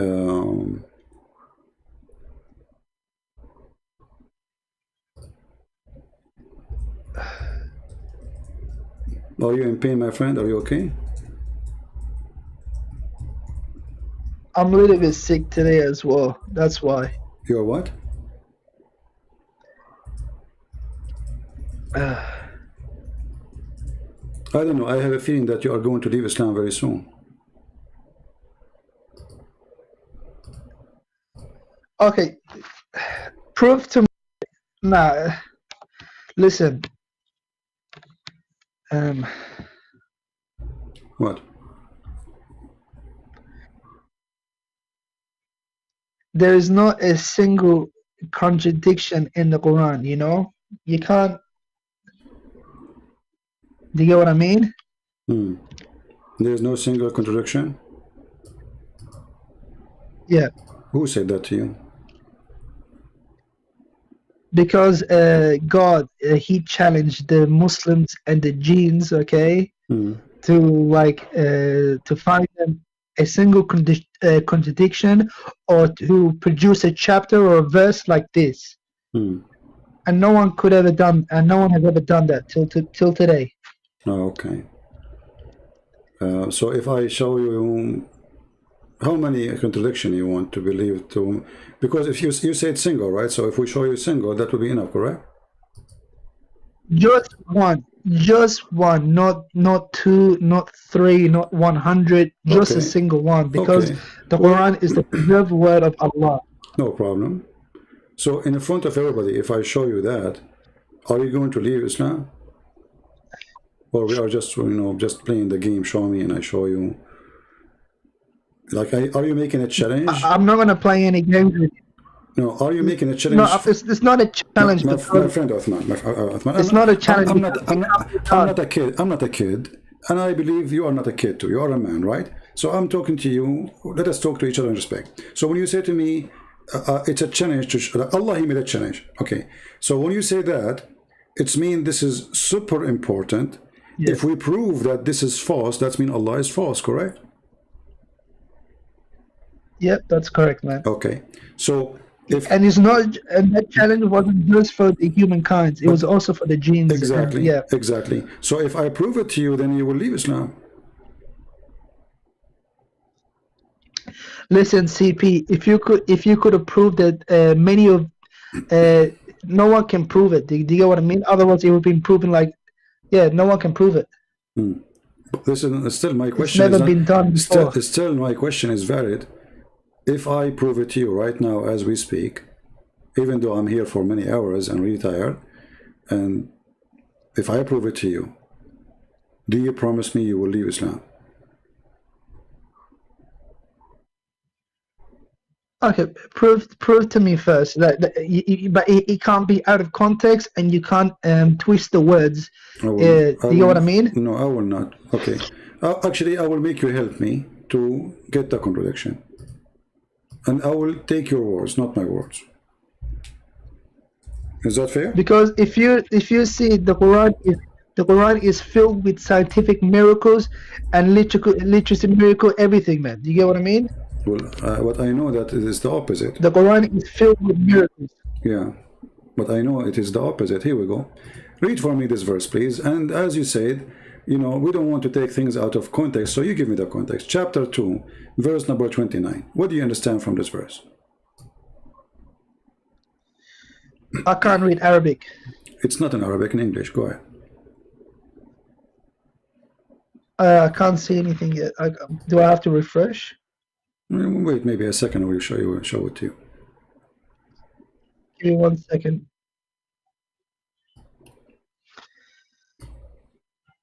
Are you showing me the verse 29? Yeah. Alright, it is He who hath created for you all things that are on earth. Moreover, His design comprehended the heavens, for He gave order and perfections to the 7 firmaments, and all things He had perfect knowledge. So what do you understand? How is this a contradiction? I did not say anything yet. I'm asking you, what do you think about, what do you understand from this translation which you saw on the screen? What is verse saying? What do you understand as a Muslim?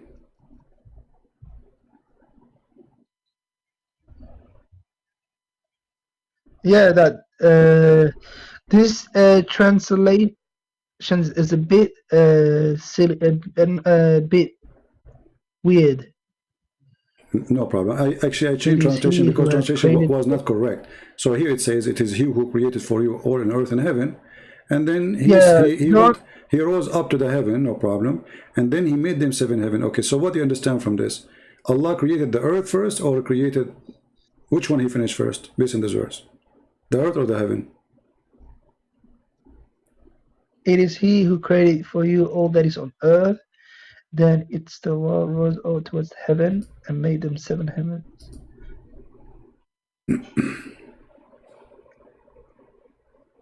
So it's saying here He created the earth.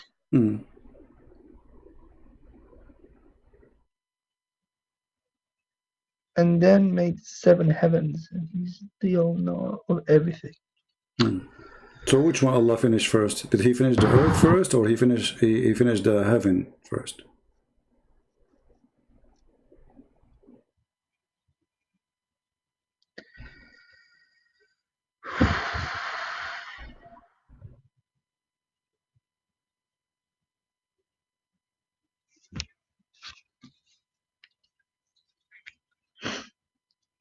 Can you show me a tafsir or commentary on this one? Which one you want? Which tafsir you want? Because there is not a single imam that will say that Allah created the earth first and then the heavens. Okay, but the verse says that in front of you. It is he who created for you what is all in the earth, and then he went to the heaven and he made himself in heaven. So it's clear, he finished everything in earth first, and then he went to the heaven. I mean, even this one need tafsir, but we can go, no problem. Which tafsir you want? I'm saying Jalalain or Ibn Kathir, Okay, any chapter of the 2, here we go, big Jalalain. ones. That's right. Big one, no problem. I like the big ones.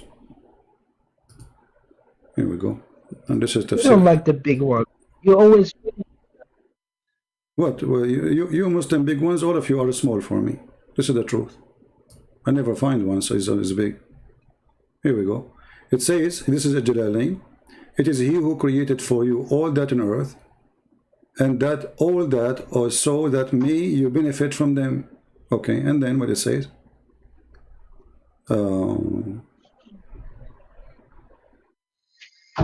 Then after creating the earth, read me. And then after he created the earth, creating the earth, he turned to that and he made his objects heaven and leveled them. So the earth is done first.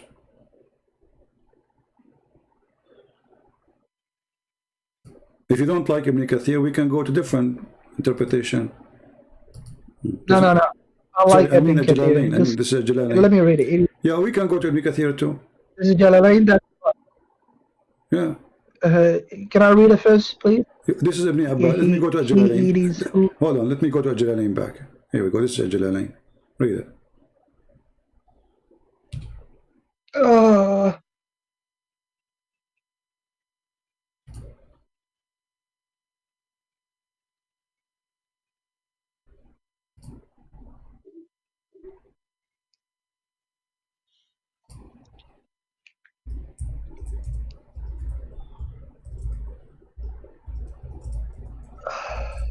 What do you say? What do you think? What is your conclusion until now? It is he who created for you in the earth, and all that is in it, so that you may benefit from and learn lessons from it. And then after creating the earth, he turned to that. Is he made his objects heaven and leveled from. Okay. So, let's go. yeah, it's saying here he created the earth first, right? Now let us to confirm. Let's go to Ibn Kathir. Let us go to Ibn Kathir, because now here it says that, okay, we agree. So now let's go to Ibn Kathir and see if Ibn Kathir confirmed that too. Okay, this is Ibn Kathir. And now everybody will see in a second that this is what it is. It is horrible. What we can do.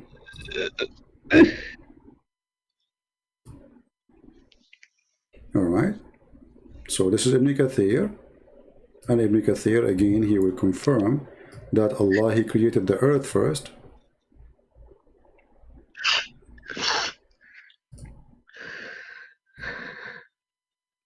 Okay.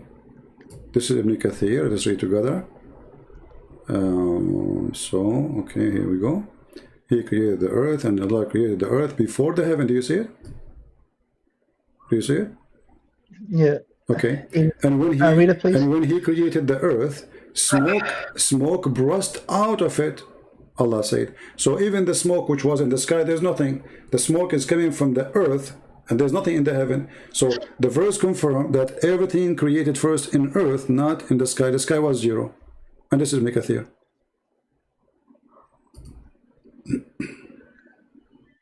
I don't know what to say, man. Okay, so now, no, we did not show you the contradiction yet. We are just saying hello, hold on. So now this verse confirmed, and this is Ibn Kathir, this is Jalalain, and this is your scholar saying, Allah created everything in earth before the heaven. That's wonderful.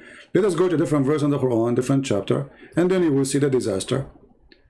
The Quran says,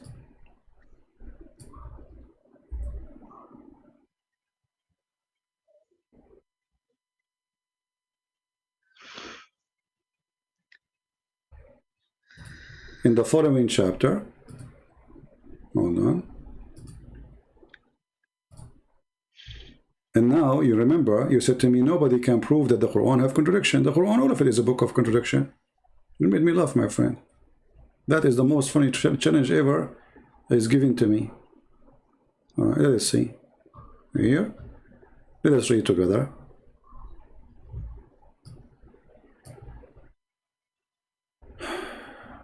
Read with me carefully. This is the chapter 79, verse number 27. You can read even 10 verses before, I don't care. So here, but we are starting with 27 because it's talking about 79, chapter 79, verse number 27. Yeah. Okay. Read with me. Are you more difficult to create or the heaven? Allah, He constructed. Okay, that's wonderful. He raised its height and He has equal order. Okay, wonderful. And He made its night and He covered its darkness. That's amazing. And after that, He started working in the earth. Do you see it? Oh man. Are you more difficult to create, or is the heaven that He constructed? Oh man.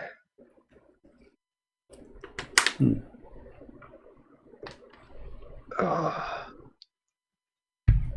Are you okay, my friend?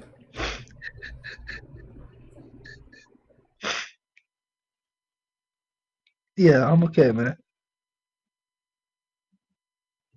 Are you crying? Are you laughing? I don't understand what you are doing. No, I'm just reading the verse. Okay.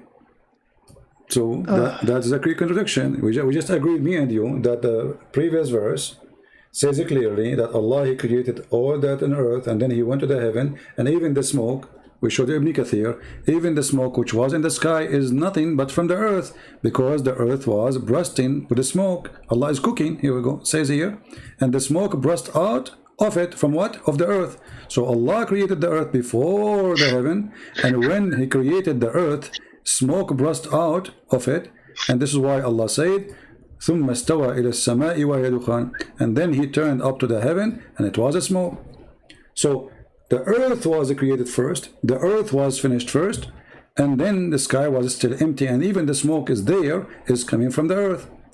In the same time, we just showed you the verse where it says that Allah, He started working in the sky and the heaven after, let us close down some pages, too many pages, all right, and after that He spread the earth. So the heaven was finished totally first, according to this verse, and then after that Allah, He went to the earth and He started doing the following. He started making it flat, and then He brought forth the water, and then He put the mountains. So this is total contradiction. What do you think?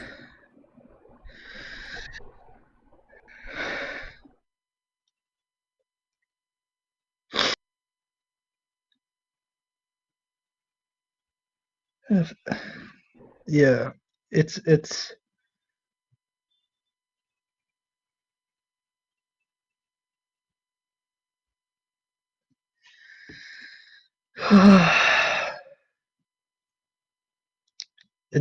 doesn't make sense.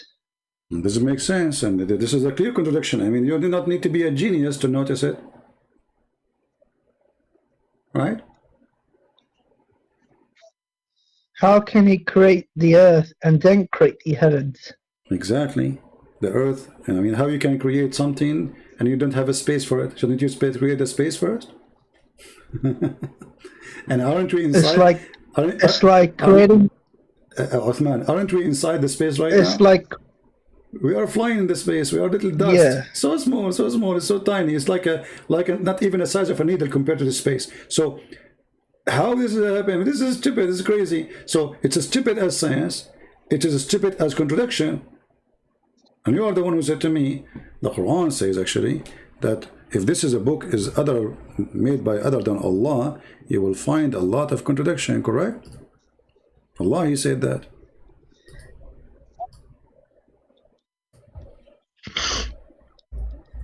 Like, how can he create? It's like creating the earth and then the universe. Do you get what I mean? My friend, it's clear. Actually, I did not even show you. If I go to chapter 41, you will see it even more crazy, because the order of a creation is different. Not only the earth first, and the other chapter of chapter 41, your God is so confused. He start with the creating the earth, and then etc. Like it's creating. We have 79, we have 41, and we have chapter 2. Each one of them is a disaster by itself. And if this is a book is other than Allah, which means from God, then surely you will find much contradiction. The Quran says that. So even the Quran help us to come to a conclusion. If you want to find out if this is a book from God or not, find a contradiction. And you are the one who said to me, I challenge you. Allah, he challenged even the genie, not only the human.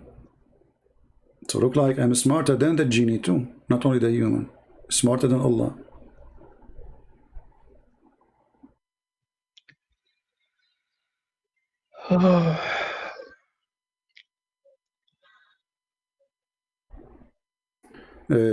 Somebody in the chat saying, does not say that Allah created the heaven after the earth, but Allah turns to heaven afterward. No, my friend, here we go. This is Ibn Kathir. Don't try to be smart.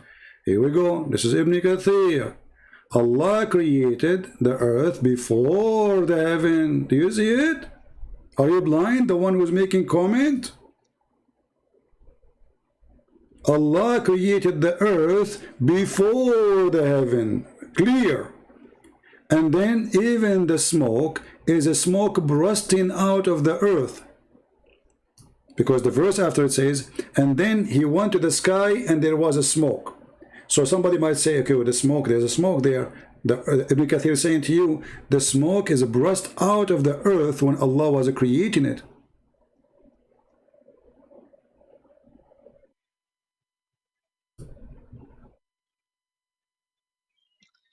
And here, if you go down, here we go. Sahih al-Bukhari recorded that when Ibn Abbas was a question about this matter, he said, the earth was created before the heaven, and the earth was spread out only after the creation of the heaven. Okay, so the Allah, he made the earth flat after he created the heaven, but the earth still was created before the heaven.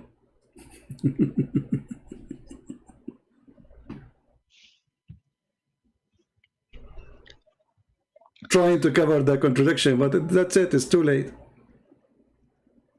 Because if we go in the Quran, here we go, the verse number, chapter numbers, if we go to chapter 41, let's go there and laugh together.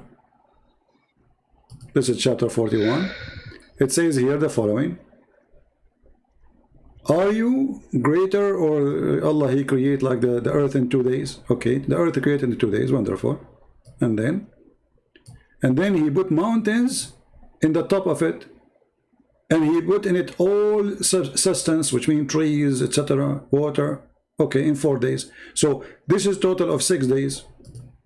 Earth is done as a creation, then earth, whatever in the top of the earth is done, including putting mountains on top. So remember here, the second thing Allah, he created after creating the earth is the mountains. That's wonderful. And then he turned to the heaven. Okay, it was a smoke. Ibn Kathir said the smoke is coming from the earth. This is not a smoke from the sky. Okay, and then he said to the earth and to the heaven, both come willingly. And then he continued, and then he made them 7 skies, and then he created the stars. So what is the last thing Allah created? The lamps. This is the chapter 41, verse number 12. Okay, take a note. The last thing Allah created here in chapter 41, Uthman, listen. The last thing, take a note. The last thing Allah created in chapter 41, verse number 12 is what? The stars. Do you agree?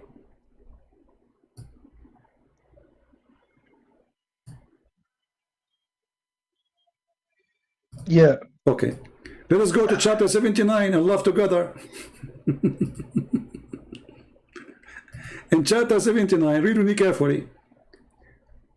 Remember, the stars are the last one to be created in chapter 41. In chapter 79, the first thing Allah created, it was whatever is in the sky. Read carefully. Are you more difficult to create or the heaven? He constructed, and then he raised it above. And then he made the night and the day. This is the lamps. So in the period number 3, Allah, he created the stars. And after that, he started working in the earth. And after that, he brought the water. And after that, he put the mountains. So in chapter 79, the last thing Allah, he finished is the mountains. In chapter 41, the second thing Allah created is the mountains. In chapter 41, the last thing Allah created is the stars. In chapter 79, the third things Allah, he did, it was the stars. And look, the verse is so clear. It says, and after that, there's no question. After that. But in chapter number 2, and we showed you the verse, it says that Allah created for you everything in earth, and then he went up to heaven, and Ibn Kathir agree, Allah created everything in earth first. So what more you want? A clear contradiction than this madness. This is God talking.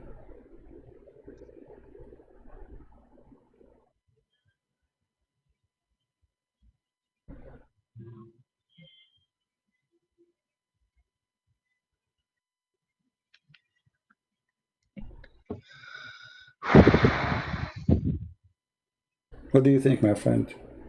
I think it's time for you to leave Islam.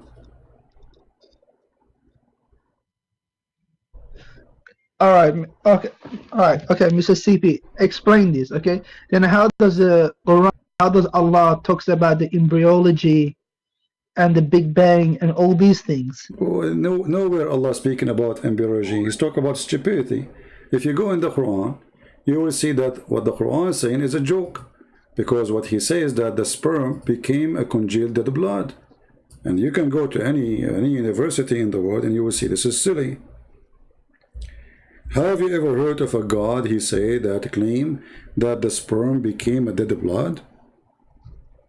That is embryology for you? It doesn't, does it say, it doesn't say that. It says that in front of you. Here we go, read it. This is the chapter 23, verse number 14. Chapter 23, verse 14.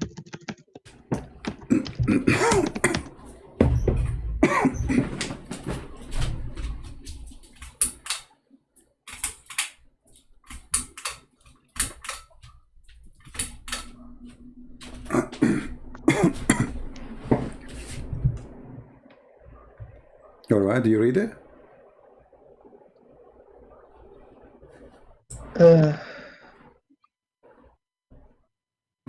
Oh man.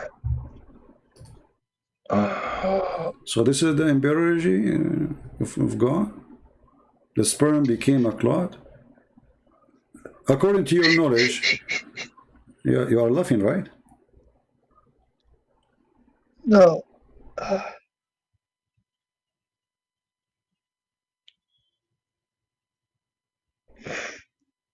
According to science, Othman, how many days the sperm can live? Do you know? According to science? Yeah? How many days the sperm, the semen, can live? Yeah.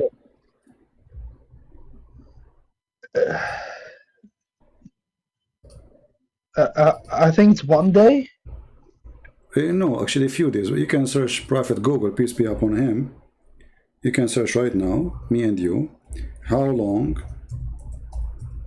sperm live in the woman, in the body. Let us see what the answer will be. Here we go. I just searched Google. It says 5 days. Correct? It says 5 days, correct? Yeah. Okay. According to your prophet, how many days?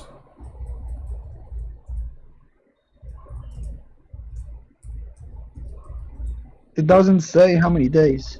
No, your prophet, he is a doctor, so you know he has 10 tons of YouTube videos. He keep talking. At that time, there's no YouTube, but there is a hadith. He keep talking. Your prophet, he never stopped talking.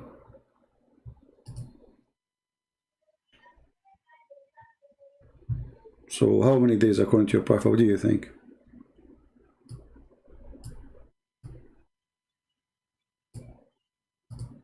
You can guess. What do you think? Like, how big is the error of your prophet? Is it a day? Or is it 2? Is it 5? So how many days according to your prophet? What do you think?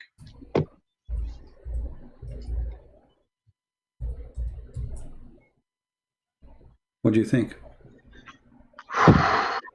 Well, it can't be more than 5 days. All right, here we go. This is otherwise it's this is from Al-Bukhari and Muslim, as you see in the screen, and this is the hadith. Your prophet says that the sperm stay inside the mother womb, the semen, for 40 days,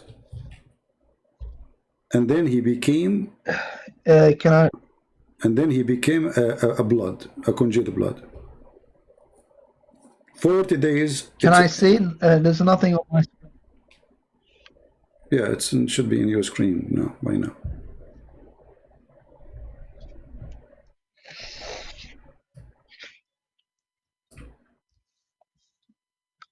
Okay, this is Bukhari. This is Bukhari and Muslim.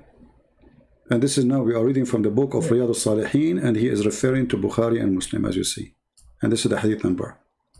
And here it says that the prophet said that a human being, the sperm, the semen, is gathered in the womb of the mother for 40 days.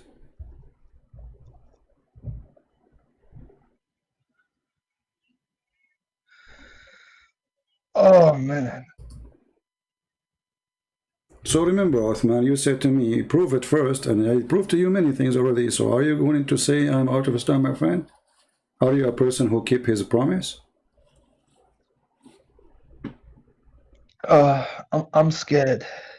Why you are scared? For my soul. Well, you know, here we go. This guy is a liar. You should be scared if you stay as a Muslim, not the opposite. It's just to prove it in front of you. This guy is a fraud.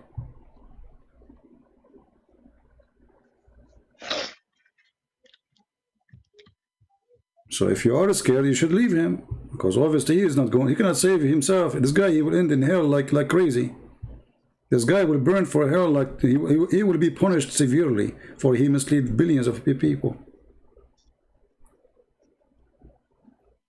Do you want to follow a deceiver, my friend Uthman?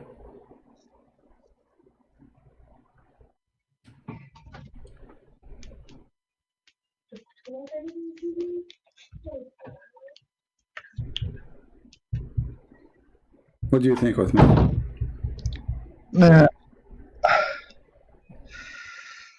Remember, you are the one who made the challenge, so I'm expecting you to say, yes, I'm out of Islam, because this is the promise of a man, and you are the man.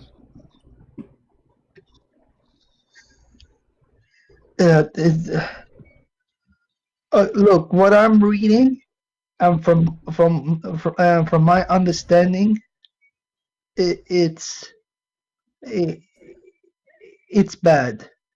Okay. It's not bad. It's like I don't understand it. Just because I don't understand something doesn't mean I don't know.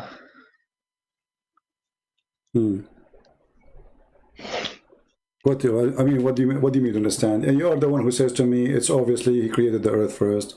It's you who said to me, open the Jalalain, we open the Jalalain. It's you who said to me, let's see Ibn Kathir, we saw Ibn Kathir. And Ibn Kathir, he says, the earth first, and etc. So everything we're showing you, not even me saying to you, it's your scholars and the one you choose.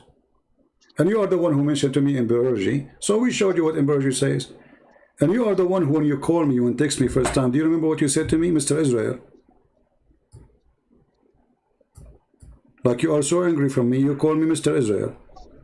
1 minute, Mr. Israel. Yeah, the reason.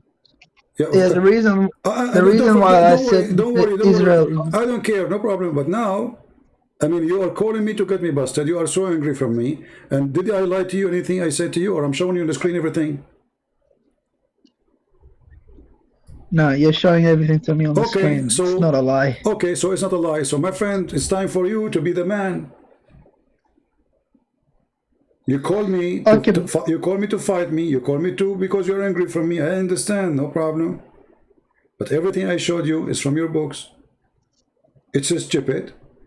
It's not fit for a man like you to believe in such a stupid thing like this. For the sake of respect of yourself, you better leave Islam immediately. And you know, I'm getting nothing of this. I mean, what, you convert, you don't convert, who cares? I mean, this is your salvation, not mine. I don't even know you, you don't know me.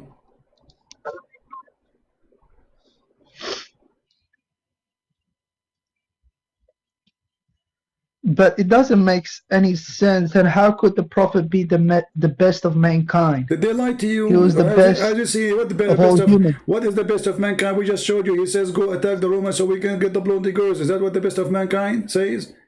Is that the best? If your neighbor, he says to you, let us attack the Uthman because you have a blonde daughter with my respect to your daughter. Is that the best what he do? Hey, let us attack Uthman house. He have a blonde daughter. What kind of best is that?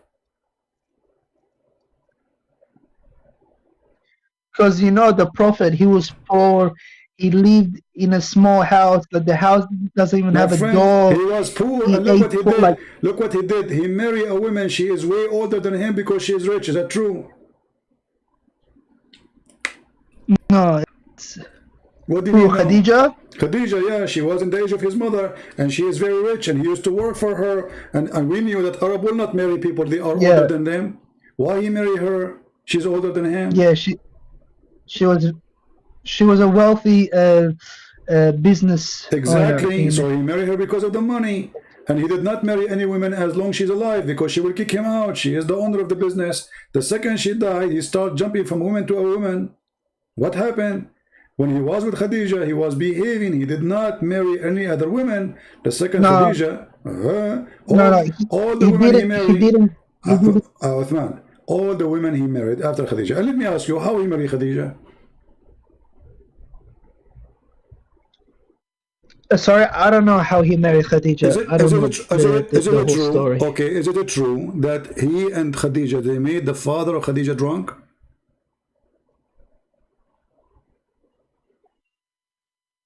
So the Prophet Muhammad, he made Khadija's father drunk. Exactly. So he can approve the marriage? Yes. What do you think about this?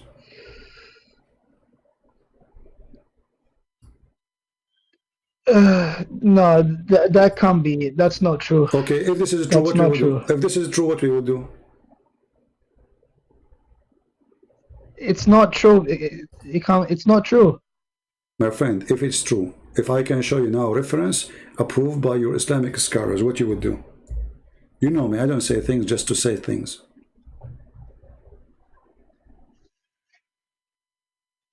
But at that time, like, I don't know what to say.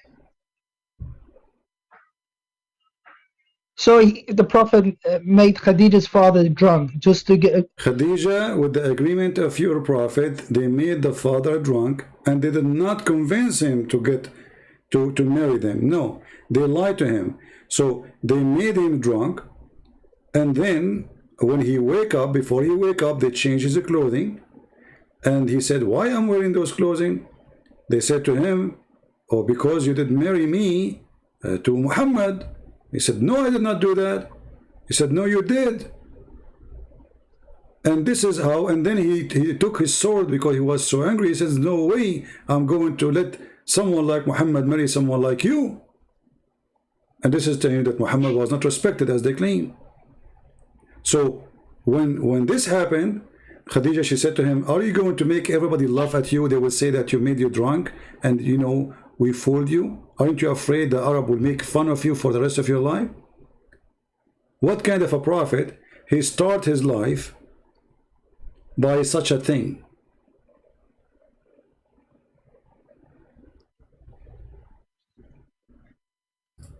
Oh, man. What do you think?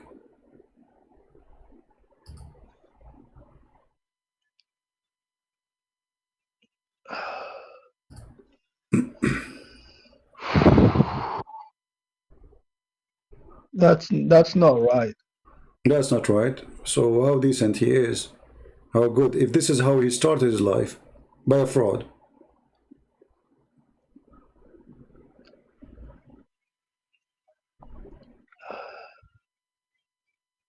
But how can he use alcohol? Is haram. It's forbidden. The Muslim, they will say to you at that time it wasn't haram because Muhammad wasn't a prophet yet. So we find a solution. Here we go. But still don't want to change anything. Muhammad is a fraud. Even his marriage was by khamr. The best thing he did in his life supposedly is marrying Khadija, because if not her, he will not become a prophet. Because of her money, he became a prophet. Okay. That's kind of true, because Khadija, she spent a lot of money for Prophet Muhammad's cause. Exactly. She's the one that convinced Exactly. the Prophet to continue his prophethood. Exactly. So now, But Khadija, so now we understand why Muhammad, he married her for the sake of her money. And now we understand that he is an evil man, because if he's a decent man, even if the wife, she said, let us make my father drunk and lie to him and fool him to marry me to you, he should say no, that's wrong, correct? But Prophet Muhammad, he was with Khadija until she died. He was with her till the very end. Because she is the one who owned the business. She will kick him out. He will not inherit the money. He don't dare to move. He used to work for her, remember? So she is the one who owned it, and he cannot do anything. So when she died, he got the money, inherited everything. But now the topic is, what kind of a woman and what kind of a man he do that to his father-in-law in order to become his father-in-law? If this is how you start your life.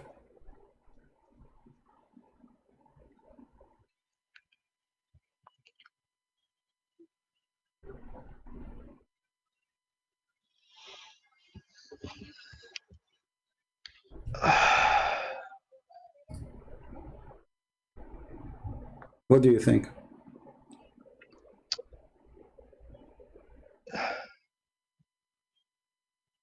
It's not a good way. Okay, so what does that mean now? You know, it's not a good way.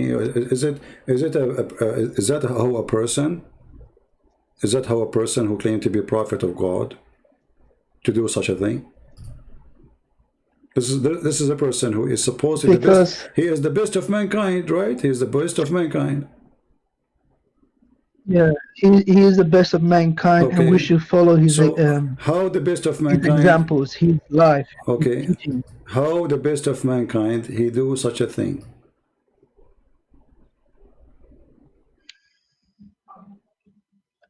I don't know how to explain it. Until now, by the way, you did not ask me to show the reference. Don't you want to see it? Look like you are convinced I don't lie, because No. in the beginning you were so upset and you want to see, and you know you don't believe. You know, what if I showed you from the book of Ibn Kathir? No.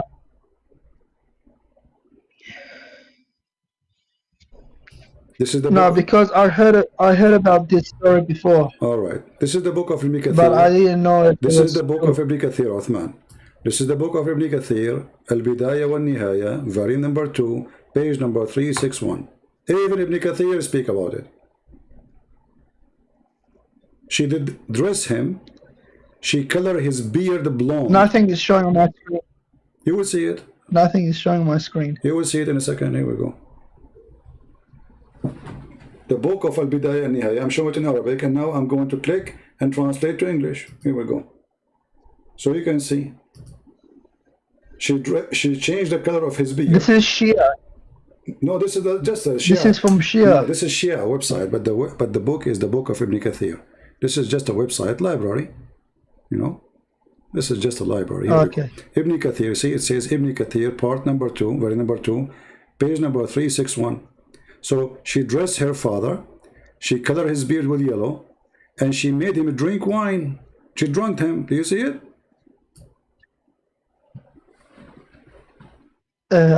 Wait, just 1 second. It's not showing on my screen yet. Khadija fathers a suit and his beard and his. Because the Arab, you know, when they have a wedding party, they do this. So Khadija, look how evil she is with Muhammad. They made the man drunk. When he is drunk, they color his beard. They changed his clothes. And then when he woke up, he said, "Why I'm wearing this clothes?" She said, what, you forgot? Last night we have a party, you married me to Muhammad. He said, no, I did not. And even the story here says, and she made her father drink wine to get drunk. Hatta thamila. What kind of prophet he is?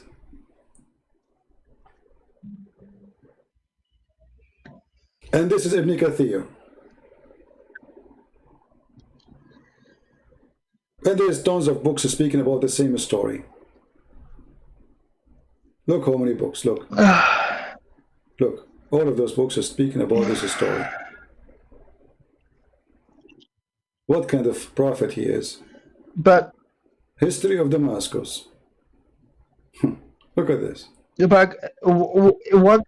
Maybe it's a fabrication, because at that time the Prophet Muhammad, he wasn't my friend, he wasn't a prophet back Ibn then. Kathir and your Muslim scholars, they will write a story which is a lie about Muhammad. Imagine I go now in TV and I make a story up about Muhammad and I live in Islamic countries, they will kill me in 2 seconds, you know that. Anyone killed Ibn Kathir? Anyone killed those who wrote this story? Nobody killed them. Why? Because this is what the story is. The scholars, they are proud about Muhammad for doing that. He's a wonderful, he's smart. He deceived his good father-in-law. They made him drunk, you know. This is a religion of God, and this is a prophet of God. If this is a prophet of God, so what a scam is.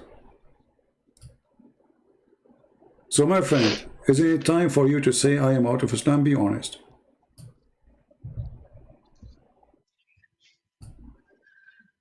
It's hard, man. You don't understand. It doesn't matter how hard it is. If it's false, it's false. I mean, who cares about how hard it is? You know, I mean, there's nothing. Who said it's easy? But is it false or not? If Islam is false, it's false. If it's good, it's good. And it has nothing to do with hard and easy.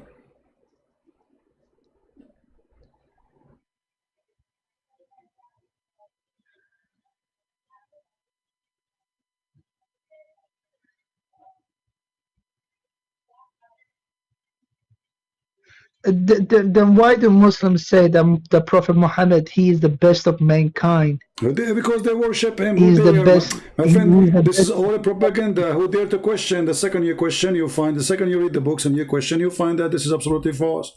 Isn't it your prophet? He went to his own son's house when the wife, she was alone, and he flirted with her. What do you think if your father? Come on, man! House? Don't say that, man. We don't want to open a story after story. That's not true. This is absolutely true. What if I show you what you would do? Are we going to keep jumping like monkeys? Because look like you will not say I'm out of Islam. I keep showing you things one after one after one, and you are making excuse. So you're telling me that the Prophet Muhammad, he never had a son. No, he only had daughters. No, he have a son from adoption. His name is Zayd, and the Quran speak about him. He has an adopted son. Yes. He went to his son's wife when she was alone, and he flirted with her. He saw her wearing see-through clothes, and he said, praise be to Allah, the one who made my heart flip for you. See, now you're just saying that he didn't flirt with him, didn't flirt with her. Well, I am not the one who's saying that. You know, this is what your religion is saying, my friend. This is what your book says.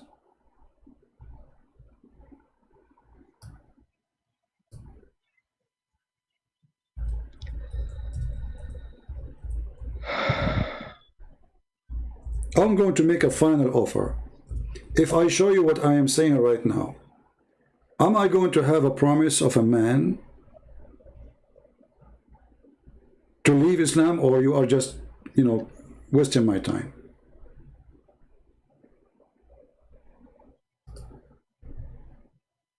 In front of everybody. Oh, man. If I show you Muhammad, he went to the house, he found Zainab, and it says that he saw Zainab and she was standing and she was very white and she is big and beautiful, from the most perfect women of Quraysh. Fahawiha. You know what hawiha mean? Nah, I don't know Arabic words. Okay, hawiha mean he loved her. Here we go, read with me carefully. This is Tafsir al-Qurtubi. This can't be true, man. This can't be true. Uthman, don't waste my time, my friend. This is al-Qurtubi in front of you, page number 43423, and this is the official government website of the Kingdom of Saudi Arabia. I'm going to post it in the chat.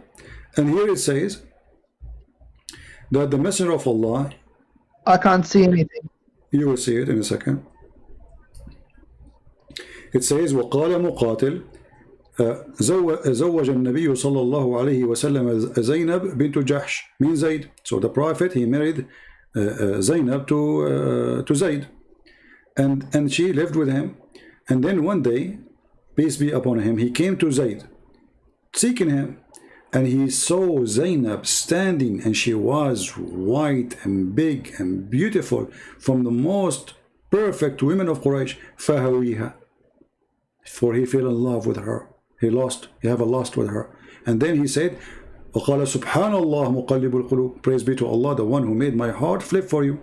So Zainab, she heard him praising Allah for her beauty. So she told Zayd, he said to her, he went to Muhammad, he said, please let me divorce her. He noticed that his father is a flirting, and maybe he is having sex with his wife already. Let's click in front of everybody and translate to Google Translation. Shall we do that?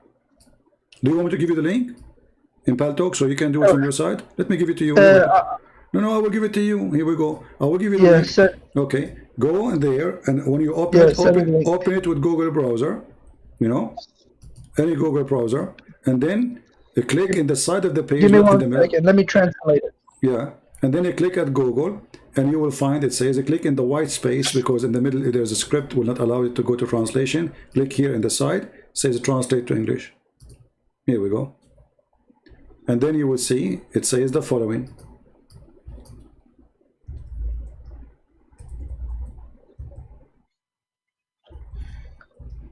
In order to find it right away, search for the word white. After you translate to English, search for the word white. You will see it says here that peace be upon him, which means Muhammad, he came to Zayd one day seeking him, seeking for him. So Zayd, so he saw Zainab standing, and she was a beautiful, white and massive. You know, the Arab at that time, they used to like the women who they are big. Like, I don't want to use the word fat, but the bigger they are, the more healthy they are. So if a woman, she is skinny, nobody will marry her. She's sick, you know. So at that time, if she is so big, that is the one. So she is so big, she is massive, and she is so white. This is what every man wants in the Arab time. So, and was the most perfect woman of Quraysh. Look how big she is. So he, not below her, he fall in love with her. He have lust with her. Hawiha. Translation, he is saying below her. And he said, glory to Allah, the one who made my heart break for you, or flip my heart for you. Do you see it?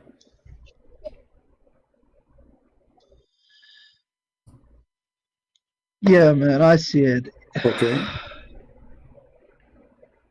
And then Zayd, she came, you know, and Zainab, she heard him. She heard what he said. So she told her husband, and the husband right away, he got it. Okay, I got it. My father is sleeping with my wife already. And obviously she is a whore. Because a woman, she have honor. She will say to him, shame on you to flirt with married women. Only a whore, she will not open her mouth against such a statement. She heard the guy. She heard the guy in her house, and he is the father of her husband, and he is flirting with her. She like it. She love it. And not only that, Zainab, she said that after that, Allah, each time her husband, he tried to have sex with her, Allah, he made his penis swell. Allah, he made the penis of the husband swell.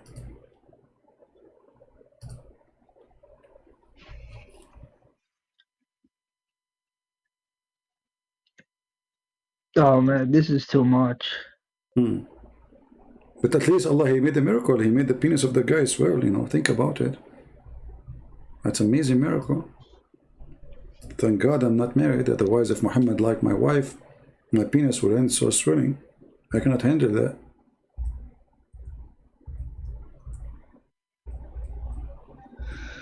This is just really bad, man. Read carefully This here is with me. just bad. Read carefully with me here. It says, Zainab, obviously she is a whore. She is promoting, she's claiming that this is a miracle from God. She said that in the narration of Zayd, that Zayd, his penis is swell. You see, the translation is very, very funny. So Zayd, his penis is swell. Each time he tried to have sex with her, he get close to her, his penis get big. He swell. Oh, it's hurting. And she said that this is happening because of Allah. Do you see it? You have a God who make penises swell, my friend Uthman. You have a very unique God. This is... Okay, so is it time for you to say I'm out of Islam, Uthman, or what? If I leave, they'll kill me. Well, my friend, nobody knows who you are anyway. So actually, you leave or not, if you say I'm leaving or not, already you left, I can tell. You are just scared to say it. That's all the story. You're already out. You said it's silly, you said it's stupid, you said this doesn't make sense, you said this is bad. I mean, what is more to agree? Already you left Islam. And nobody knows who you are.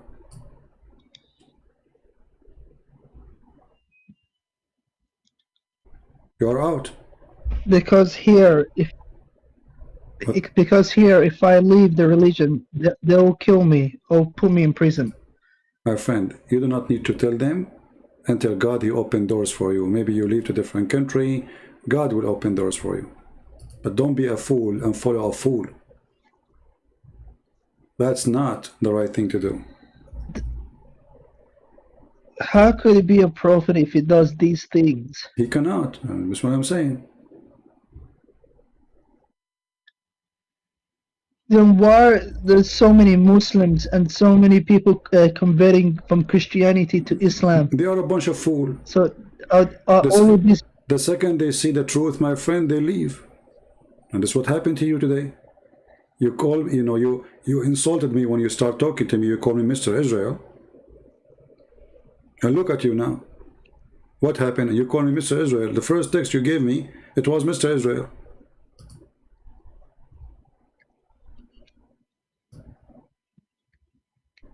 You are here to debate with me because supposedly I am a liar according to you. So all those who they claim to be converting, they are a bunch of fools. Either they are foolish or they are seeking a benefit. There's many like in YouTube. If they say they convert to Islam, a lot of subscribers, a lot of ad, a lot of donation. It's a business. But for us, it's not. Not for you, not for me. If I am you, I will not hesitate. Already you are out of Islam. What are you waiting for?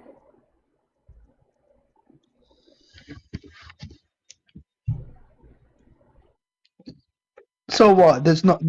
God doesn't exist? No, God doesn't exist? No, absolutely God exists. Who said that? I never say that. I'm a Christian. I believe in God.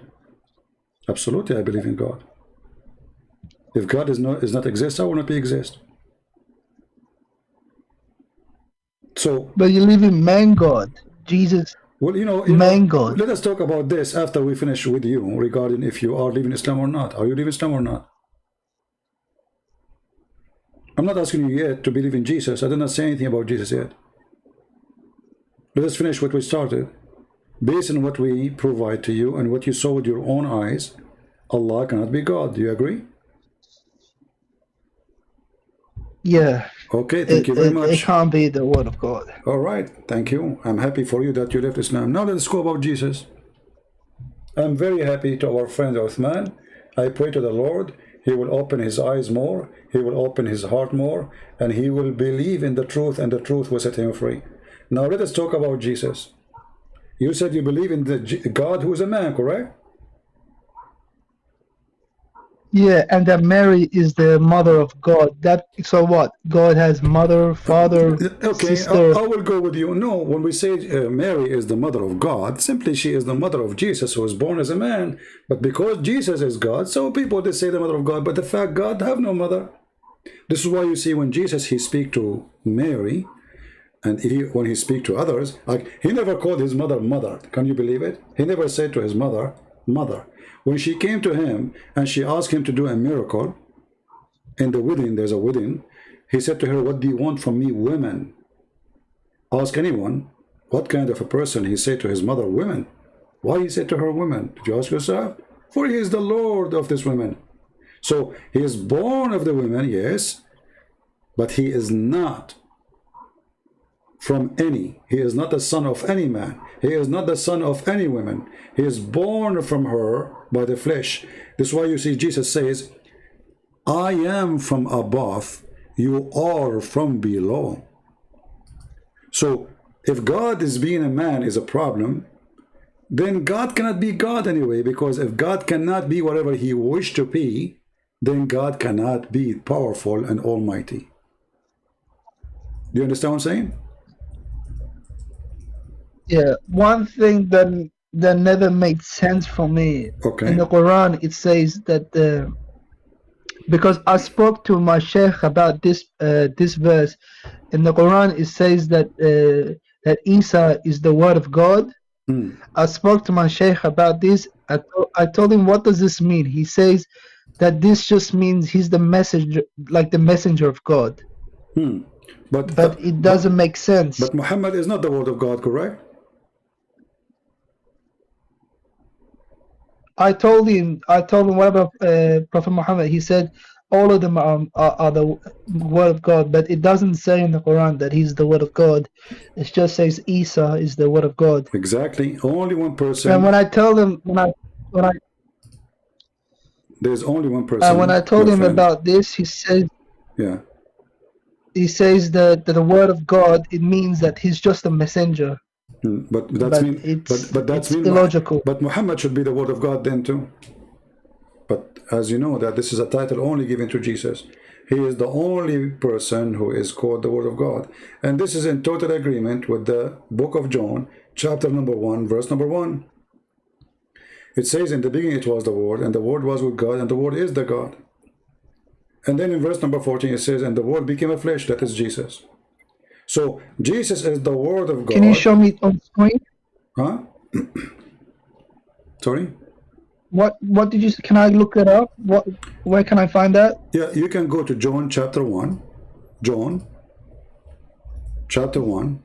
John chapter 1. John chapter 1.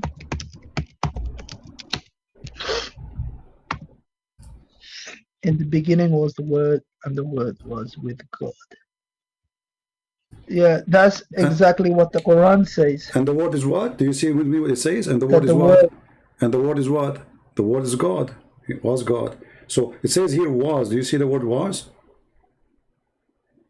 Yeah. Okay. What happened here with this was? Why it says was? Because the word later in verse number 14 says became a flesh. That is Jesus. The word became flesh. So Muhammad is a thief. He stole that from the chapter from the book of John. That Jesus is the word of God, which became a flesh. It's a word sent by Allah down to Mary, and that word became a man. His name is Jesus. Wonderful. Now, as long the word of God is God, that means Jesus is the word of God. He's God. God and his word is one. If you ask any Muslim, and you used to be a Muslim 5 minutes ago, is the word of God created? They would say no. So is Jesus created? No. He's not. He is born of Mary. He is not created. He exists before Abraham. Jesus says, before Abraham I am. If you go to John, the same chapter, the same book we are reading from, if you go to John, read it from chapter 8. Verse number 23, 24, 25, 26, etc. You will see Jesus said something very strange. He said to them, you are from beneath, I am from above. You are of this world, I am not of this world. Do you see it, my friend Osman? Do you see it? Don't the sheikh they lie, they say nothing showing. Don't the Sheikh, they lie. They say where Jesus says I am God. They lie. He said I am from above. I'm not from this world. Is Muhammad from above? No. Is Adam from above? No. Jesus made it clear. You are from beneath, speaking to human being in front of him, the Jews. I am from above. I am from different place. You are of this world. I am not of this world. How clear we can make it? And who's the one talking? Jesus. So, Uthman, think with me. If God decide to be something, are you going to say to him, why you can't be that? Are you going to question? I mean, the second you believe in God to be almighty, do you believe God was almighty? Or is limited? Yeah, God is... Okay, so... No, he's almighty, he's powerful. Almighty mean he can be whatever he wish. That's what the almighty mean. So when the Muslims, they say God cannot be a man, that means God cannot be God too. Because God can be whatever he is. No, but what... I mean, what Muslims say... Yeah. What Muslims say is that saying that God cannot be a human because it doesn't fit his majesty. Exactly. Thank you very much. Like a... let us see how that works. So because it doesn't fit his majesty, he cannot be a human. So that's not because he cannot be a human, but because it doesn't fit his majesty. Okay, what happened if you became a human? Jesus in the Quran, chapter 19, verse 19, he is a human, yet the Quran says he's holy. How he is holy if he is a human? Not a single place in the Quran it says Muhammad is holy. Actually, the Quran says that may Allah forgive to Muhammad your past sin and your sin to come. But in the case of Jesus, Jesus is born holy. Jesus, not only he is a person who did tons of miracles, he himself is the miracle. Correct? But isn't it God is a miracle? Yeah, that's correct. Okay, Jesus is a miracle. He is the miracle. Not only he do miracles, he is the miracle, and that is God. In chapter 48, the chapter of opening Al-Fatah, Allah speaking, saying to Muhammad, may Allah forgive your sin in the past and in the future to come. In the case of Jesus, look what Jesus says about himself in the Quran. Muhammad, he have a wish from Allah, maybe a wish, may Allah forgive your sin. In the case of Jesus, when Jesus was born, he says, peace be upon me. You know the verse? You know what it says? Peace be upon me. Can you send me? Peace be upon me, the day I am born, the day I die, and the day I am resurrected. Jesus, he is in peace. He do not need forgiveness of sin. You see what peace mean here? Peace mean that this person is above mankind, because all men, they pray to God to receive the peace of God, not the anger. Because the one who receives peace of God, he is always in a favor place for God. This person, his name is Isa, he's just born, he's just a child baby, and he says, peace be upon me. And actually this is about Yahya too. Look like the family of Jesus, they are always in special treatment. If you read, I quote for you the wrong verse, the verse I meant it is a chapter 19, verse number 33. Peace be upon me. Who is saying that? Jesus. You see, if you go to the verse about Yahya, it says, peace be upon him. In the same, when Jesus speaks, he says, peace on me. How Jesus can offer peace to himself? Peace on me. Listen. When the Quran speak about Yahya, which is supposed John the Baptist, in verse number 19. Yeah. Okay, it says, peace be on him. So it's not Yahya giving himself the peace, it's Allah giving Yahya the peace, correct? That's correct. Okay, we go, and a few verses after, we will see the same verses about Jesus. It says, peace be on me. Okay, how that work? How peace be on me? How Jesus received peace from who? From himself? He must be God.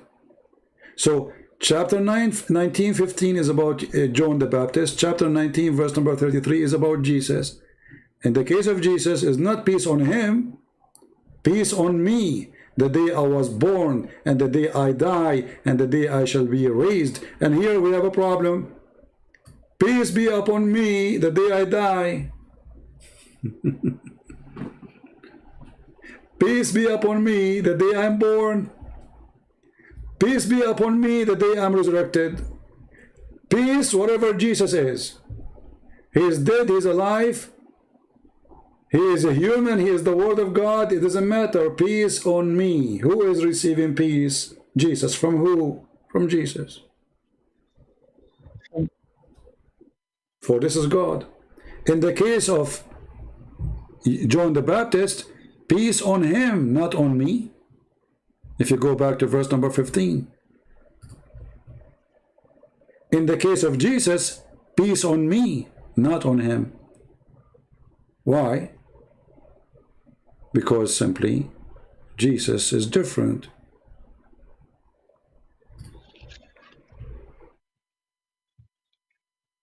And Jesus, as the man, still he can do what God do. He resurrected people from death. Even the Quran says he created from the mud the bird.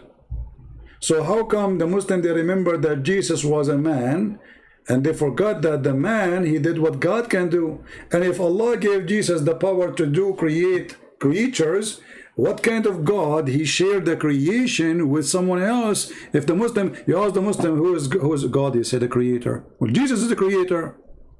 If the Muslim want to say Allah, he gave him the power, first of all, prove it. Secondly, doesn't matter if he gave him power or not, still he's a creator. Right now, as we speak, these birds are created by Jesus. Right. Yeah. So, my friend, Jesus being a man does not change anything. Still, he's God. He's in control of the nature. He's in control of the creation. He's forgiving sin. He can make the blind see. He can tell you what you had in your houses. And this is always mentioned in the Quran. He can heal the leper. People, they touch him, they get healed. Jesus can feed thousands of people from nothing. I mean, did you ask yourself, why all of those things about Jesus and Muhammad have zero? So, my friend, because in the Quran, Prophet Muhammad, he didn't perform any miracles. Exactly. Why? Because he's a fraud. Because he's a fraud. He have no proof. Miracles is the proof that you are sent by God. People, they ask for a miracle for a reason. Well, if you are from God, let God support you and give you a miracle. So Jesus, he is just born. He is just 1 second old, and he is talking in the cradle. But my sheikh, he told me that during Moses' time, it was about wonders and stuff, like, and during Prophet Isa's time, it was about miracles and things like that, and during Prophet Muhammad's time, it was about literacy. Do you know what I mean? So, like, they say that the Quran is my friend. Let us go by this stupid argument. First of all, the Quran is a silly book. Anyone who speaks Arabic, he knew the Quran is a stupid book. There's nothing about amazing language. And even the Arab in the time, they said to him, if we want to make a book like this, we can, but we will not. Same time, let us go for the sake of argument. You are saying to me that Shakespeare must be God, because Shakespeare, he wrote a book. I cannot write. Can you write a book like Shakespeare? You cannot. So what kind of excuse, my friend, this is an excuse, because all the prophet of God, they have miracles. If the book of God is a miracle, well, that goes for all the prophets. So all the prophet of God, they have book of God. And can you make a book like the book of God? Uthman, can a Muslim can make the same as the book which he given to Moses? Nobody can do that, right? You would say no. No. Okay, so that's all the books given to the prophet. So all the prophets given to the books, their books as miracles. So why the Quran only is the only miracle Muhammad have, if it's a miracle, which is not. And we just showed you the Quran is full of errors, contradictions, stupidity, science. So what is the miracle there? In the same time.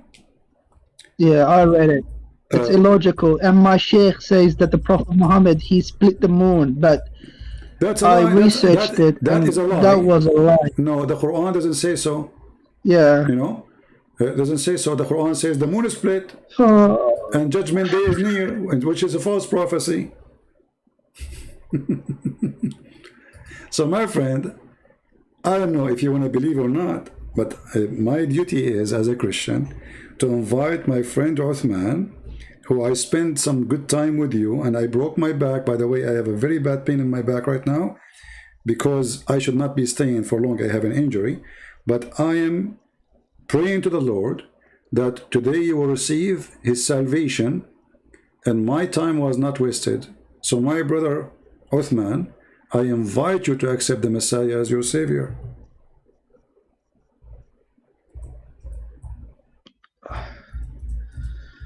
Oh man. Jesus. His name is amazing. His word is amazing. His act is amazing. Everything is about him is amazing. So what is left? So the Messiah, he can save me. No one else can save you. No one. Not me. Not angels. No one. No prophets. Nobody. Only Jesus.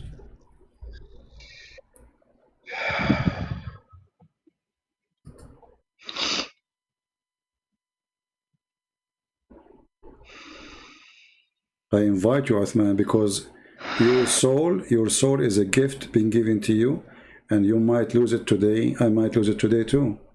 I might go now to sleep. You never know. I might not wake up. Who knows? Who knows what will happen a second ago or a second after? And the other day, I was just carrying some stuff, and suddenly I have an extreme pain in my muscles. I felt like I'm dying. Extreme pain. And I said, Lord, if I cannot even walk. This is how easy human being can be damaged. A second before, I felt like a hero. I'm so strong, I can carry a refrigerator. A second after, hardly I can walk.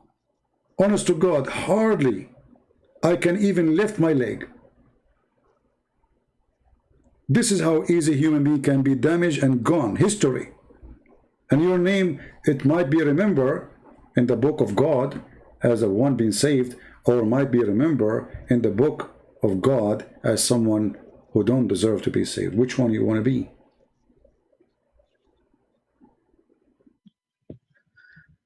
I'm scared for my soul. This is why you have to decide. This is why, you know, we think we are young, we are not going to die tomorrow, you know, but there's many people that die, they are infant, correct?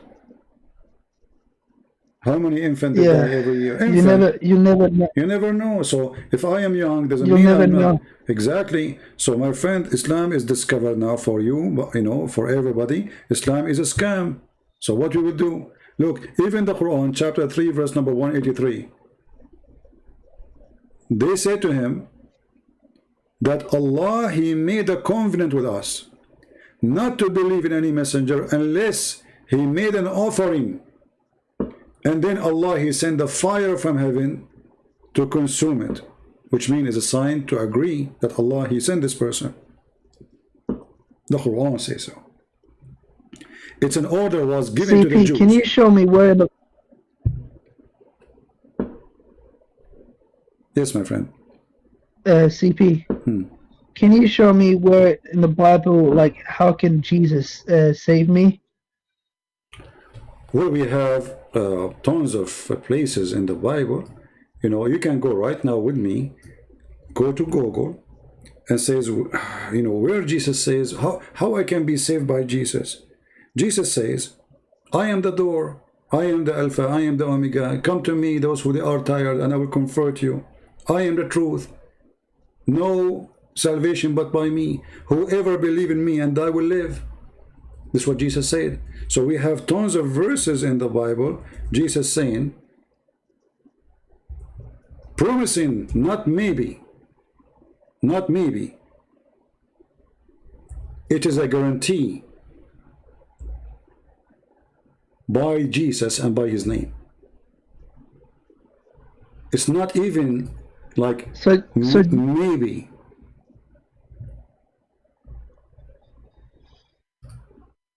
I'm listening, my friend. What do you want to Because say? you know the thing.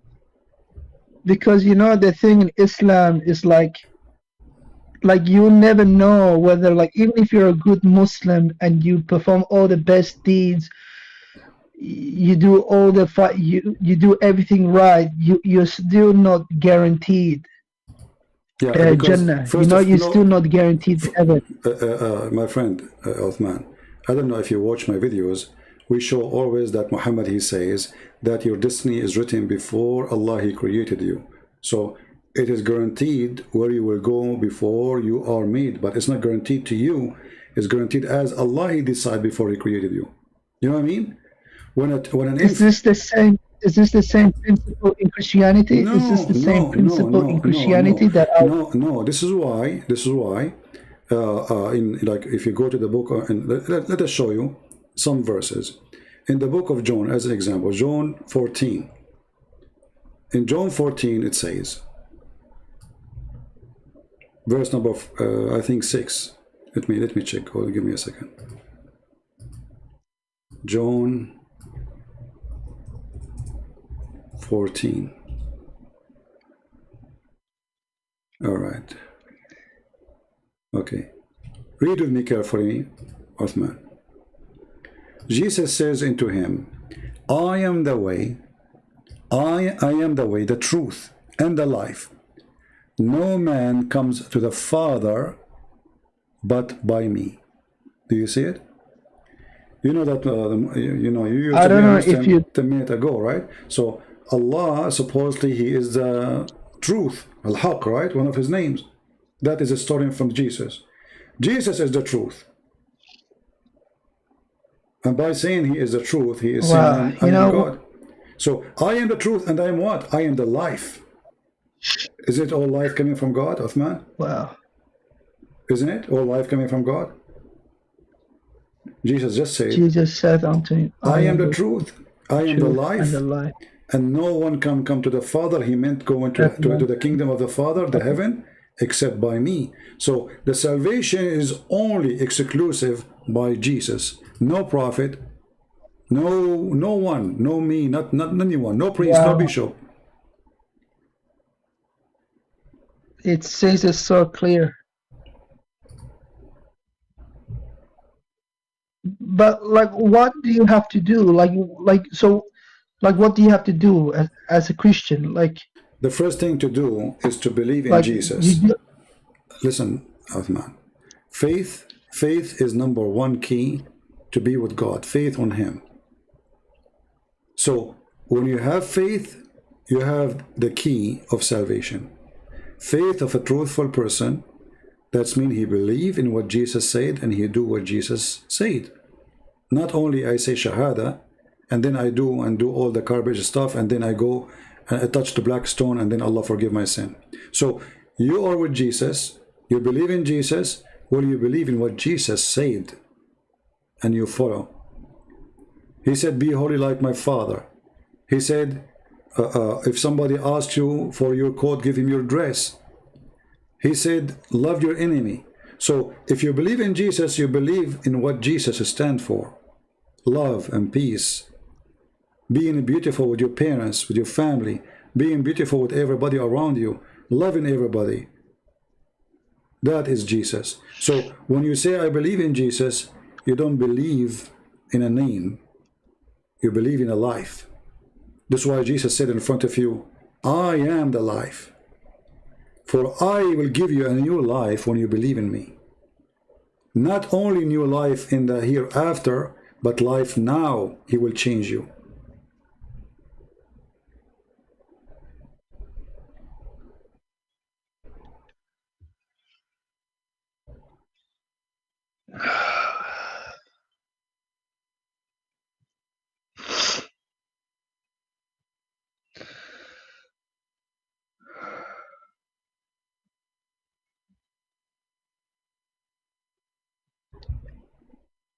What do you think?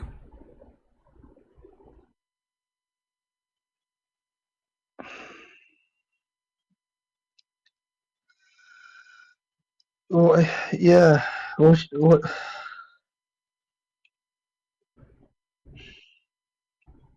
Do you accept the Messiah?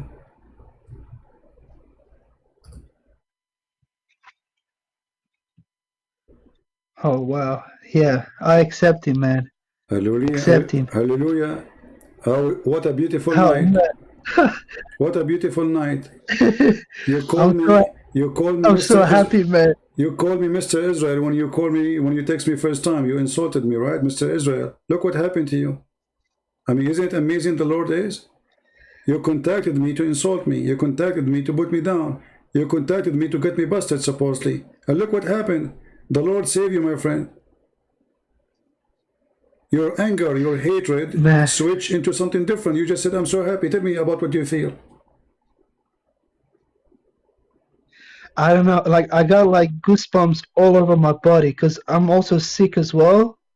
But I just got this rush of energy and it feels amazing. My friend, I can hear actually from the beginning, I feel like, you are, that's why I was saying you are okay. I can tell that you are ill. And now it is a chance for us, all of you Christians, please pray for our brother Uthman so he can be healed in his name. And he is powerful, he is able, he can do it, no one else can do it. So we pray in his name to heal you, to touch you, to refresh your heart, not only your body, so you can live and be a new person with the Lord, with the Messiah. Uthman, a new life been given to you today, my friend. Honest to my Lord, Mr. CP, sorry. my back is hurting me so bad. It's hurting me in a very, very bad way. But even though you made me so happy, I'm thankful for you. I'm thankful for the Lord to send you to me. No. For the Lord, he made me happy to serve you, my brother. The Lord, he wants us, he says, if you want to be a master, you are a servant. The servant is the master in Christianity, not the opposite.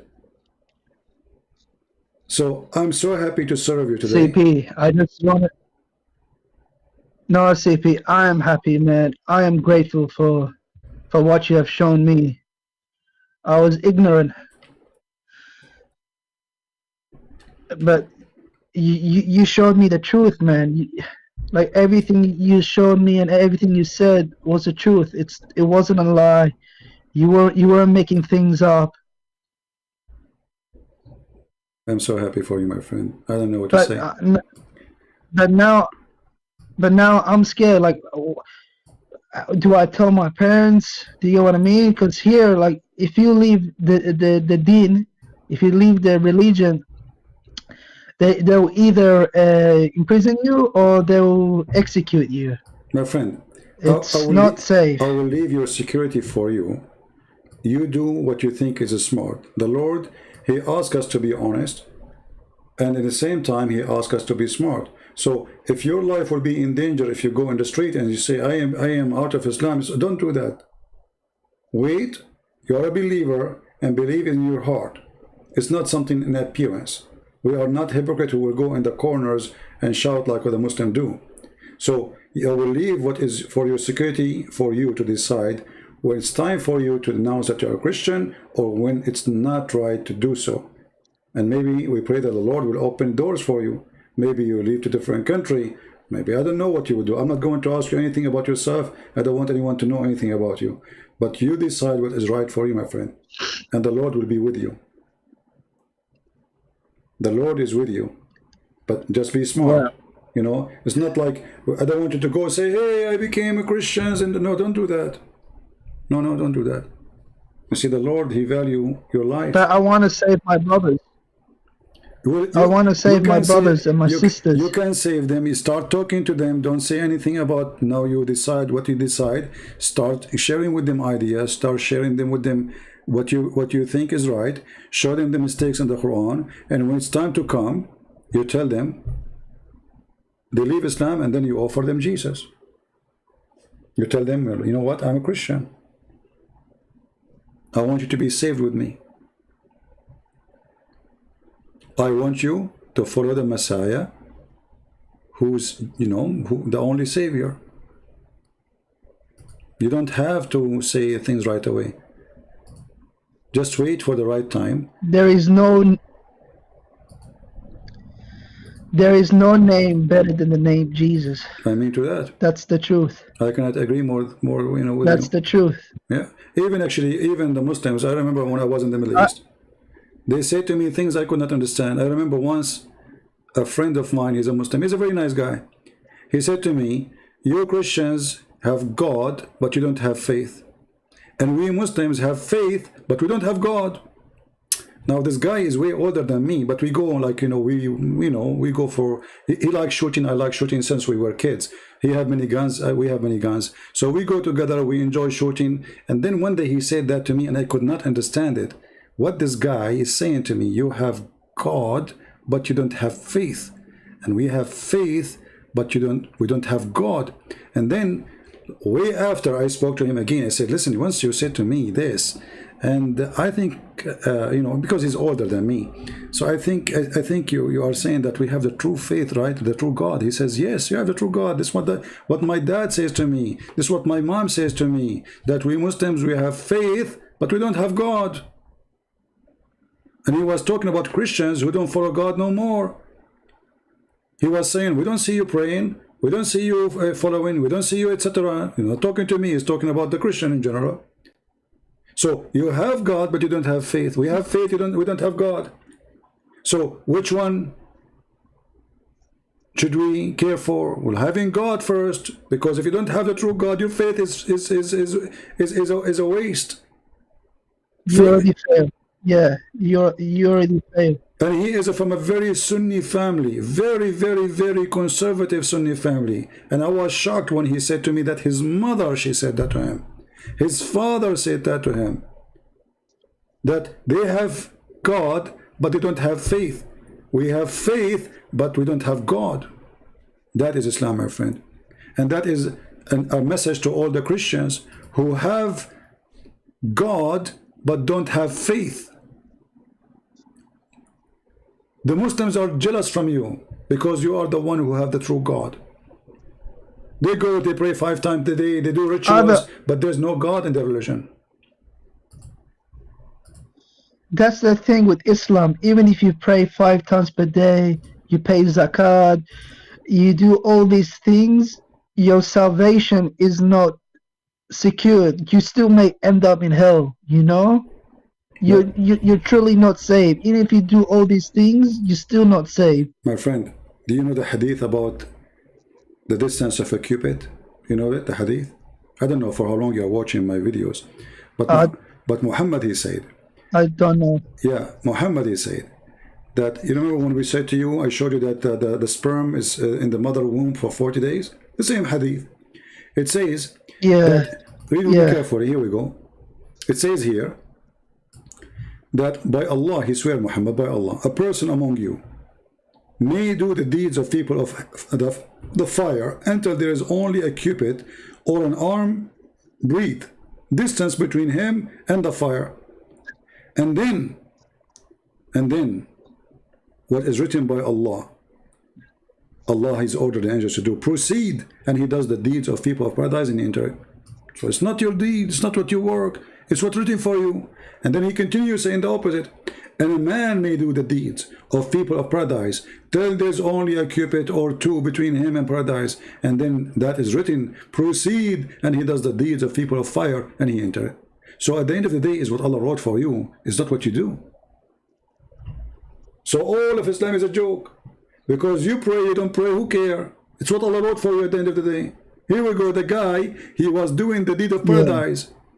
All his life praying, all his life is worshipping, all his life doing jihad, and then what is wrote by Allah will take over and he go to hell. Where is justice? It's just a good luck. Yeah, that. So my friend Uthman, you are with me for long, and I'm sure you are tired. You told me you are sick, and actually me myself, I am really, sitting for long. I want to say thank you very much. Do you want to say anything for those Christians? Do you want to say any message to them? Do you want to say anything to the Muslims? I just want to say to the Muslims, they just got to open their hearts and not be ignorant.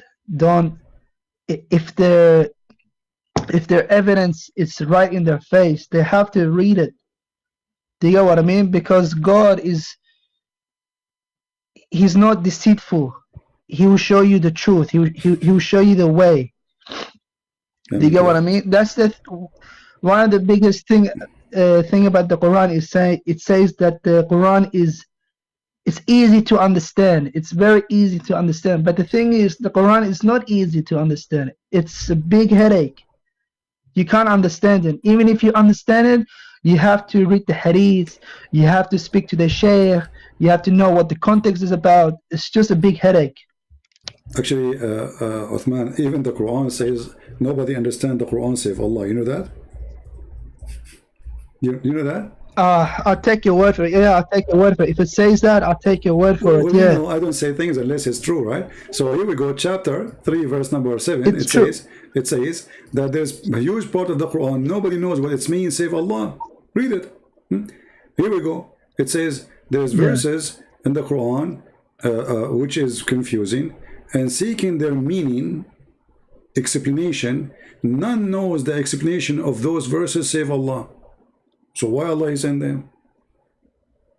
If the Quran is the book of guidance, you send me a book full of nobody can understand save Allah. This is Muhammad the thief. He was copying from the book of Waraq bin Nawfal. He put it in the Quran. People, they ask him what this is mean, he don't know. This is what happened when you are a thief. Like now I wrote a book and then I copy from your book. Let's say I don't know anything about mathematics and I copy from your book a mathematics issue, and then I put it in my pages, claim that this is from me. You ask me a question about it, I have no idea to say. This is exactly what happened to Muhammad. Only Allah knows what he meant. So why Allah sent it to us? Yeah. So Uthman, thank you very much. That's my friend. true, CP. Thank you for being here, and I pray. Do you want to pray with me to the Lord, my friend? Yes, please, let's pray. Let us pray, me and Uthman and all of you. Let us put our head down and let us close our eyes and let us say, oh Lord, take the hand of Uthman and guide him. Oh Lord, be with him. Oh Lord, be with his family. Open their heart. Open the way for them. Let them see the truth, and the truth will set them free. You said, I am the truth. You said, I am the way. So lead them in the way and don't leave them alone. You, Lord, you open the eyes of the blind. You, Lord, you heal the leper. You, Lord, you hear the one who is dying and sick. You, Lord, you open the eyes and make the one who cannot walk. You, Lord, you can give a new heart. And today you give a new heart to our brother Uthman. So give a new heart to his family, to his mother, to his father, to his children, to everyone around him. Let him be touched by Uthman. Let Uthman lead the way, and let him be a light in his house, in his community, for your glory. In his name we pray. Thank you, Uthman, for being with us. May the Lord bless you. Thank you, CP. Thank you, CP, for the prayer. I don't know if you believe this, but for the first time, I feel like I have sense of security. Do you get what I mean? Like I don't fear death. I mean, my friend. I don't fear for my soul. I believe you. I believe you. Like it's. I don't know how to explain it. Like I have this sense of security, like nothing will happen to me. My friend, nothing will happen to you, because whatever happened to you, you will be with Jesus anyway. You see people, they threaten me, they want to kill me every day. Do you think, like, everybody can be killed, correct? Everybody can be, all of us, we will die anyway. The Lord, he says, that Jesus, our Lord, he said, let the dead bury the dead. We are walking dead people, my friend. But the question is, there's death and there's life, and the life is the coming life with Jesus is what we care for. This life is temporarily. It's just a short journey. You don't, yesterday you are born, today you are adult, tomorrow you are growing with the gray hair, a week after you are dead. This is how life is. So don't worry. Jesus says, don't worry about those who destroy your body. Worry about those who destroy your soul. And today your soul is saved. Your soul is giving you security. You are secure in your soul. The body is going to perish. Thank you, CP. Thank you, my friend. God bless you. Thank you so much. And I'm honored to talk to you today. Thank you. Thank you. Take care. I'm going to go to sleep, and I'm going to wake up tomorrow, and I'm gonna read. Start I'm gonna read from the book of John. The new gospel. Yeah, start from the book of John and then choose whatever you want and take it easy in reading and try to understand and try to live the verses, not only read the verses. We don't care for memorizing, we care for living in the word of God. For God's words is alive, for he is the word of God. So live the word, not only read the word. Don't memorize the word, live them. Be part of the story, be part of Christ, be part of his message, be part of his book, for your name is written there, and today it is written.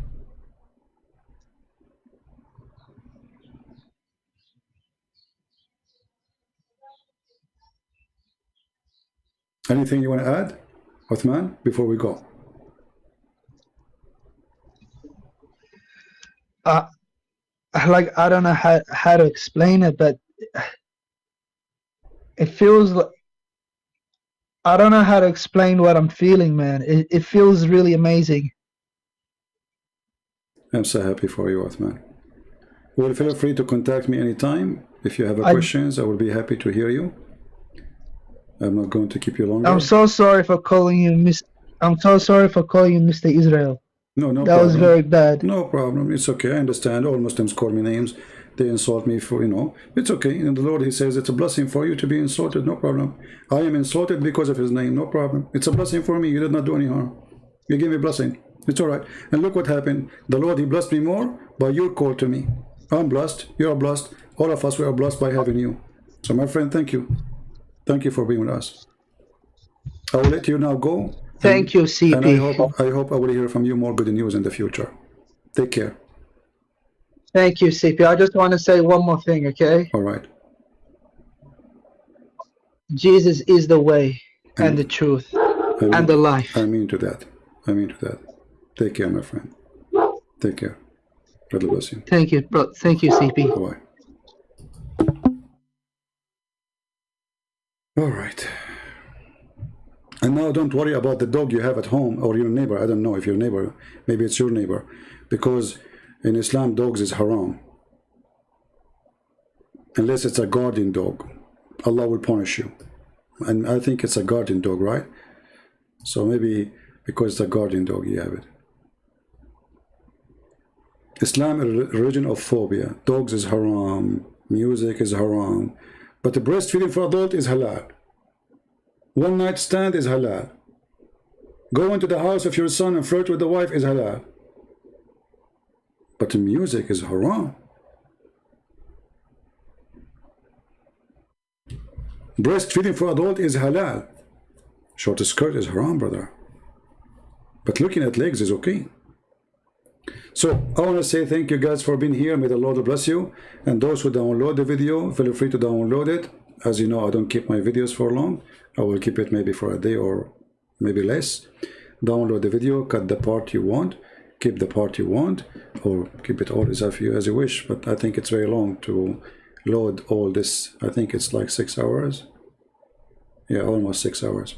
So I want to say thank you all for being here. I wish I can stay longer. But really, I should not be staying that long, as you know. But God is good. God is good. Thank you. May the Lord bless you all. And until we see you soon again. Christ is Lord. Islam is false. And today, a new soul being saved by his name, the Messiah. So we are thankful for his name. We are thankful for his blessing. We are thankful for bringing this man to call us. For a happiness will be in the kingdom of God. For one soul is saved, the Lord said. This is how much he loved his children. A happiness in the kingdom of God. For one soul is saved. Not million, one soul. So my friend, today we have a happiness. And we pray every day there is a happiness in the kingdom of God for more soul to be saved. Thank you. God bless you and see you soon again. This is your humble brother, Christian Prince. Wish you a good night and good day. Take care.